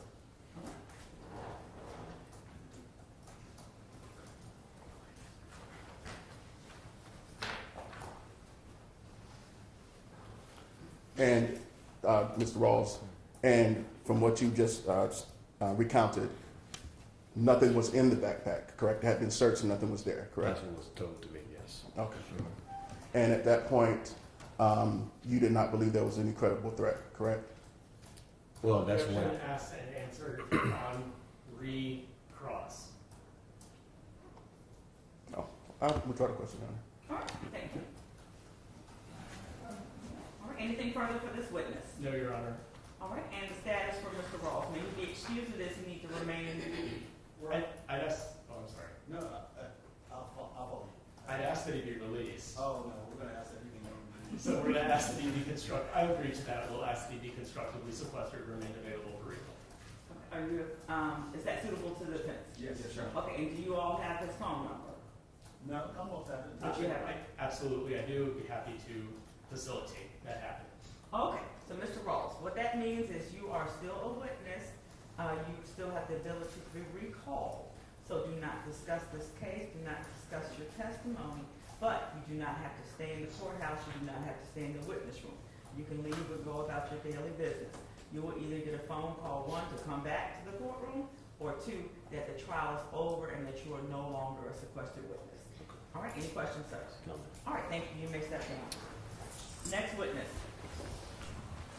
Megan DeLeon.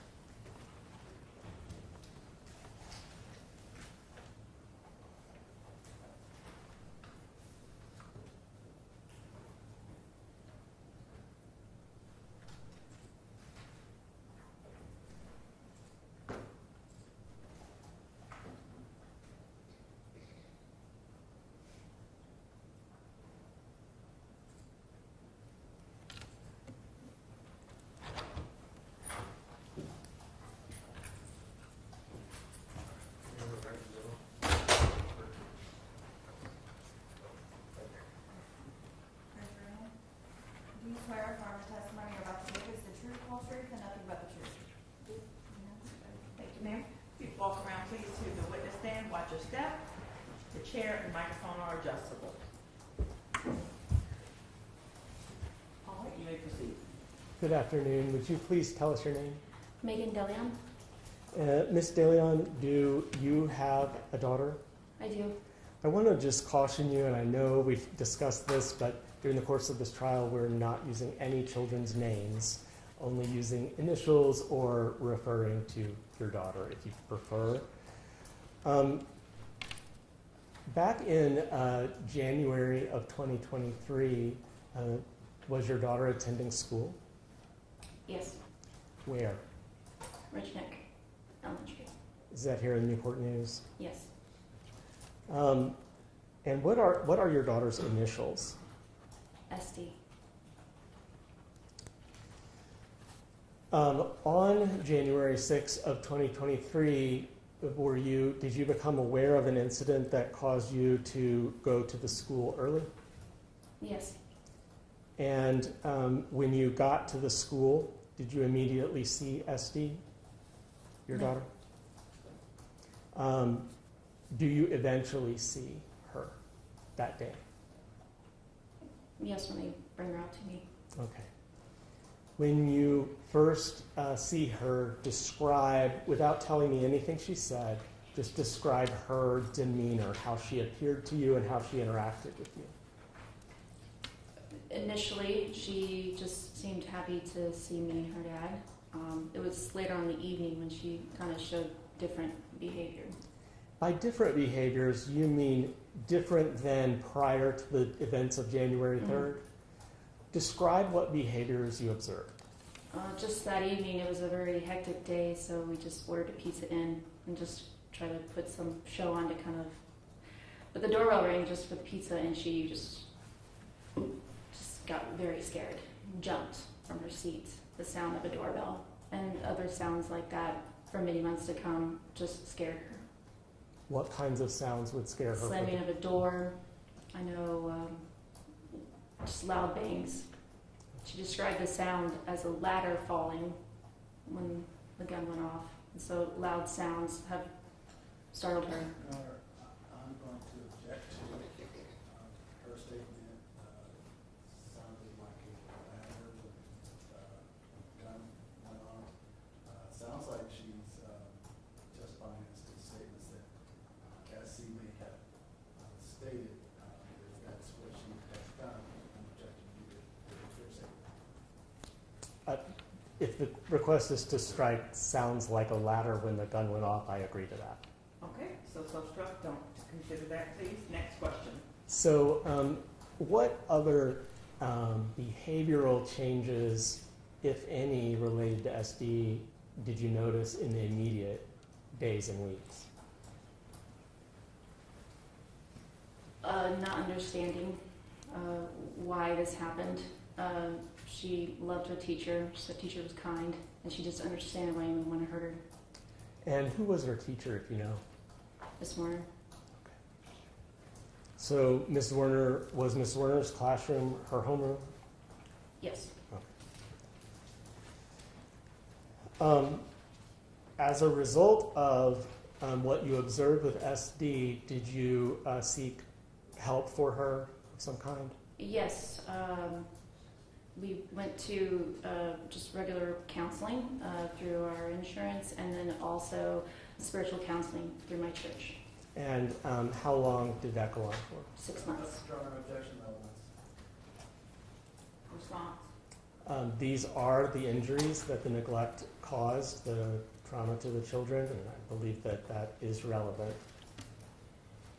So I'll allow it, but do you have additional questions down this line, or do you have additional questions in this line of questioning?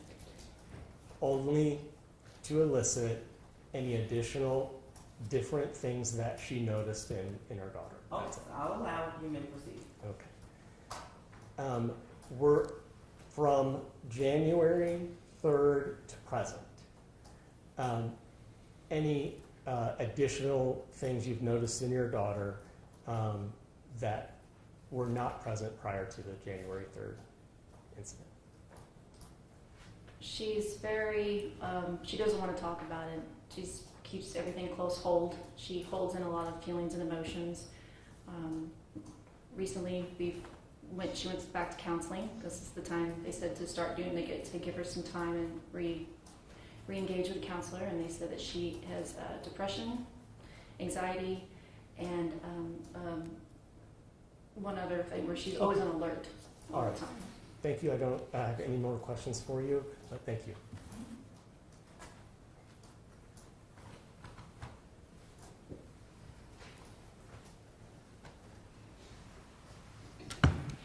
Good afternoon, Ms. Danielle. Hello? You were never inside of Richneck Elementary School on January 6, 2023, correct? In the building? No. Okay. And you did not encounter your daughter in the building, correct? Right out front? No, they brought it out to me. Okay.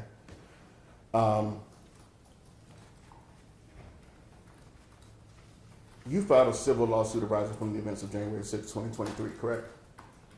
Yes. In this courthouse, correct?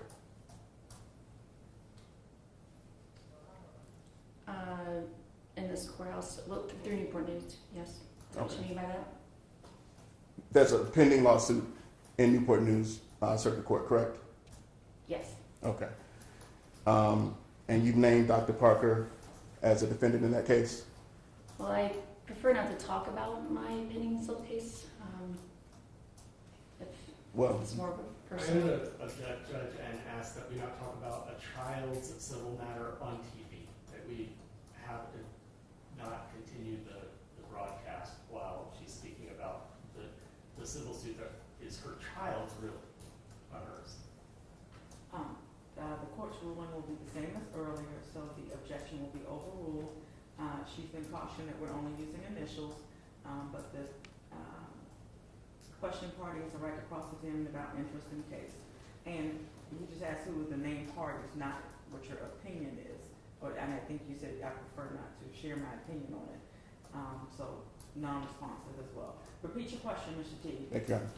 In that civil lawsuit, you have named Dr. Parker as a defendant, correct?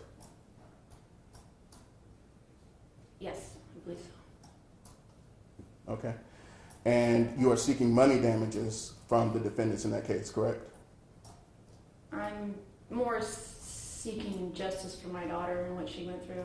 And you are seeking money damages from the defendants in that case, correct? Yes, there is settlement and discussion with that, yes. Yes, but the loss, I know there are settlement discussions, I'm sure there are. But in terms of what you're asking for in that lawsuit is money, correct? Yes. Okay. And you believe that a criminal conviction of Dr. Parker would help in that case, correct? I don't have any opinion about that or anything to say about that. Okay. After January 6th, you requested that your daughter be transferred to a different school, correct? Yes, And that request was refused by Newport News Public Schools, correct? it was. Okay. No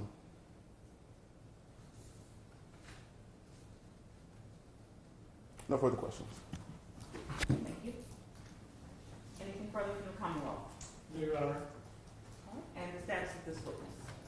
We'll ask that she be released, and we're also calling Nicholas De Leon. Any objection from defense to this witness being released? No, Your Honor. Thank you, ma'am, for your testimony. You are released as a witness. You are welcome to remain in the courtroom, or you may leave the building. Thank you. Thank you. And the next witness's name again, I'm sorry. Nicholas De Leon. Okay, Mr. De Leon, please. Your Honor, I'm going to object to the testimony of the next witness because I believe it's cumulative. I don't think that he will be able to testify to anything other than what his. I don't know who they are, so, okay, tell me why it's cumulative. I don't know. Mother and father of the child. Okay, it's one witness, I'll allow, are you bringing out 5 relatives for the same child? Absolutely not. Okay, no, absolutely you not. can come out That's- overruled. Mr. De Leon, please.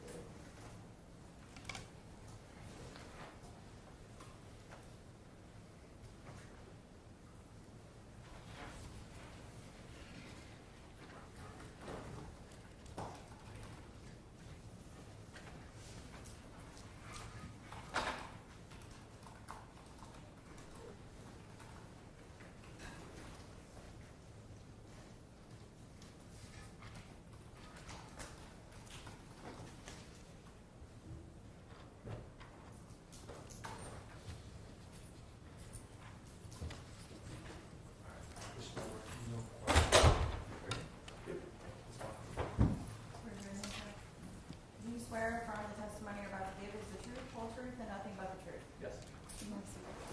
Sir, please take the witness stand, watch your step. Chair and microphone are adjustable. You may proceed. Good afternoon, sir. Would you please tell us your name? Nicholas De Leon. Mr. De Leon, just a reminder that we're not using the names of any children at all, including your own. But do you have a daughter? I do. And what are her initials? SD. And where did SD attend school? Richneck Elementary. Okay. And are, as of January 3rd, 2023, were you, let me ask the question like this. Who is SD's mom? Megan De Leon. Thank you. Between the time of January 6, 2023, before and after, were there any changes that you noticed in your daughter SD after that hadn't been there before? Yes. Could you just describe what you personally noticed or observed, but not anything that she said to you? I noticed that she was anxious, depressed, very not like herself, as in being quiet, distant, couldn't sleep. How long did that persist? Quite some time. Months. Did you and her mom seek any sort of treatment for her? Yes, counseling and spiritual counseling. Has it helped? I think it's hard to say at this point. She's still going through counseling. It's been up and down, I think, with her. And just to confirm, whose class was SD in? Ms. Warner's. And was that at Richneck Elementary? Yes, it was. Thank you. I don't have any other questions for you. Please answer any further business.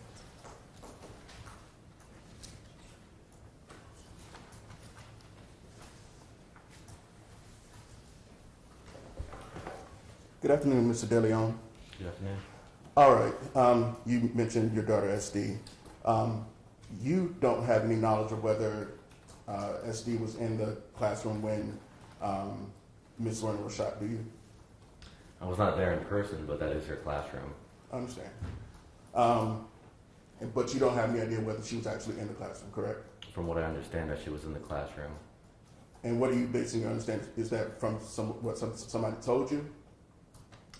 Again, I was not there, so Okay. I can't verify that. But So I was you can't told verify that she I'm was. not asking you to tell me what you were told. That's hearsay. Okay.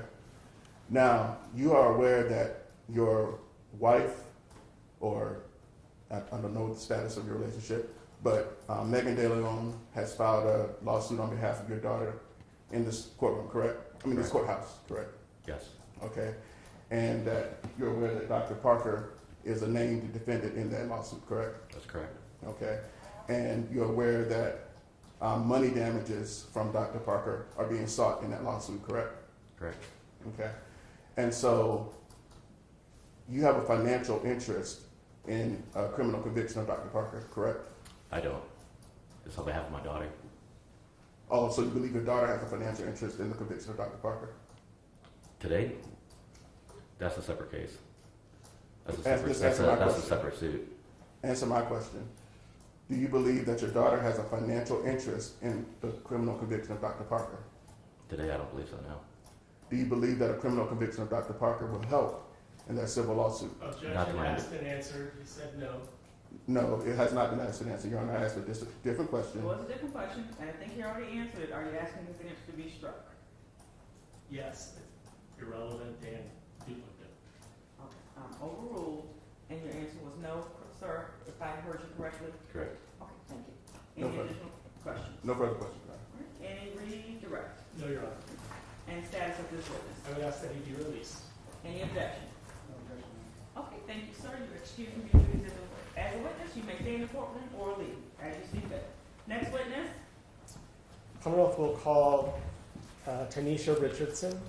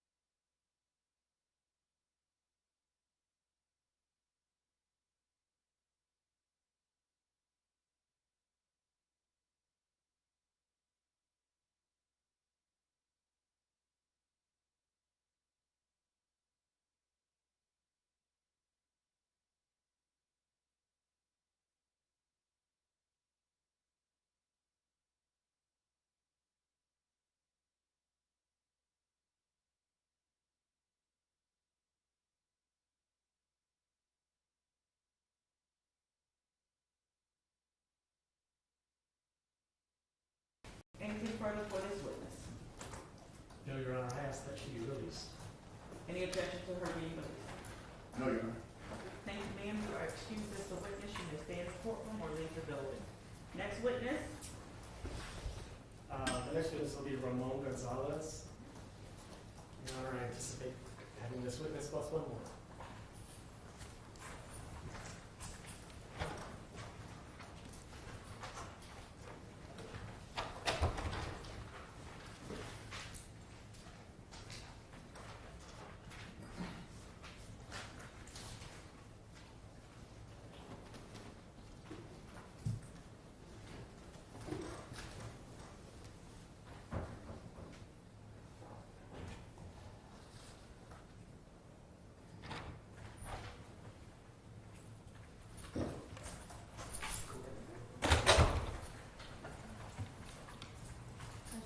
Do you swear or affirm the testimony you're about to give is the truth, whole truth, and nothing but the truth? I do. Yes. Please take the witness stand, watch your step, answer questions of counsel. Thank you. Thank you. Good afternoon, sir. Good afternoon. Would you please tell us your name? My name is Ramon Sebastian Gonzalez Hernandez. Thank you. And I would like to, just a quick reminder that during this trial, we're not speaking the names of any children at all and only Correct. using initials. Do you have a child? Yes, sir. What are your child's initials? GG. And did your child attend school, did GG attend school in January of 2023? Yes, he did. What grade was he in? First grade And where did he attend school? at Richneck Elementary. Do you know who his homeroom main teacher was? Yes, I do. Who was it? Abby Zwerner. All right. Did there come a time on January 6, 2023, when you had to unexpectedly go to GG's school, Richneck? Yes, I do. And when you arrived at the school, did you immediately see GG? No, I did not. Okay, stay with me and Okay. let me walk you through Yeah, it. no okay? worries. So eventually, did you see GG at the school? Eventually, yes. And when you saw him, could you please just describe, without saying anything that he said, describe his demeanor, how he was acting, and how he appeared to you? He walked out of the school with a look on his face like he had seen a ghost, pretty much. I was crying myself.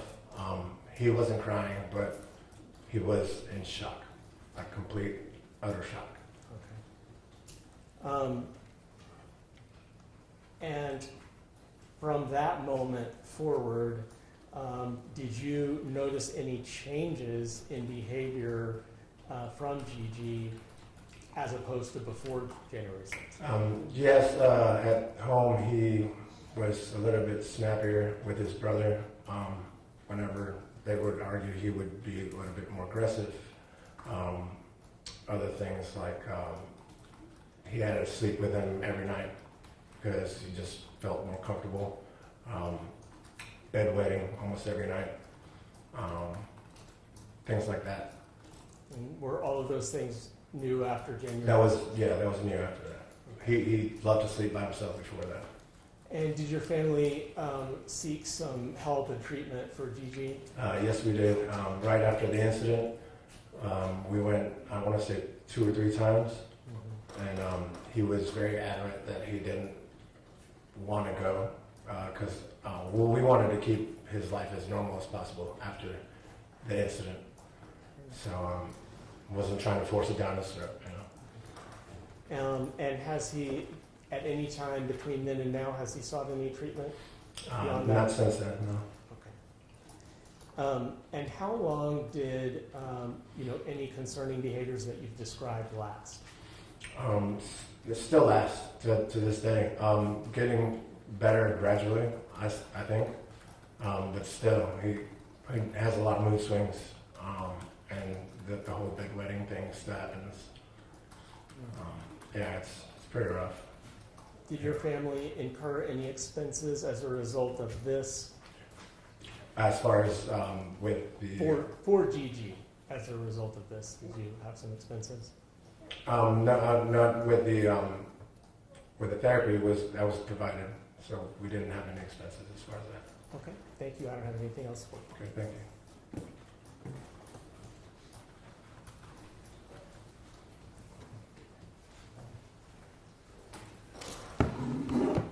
Good afternoon, Mr. Gonzalez. Good afternoon. You weren't at Richneck Elementary School on January 6, 2023, correct? I picked up my GG that day. But you were not inside of the building, correct? No. You learned about the shooting after the fact. Mm-hmm. Did the school contact you at the time of the shooting? No. I had a friend of mine, a coworker, contacted me and told me about the shooting. But did the school ever contact you? Afterwards, yeah. How long after? I would say hour and a half. Okay.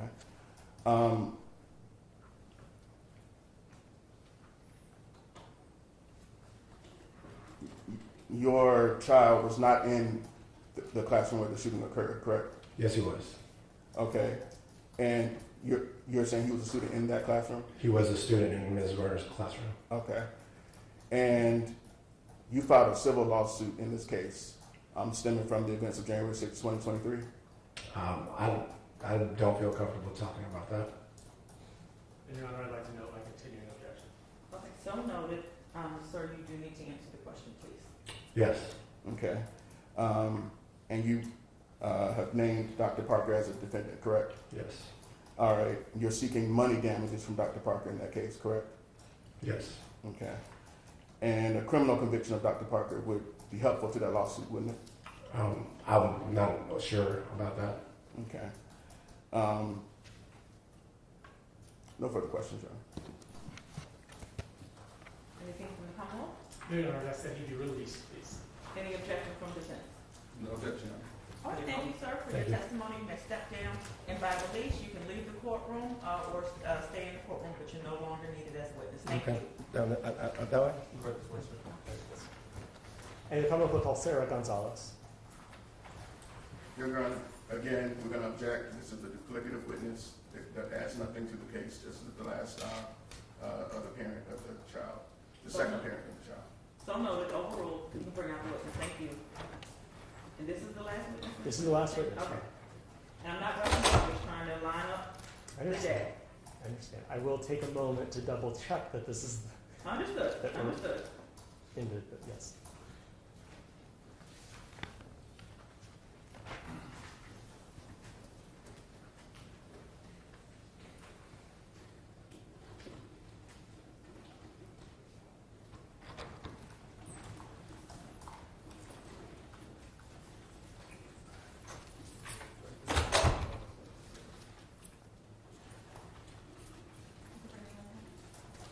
Do you swear or affirm the testimony you're about to give is the truth, whole truth, and nothing but the truth? Thank you, ma'am. Please take the witness stand, watch your step. Chair and microphone are adjustable.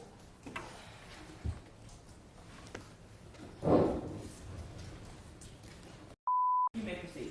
Good afternoon. Would you please tell us your name? Hi, Sarah Gonzalez.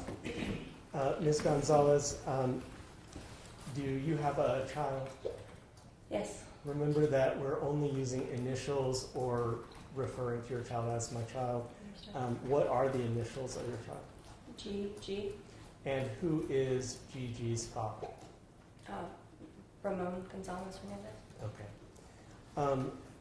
I want to take you to January 6th of 2023. On that afternoon, where were you when you first see Gigi? After the incident, when I saw him. Mm-hmm. When you first see him on January 6th, 2023? At our home. Okay. When you first see him at your home, is it still on January 6th? Yes. And do you know roughly what time it would be?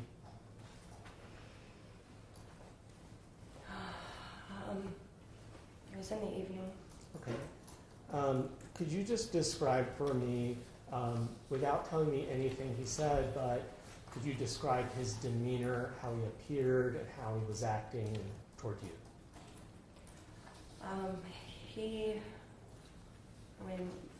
My husband came home with him in the car, and he came out. He was like he had seen a ghost, kind of. He was white, and his eyes were very big, and he was just kind of. I've never seen that look before, but it was kind of like he was in shock. Were ongoing after that day, were there any issues with Gigi that you noticed that were different than prior to the January 6th? Yes. Describe those to us. He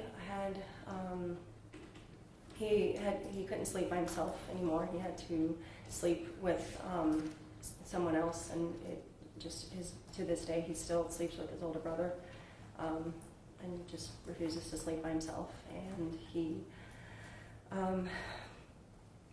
frequent bedwetting started occurring after that, and frequent bouts of losing his temper, and just becoming angry, things like that. And for how long did those things last? For a long time. It's improved, I would say, but it still occurs. It was very frequent after that for quite some time. Are there any other major life adjustments that your family had to make as a result of what Gigi went through?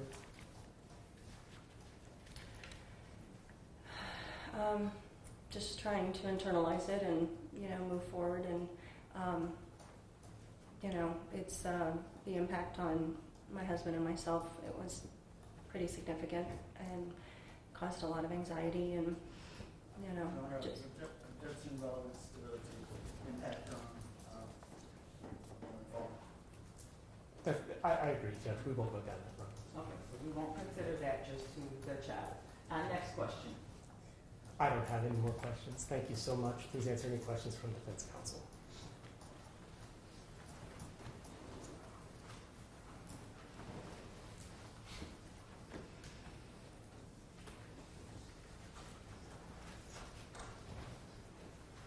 Good afternoon, Ms. Gonzalez.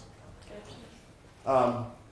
You have filed a civil lawsuit in this courthouse as well, regarding the events of January 6, 2023, correct?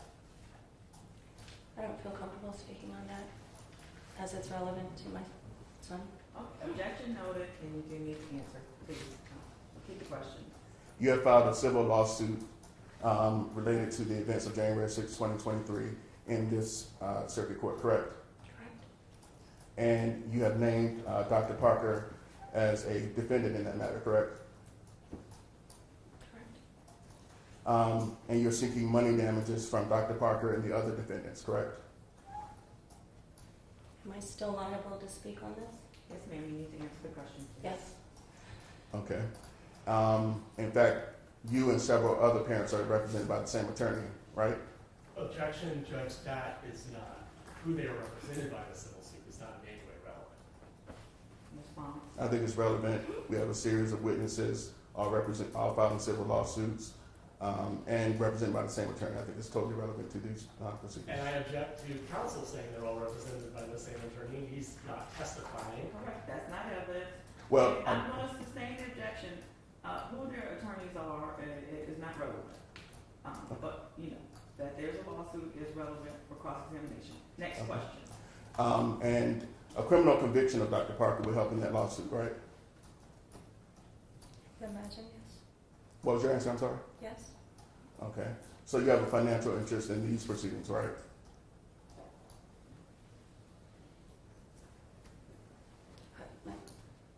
I'm sorry?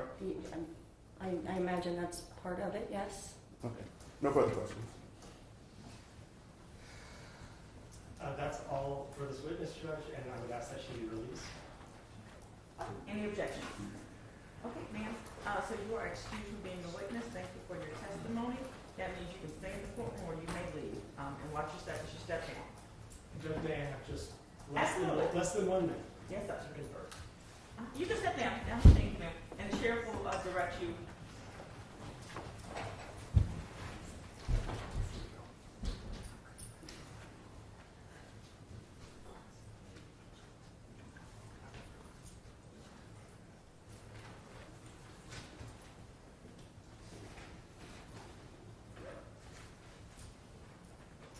Your Honor, if I'm well pressed. Your Honor, we will have motions to strike, but I do want to take time with my co-counsel and the defendant to make sure that we're have every base fully covered. So I'm going to ask the court to consider going in recess for the remainder of the day, and then we'll come back first thing tomorrow and make our motions and present the evidence on behalf of the defense. Kamala, in terms of proceeding in that chronological fashion, your position. I'll submit to it. Okay. All right, so to the jury, we take up the motion to strike outside of the presence of the jury. It's 4:25 today, and they're asking to do so in the morning. So I will kindly ask you all to report back and would you like the jurors to report? What time is counsel prepared to do motions to strike in the morning? 8:30 or 9? And I'll give that an hour and ask the jurors to report an hour after that. Any time is fine. Understood. Your Honor, we can be prepared for 9 o'clock tomorrow morning. Say that start at 9? Yes, 4 motions to strike. Yes, 4 motions, and ask the jurors to report at 10. Yes, ma'am. Okay. All right, so thank you again for day 3. You have the same cautionary instruction. Please do not discuss the case, research the case, allow others to discuss it and or share their discussions and thoughts and opinions with you. I know that's hard. I know this is a high-profile case, but that is important to the integrity of the process. And please report at 10 a.m. Are there any issues, anything I can assist you all with? Okay, and last, please, I will not be able, the court to provide lunch tomorrow. My assistant's off. And she's the one who, while we're here, actually goes to pick it up. So bring your lunch or be prepared to go out to get food tomorrow. All right? Thank you very much. Please rise for the jury. Make sure you leave your notebooks.